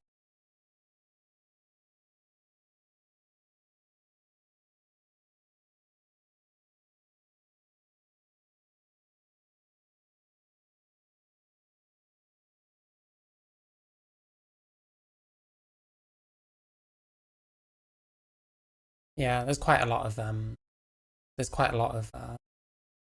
patterns that you can observe in this. It's quite easy.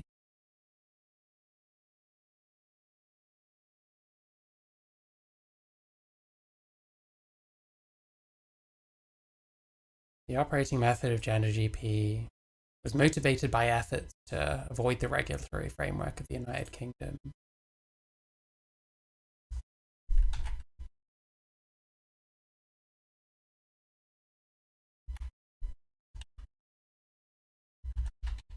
And then HIW is the one that that Helen got in trouble with, I'm pretty sure.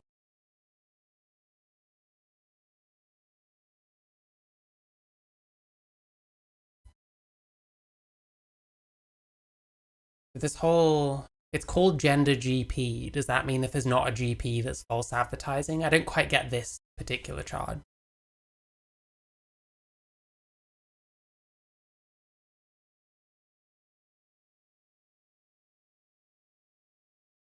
I don't know if this is much of a big deal. If anyone else disagrees and has a reason why, then let me know, I guess. So witness statement, blah, blah, blah.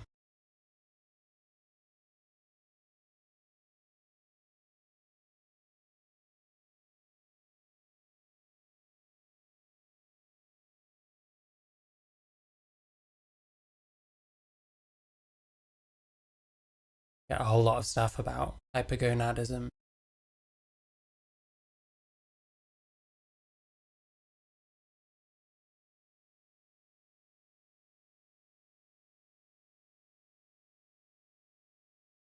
I guess the thing will be there wasn't enough work done to diagnose this kind of thing. When was he struck off?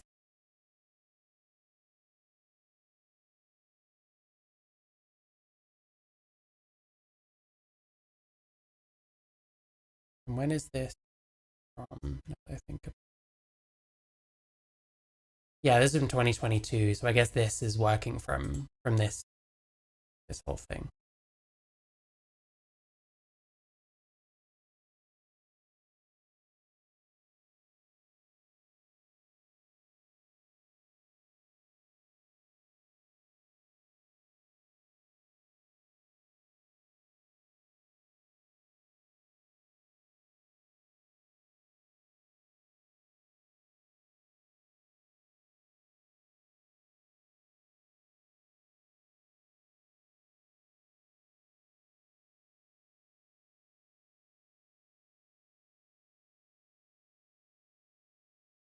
Yeah, wow. Okay.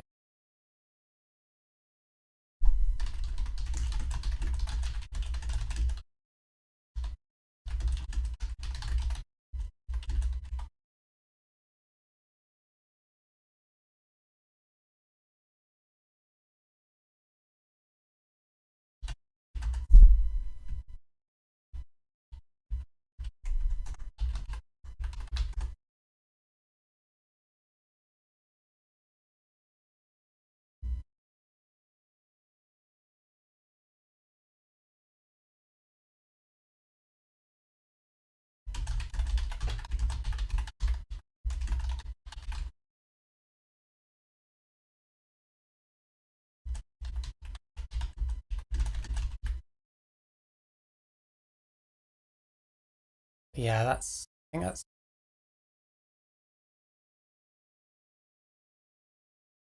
I don't know if there's much else to this, to be honest.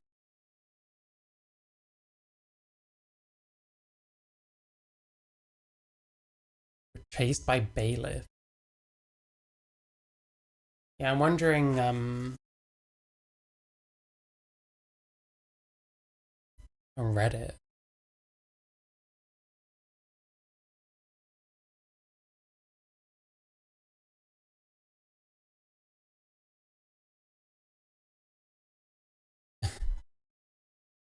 People have to come and see him now instead of just video consulting.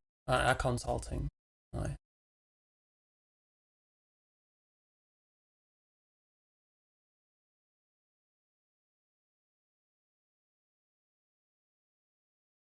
Wow. Wow.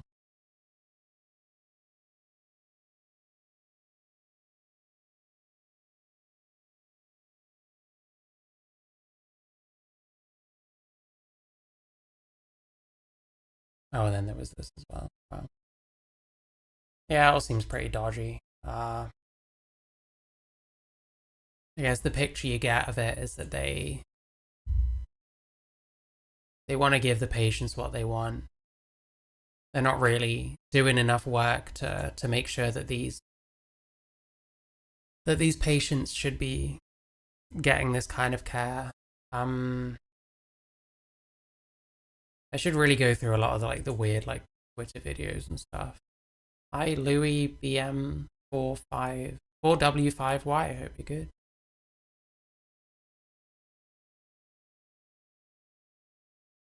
I can't look at this, but I mean, we know what happened with this now. We don't actually need this. It's very hard to be struck off by a doctor. Yeah, I can imagine. We don't have a huge amount to work with as it is. X isn't even working now.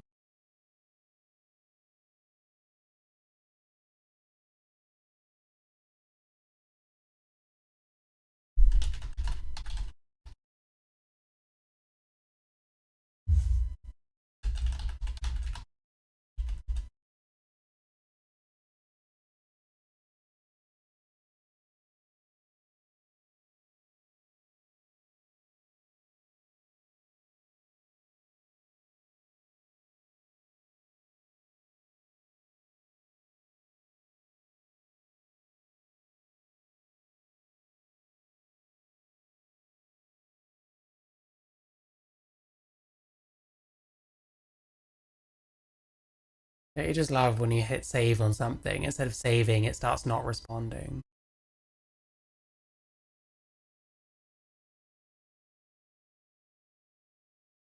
Like, dude, I'm trying to save a fucking WordPad document. Why is this a problem? What the fuck, man? So annoying.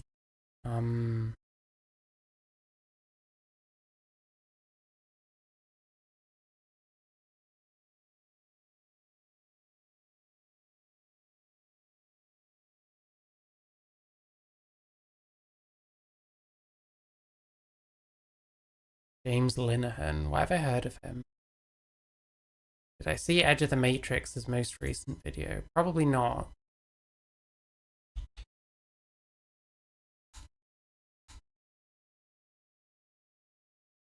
His friend Taylor went solo. I really don't like her. She seems like insane.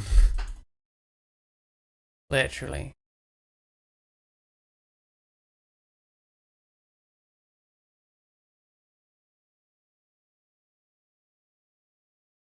Yeah, I'm just trying to think. We're at 2.1 on my video, thank you. It's gonna slow down a bit now, but I appreciate everyone that's watched. I have a new video, if you haven't watched it, you really should. It's about trans brains, and why they're not really a thing, and why it doesn't actually really matter. Because whether trans is a thing or not really isn't about whether there's a brain structure or not that looks like this, that, or the other. None of that really matters. Sorry,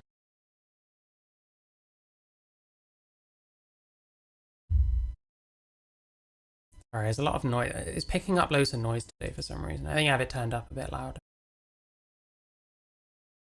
Yeah, I'm just trying to think where I'm going from here. I guess I need a few subjects where Helen Weberly is like an obvious fucking bullshitter.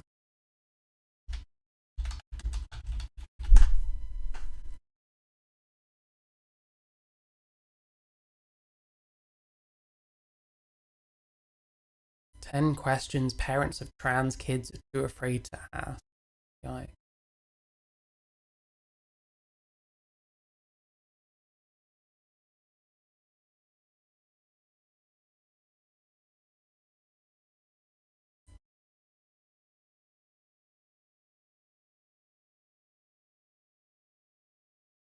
Challenging misinformation, that's very interesting.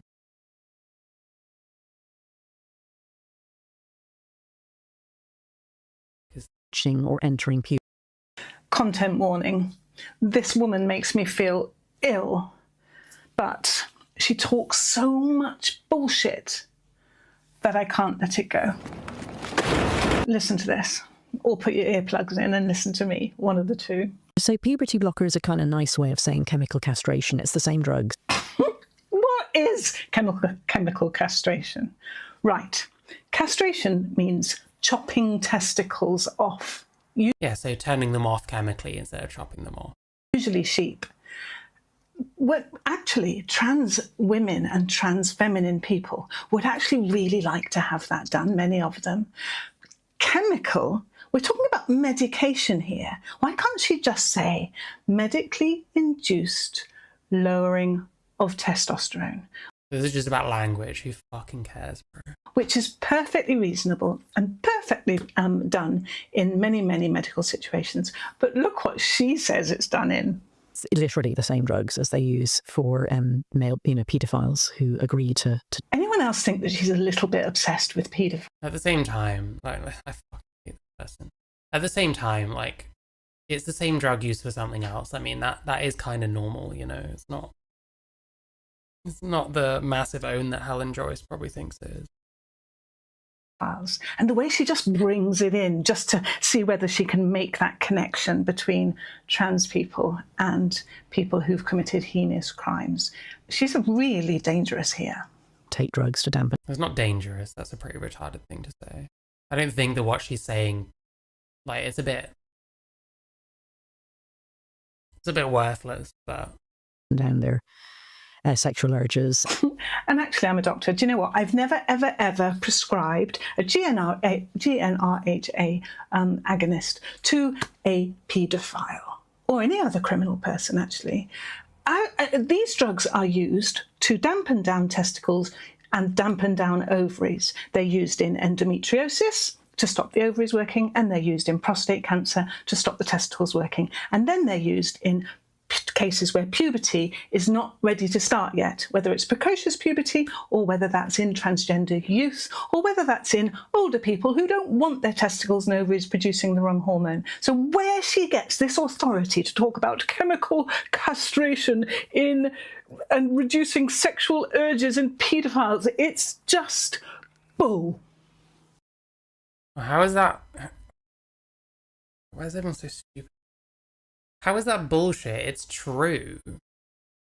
Like, if you take those drugs, then it will dampen your sex drive. It's true. It's more just like, well, what's the point in bringing this up, you know? Does it really matter if the drug that has the desired effect in trans people is also used to chemically castrate paedophiles? Like, it's more what is the relevance of bringing that up? But she's saying it's not true, but it is true. Don't want their testicles and ovaries producing the wrong hormone. So where she gets this authority to talk about chemical castration in and reducing sexual urges in paedophiles, like, no, that part is true. That's not the problem. The problem isn't she's wrong about the effect these drugs have on people. Like, this is what I mean. It's so fucking dumb. As a doctor, why the fuck are you, like, questioning this part? It's just bull. It's like it's so performative as well. I hate allies.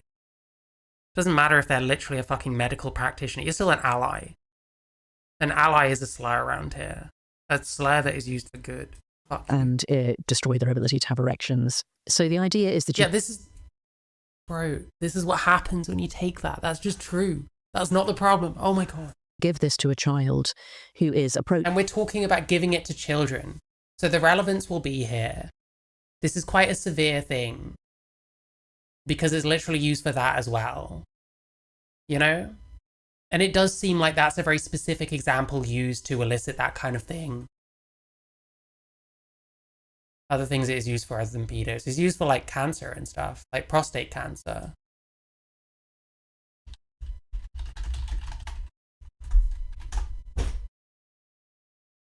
Yeah, hormone therapy is used for, bear in mind AI overview, whatever. Block testosterone. It's the same thing. It's blocking testosterone. Use it for cancer treatment. You'd use it to stop nonces getting erections. Use it because trans people want different fucking hormonal balance or whatever. It's all the same thing. Approaching or entering puberty. But we're talking about children specifically now, you know? So it's like you are kind of talking about chemically castrating children, in effect. So this goes both ways, you know?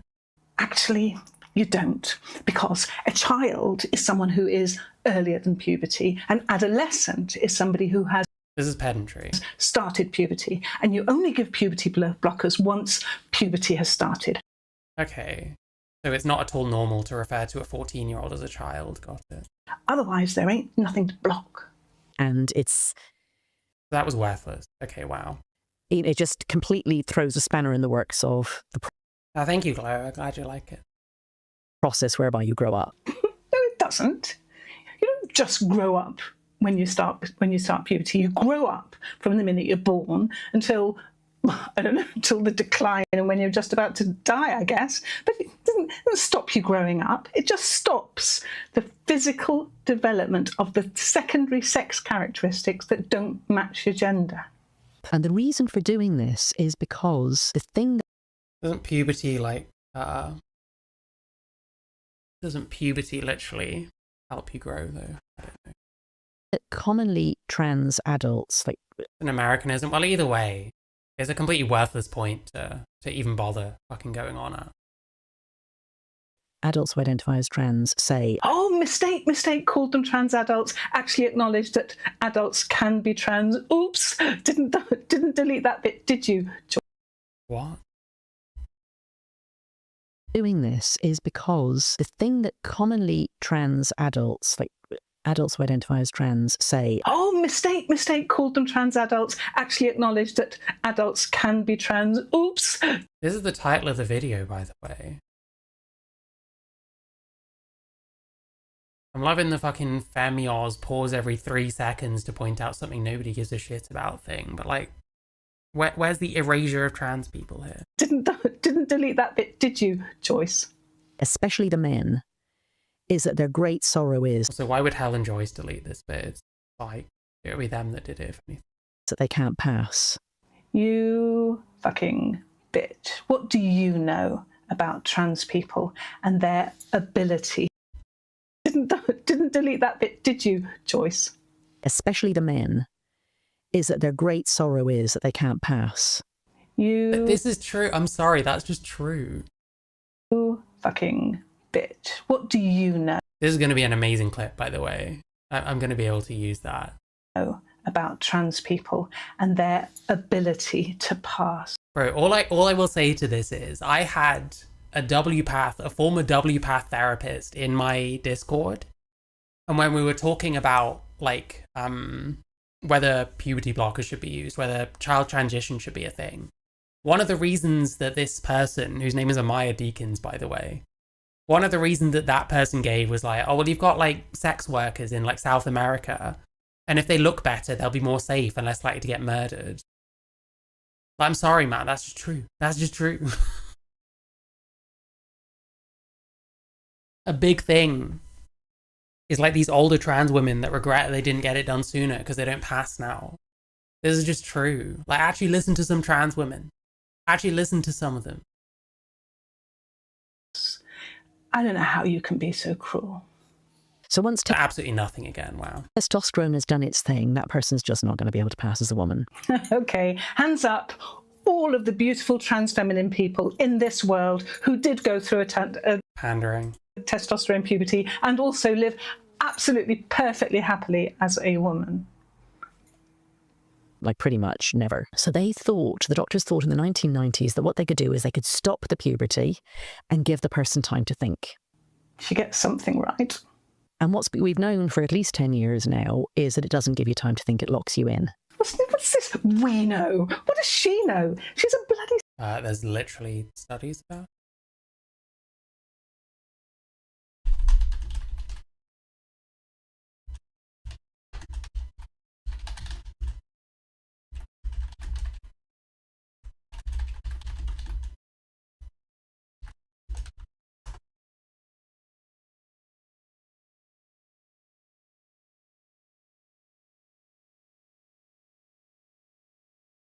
Where would I find it? There's studies that show that, like, if you're on puberty blockers, you're overwhelmingly likely to go onto HRT.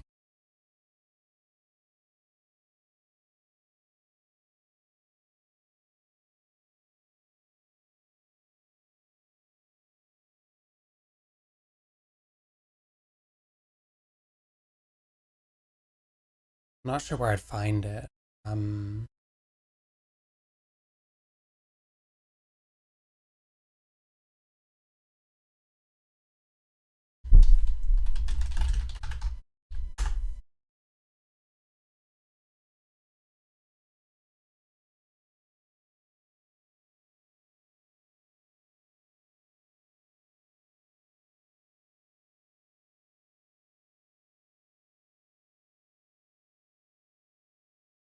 I don't know. There's definitely studies about this. I don't know where I'd find one. But the vast majority of cases, they're like fucking Transgender Trend or someone. Do they have it?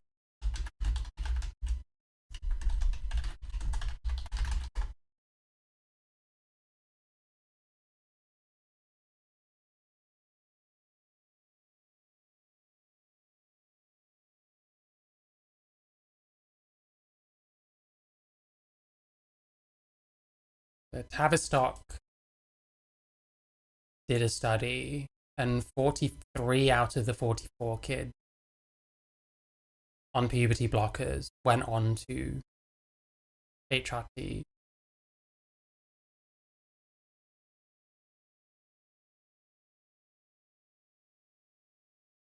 Yeah, 1 ceased GnRHA and 43 elected to start cross-sex hormone.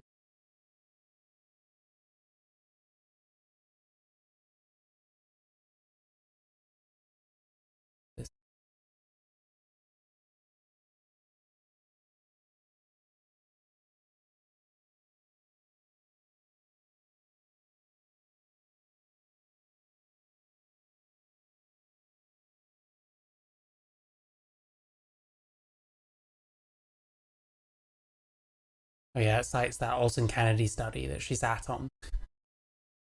Found basically no real difference.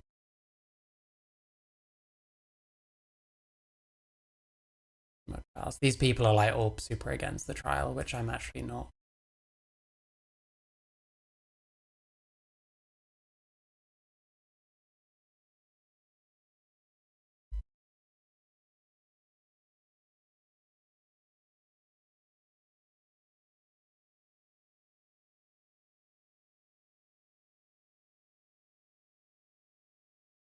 I'll save this anyway. Like, this video is pretty dumb. I don't know if it's going to have much of interest for me.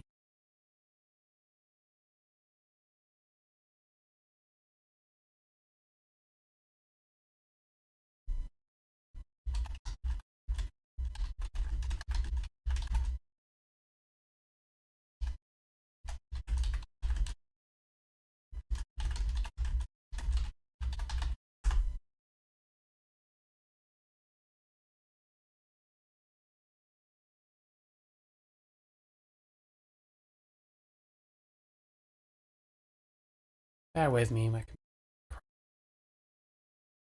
this oh, this actually saved. Wow, amazing.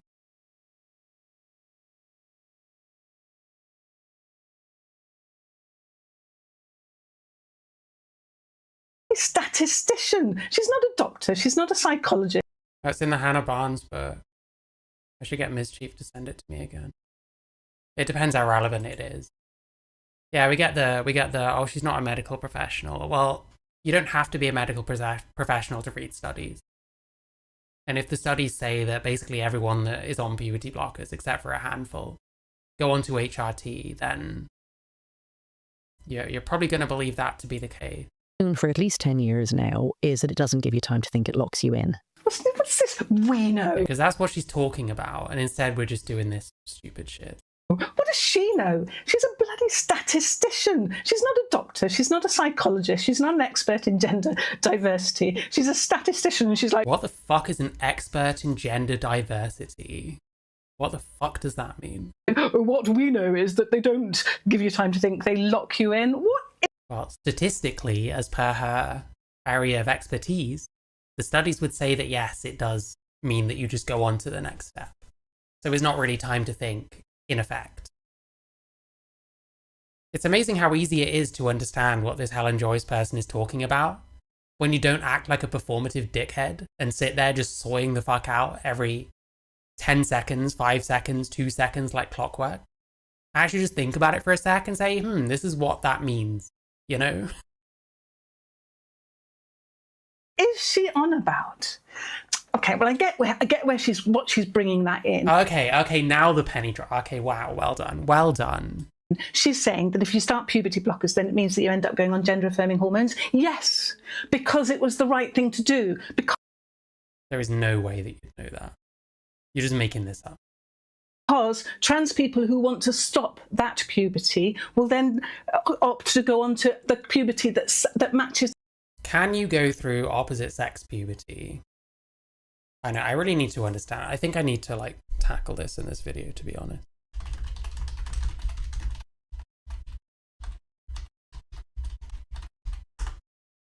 What defines puberty? I mean, this is activists speak already, so I don't trust this. There's nothing here. How the fuck? Like, can you call it puberty? How do you normally define puberty?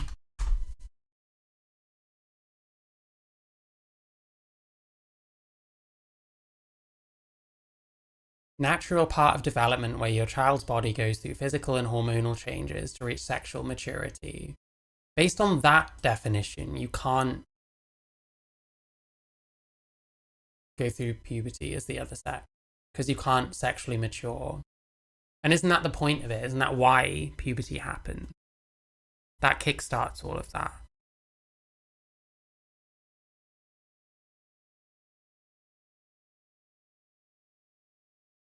There's an awful lot of stuff that is saying when you become sexually mature, it's like, I don't know, there's about 1 million different definitions depending where you look. But I don't know, to me this is like activist speak. This isn't the Dr. Helen Webley talking now. This is the activist Helen Webley. Their gender identity. It's not locking you in, it's a natural progression. This is stopping the physical... It's not a natural progression, is it? You have to do it unnaturally. ...changes that your testicles or ovaries will produce and giving you the opposite hormone. It's not locking you in, it's called gender-affirming care. Locking them into that decision. Not... But I guess she wouldn't know that because she's a maths person and not a doctor. Because it turns out the process where... Okay, anyone that ever talks about gender-affirming care, if you're not a doctor, then fuck you, you don't know what you're talking about. It doesn't matter which side of the aisle you're on. There we go. Wow. Why you work out that actually it's fine being the sex you are. You might be a bit unusual, but anyway, fine. There's only one person in this room right now who shouldn't be in the sex they're in. Is puberty. What the fuck does that mean? And almost every child who goes on puberty blockers, like 97% plus, goes on to cross-sex hormones. If they're lucky, if they are given gender-affirming care at the right time, if they are entitled to access healthcare, then yes, absolutely. This sounds like a sales pitch. All the children, all the adolescents who start gender-affirming care will have puberty blockers and go on to gender-affirming hormones. That is excellence in gender-affirming care. Okay. Let's see all these long-term studies showing that it's a good idea. So if you think about what would happen if you... Like this is like, you know she can see the money in front of her. You know she can fucking see the money. I'm sorry, man. You've got a kid that starts with her thing, goes on to puberty blockers, then goes on to hormones. How many years of like membership fees is that? How much money is this person seeing over the course of just one person's like transition as a child? You know what I mean? It's like gross. It's disgusting. It's all about the money. It has to be. In gender-affirming care. So if you think about what would happen if you never go through puberty and then you take cross-sex drugs. You do go through puberty when you start your gender-affirming hormones. Very, very debatable. You go through puberty. That's the whole point. Don't you understand, Helen? It's like, among other things, you're going to be sterile. Oh, Christ. Okay, hands up all the trans people who are not sterile because of their gender-affirming care. Hands up if you've managed to have a family. I definitely can't put my hand up to that. With your testicles and ovaries or without your testicles and ovaries, just like lots and lots of other families do. They don't make you sterile. You still have your testicles that can produce sperm. You still have your... I don't. Your ovaries that can produce eggs if you want to use them. Not if you've had a hysterectomy. And probably anorgasmic, like never. It's weirdly imprecise for a medical professional. But you can't tell though, can you? Like sometimes maybe it kind of begets her to be imprecise. It's hard to tell. Like I have two trains of thought. One of them is that it is literally just all about the money. She's a fucking sellout and she'll say whatever it takes. Even shit she knows is definitely not true. Or stuff that really can't be shown one way or the other. Either that or she's a massive fucking ideologue and genuinely believes all the shit she's saying.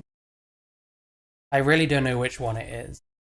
But what I do know is either way, in effect, this person has a lot to gain from as many children transitioning as early as possible through her, you know. We're able to have an orgasm. This is another thing that she's really obsessed about. The ability of somebody else to have an orgasm. Bro, how important is sex to so many people? How are you going to say that? Oh, who cares if they can't have an orgasm? Well, they might care. They might fucking care.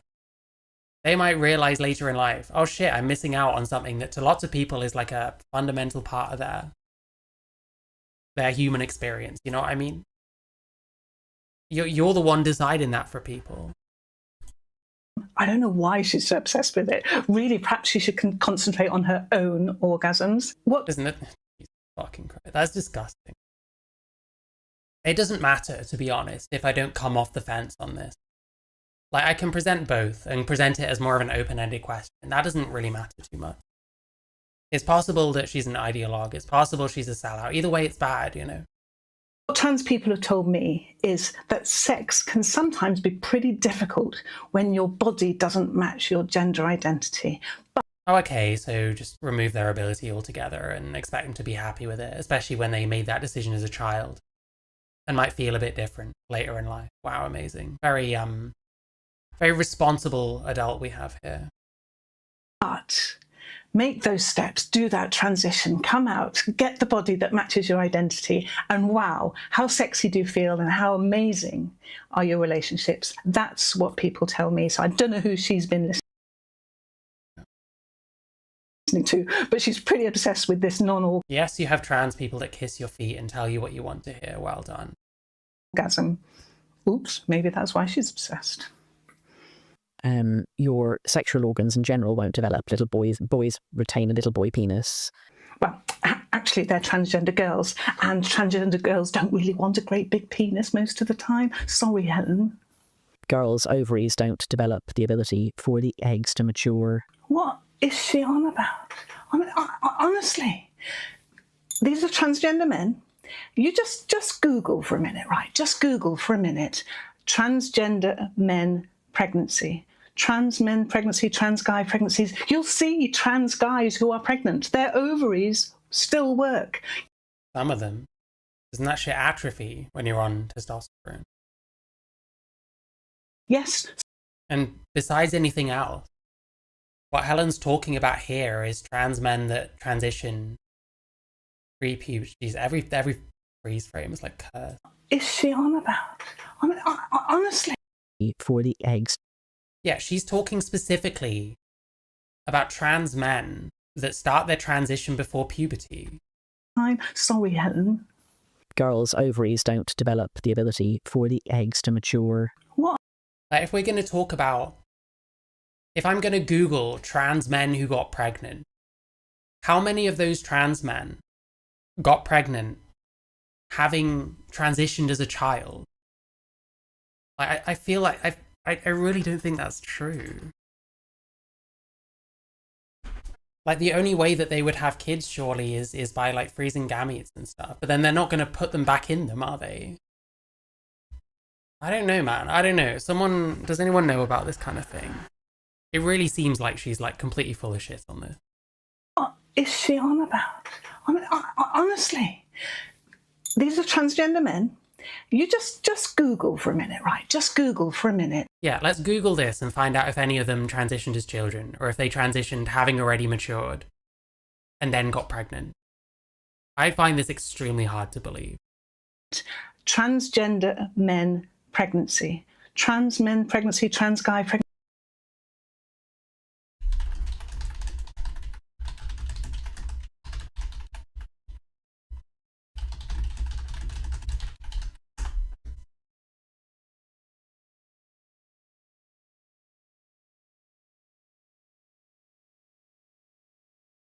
As long as he suspends testosterone therapy to allow ovulation.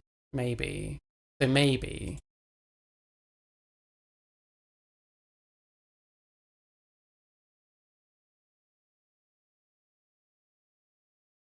Pregnancies. You'll see There is at the trans very guys. least. It's possible that the truth is somewhere in between. And like, Helen Joyce is over egg in the pudding. But a lot of these people are going to have a lot of problems getting pregnant.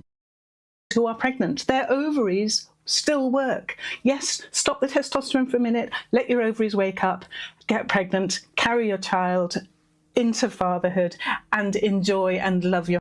Yes, into fatherhood. You're the father when you carry the child, obviously. Family. I don't know where she gets this bull from. Like, the best way I can explain how much I hate this trial is to say... The best way I can explain how much I hate Helen Joyce is just by saying how much harm she has really, really done to the trans community. And how much harm has she done? Helen Joyce ain't never fucking harmed me, I'll tell you that for nothing. Continues to do through her bullying and her misinformation and her lies. The purpose of it is to create eunuchs. She was on about this with me when I was talking to her on Times Radio. Eunuchs. Honestly, she has such a problem with men and testicles. And now she brings up this, that we're creating eunuchs. And I think she found a line in WPATH where they were actually respecting people who wished to live their life as a eunuch. And why wouldn't we? Why wouldn't we respect anybody's wish to live their life the way that Why the fuck would it have anything to do with like fucking WPATH though?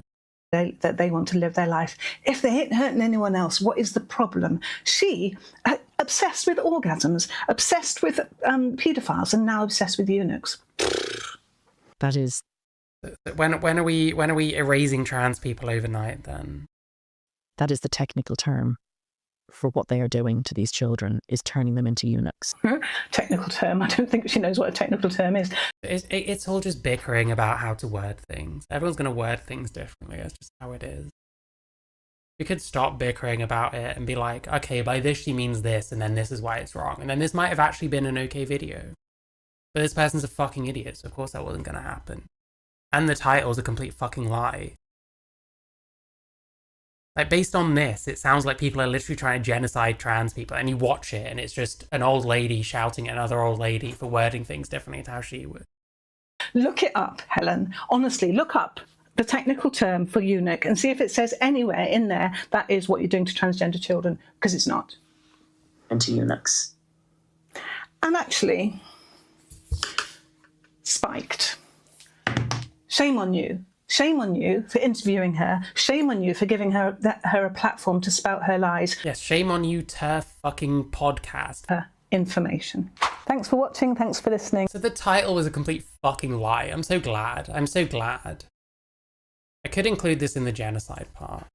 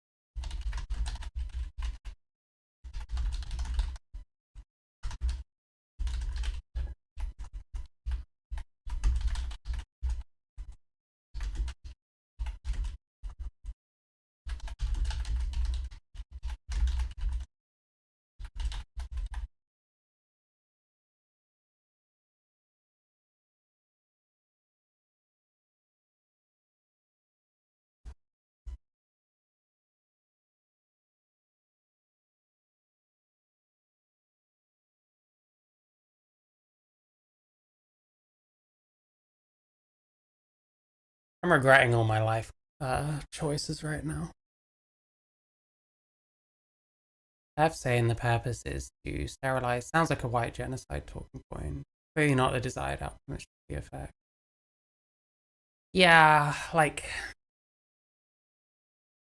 I don't know where they're going with it when they say, oh, it's all about sterilizing as many people as possible.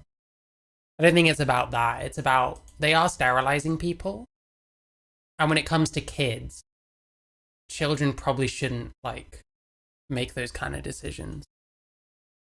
That's really what I'm more interested in as an argument. I don't really like the whole conspiracy thing of, well, they're trying to sterilize all the white people or something. There are lots of things that I think Helen Joyce goes too far on, and that I don't really agree with her on. And some of the word choices I do kind of question. But you just kind of question it rather than acting like a fucking baby and clickbaiting the fuck out of people. Like, are people scared because they think that people like Helen Joyce are trying to erase them? Or are they just seeing people like this say that that's what's happening and take it on board? Because this is meant to be someone trusted. Like, that's a big thing. Like, this person is a provider of gender healthcare. So whether they like it or not, they are kind of seen as a pillar of the community or whatever.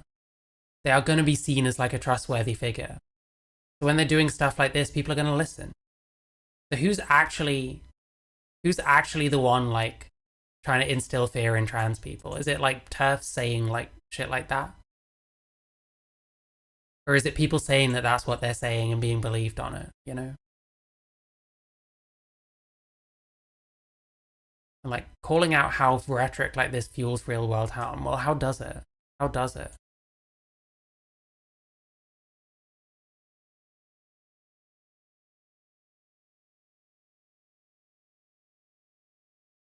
And like, she gets so many people kissing her feet over stuff like this. It's disgusting. Politicians are never to be trusted. Well, what about these fucking people? Helen Joyce isn't even a fucking politician.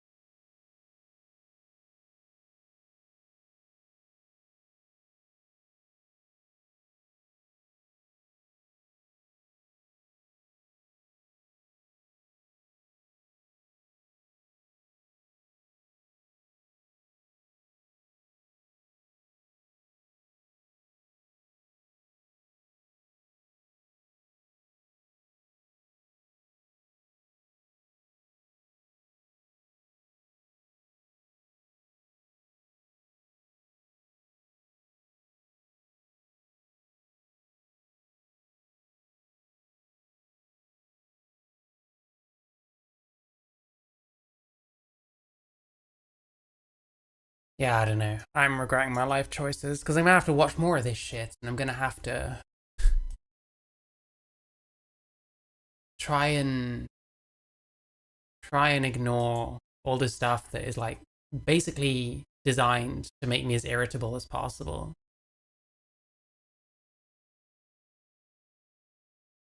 And try and pick out parts where I can kind of make a case for how this person is a scaremongering fucking weirdo. Oh, how to be a great trans ally. Stop. That's how, just fucking stop. Kathleen Stock. You know, Kathleen Stock seems much more like moderate and reasonable than someone like Helen Joyce. Yeah, I don't know. Maybe I'll come back tomorrow and see what else I can find and kind of work on this. But it's been good today. Thanks for watching. Check my new video out. I have a new video. If you haven't watched it yet, you should watch.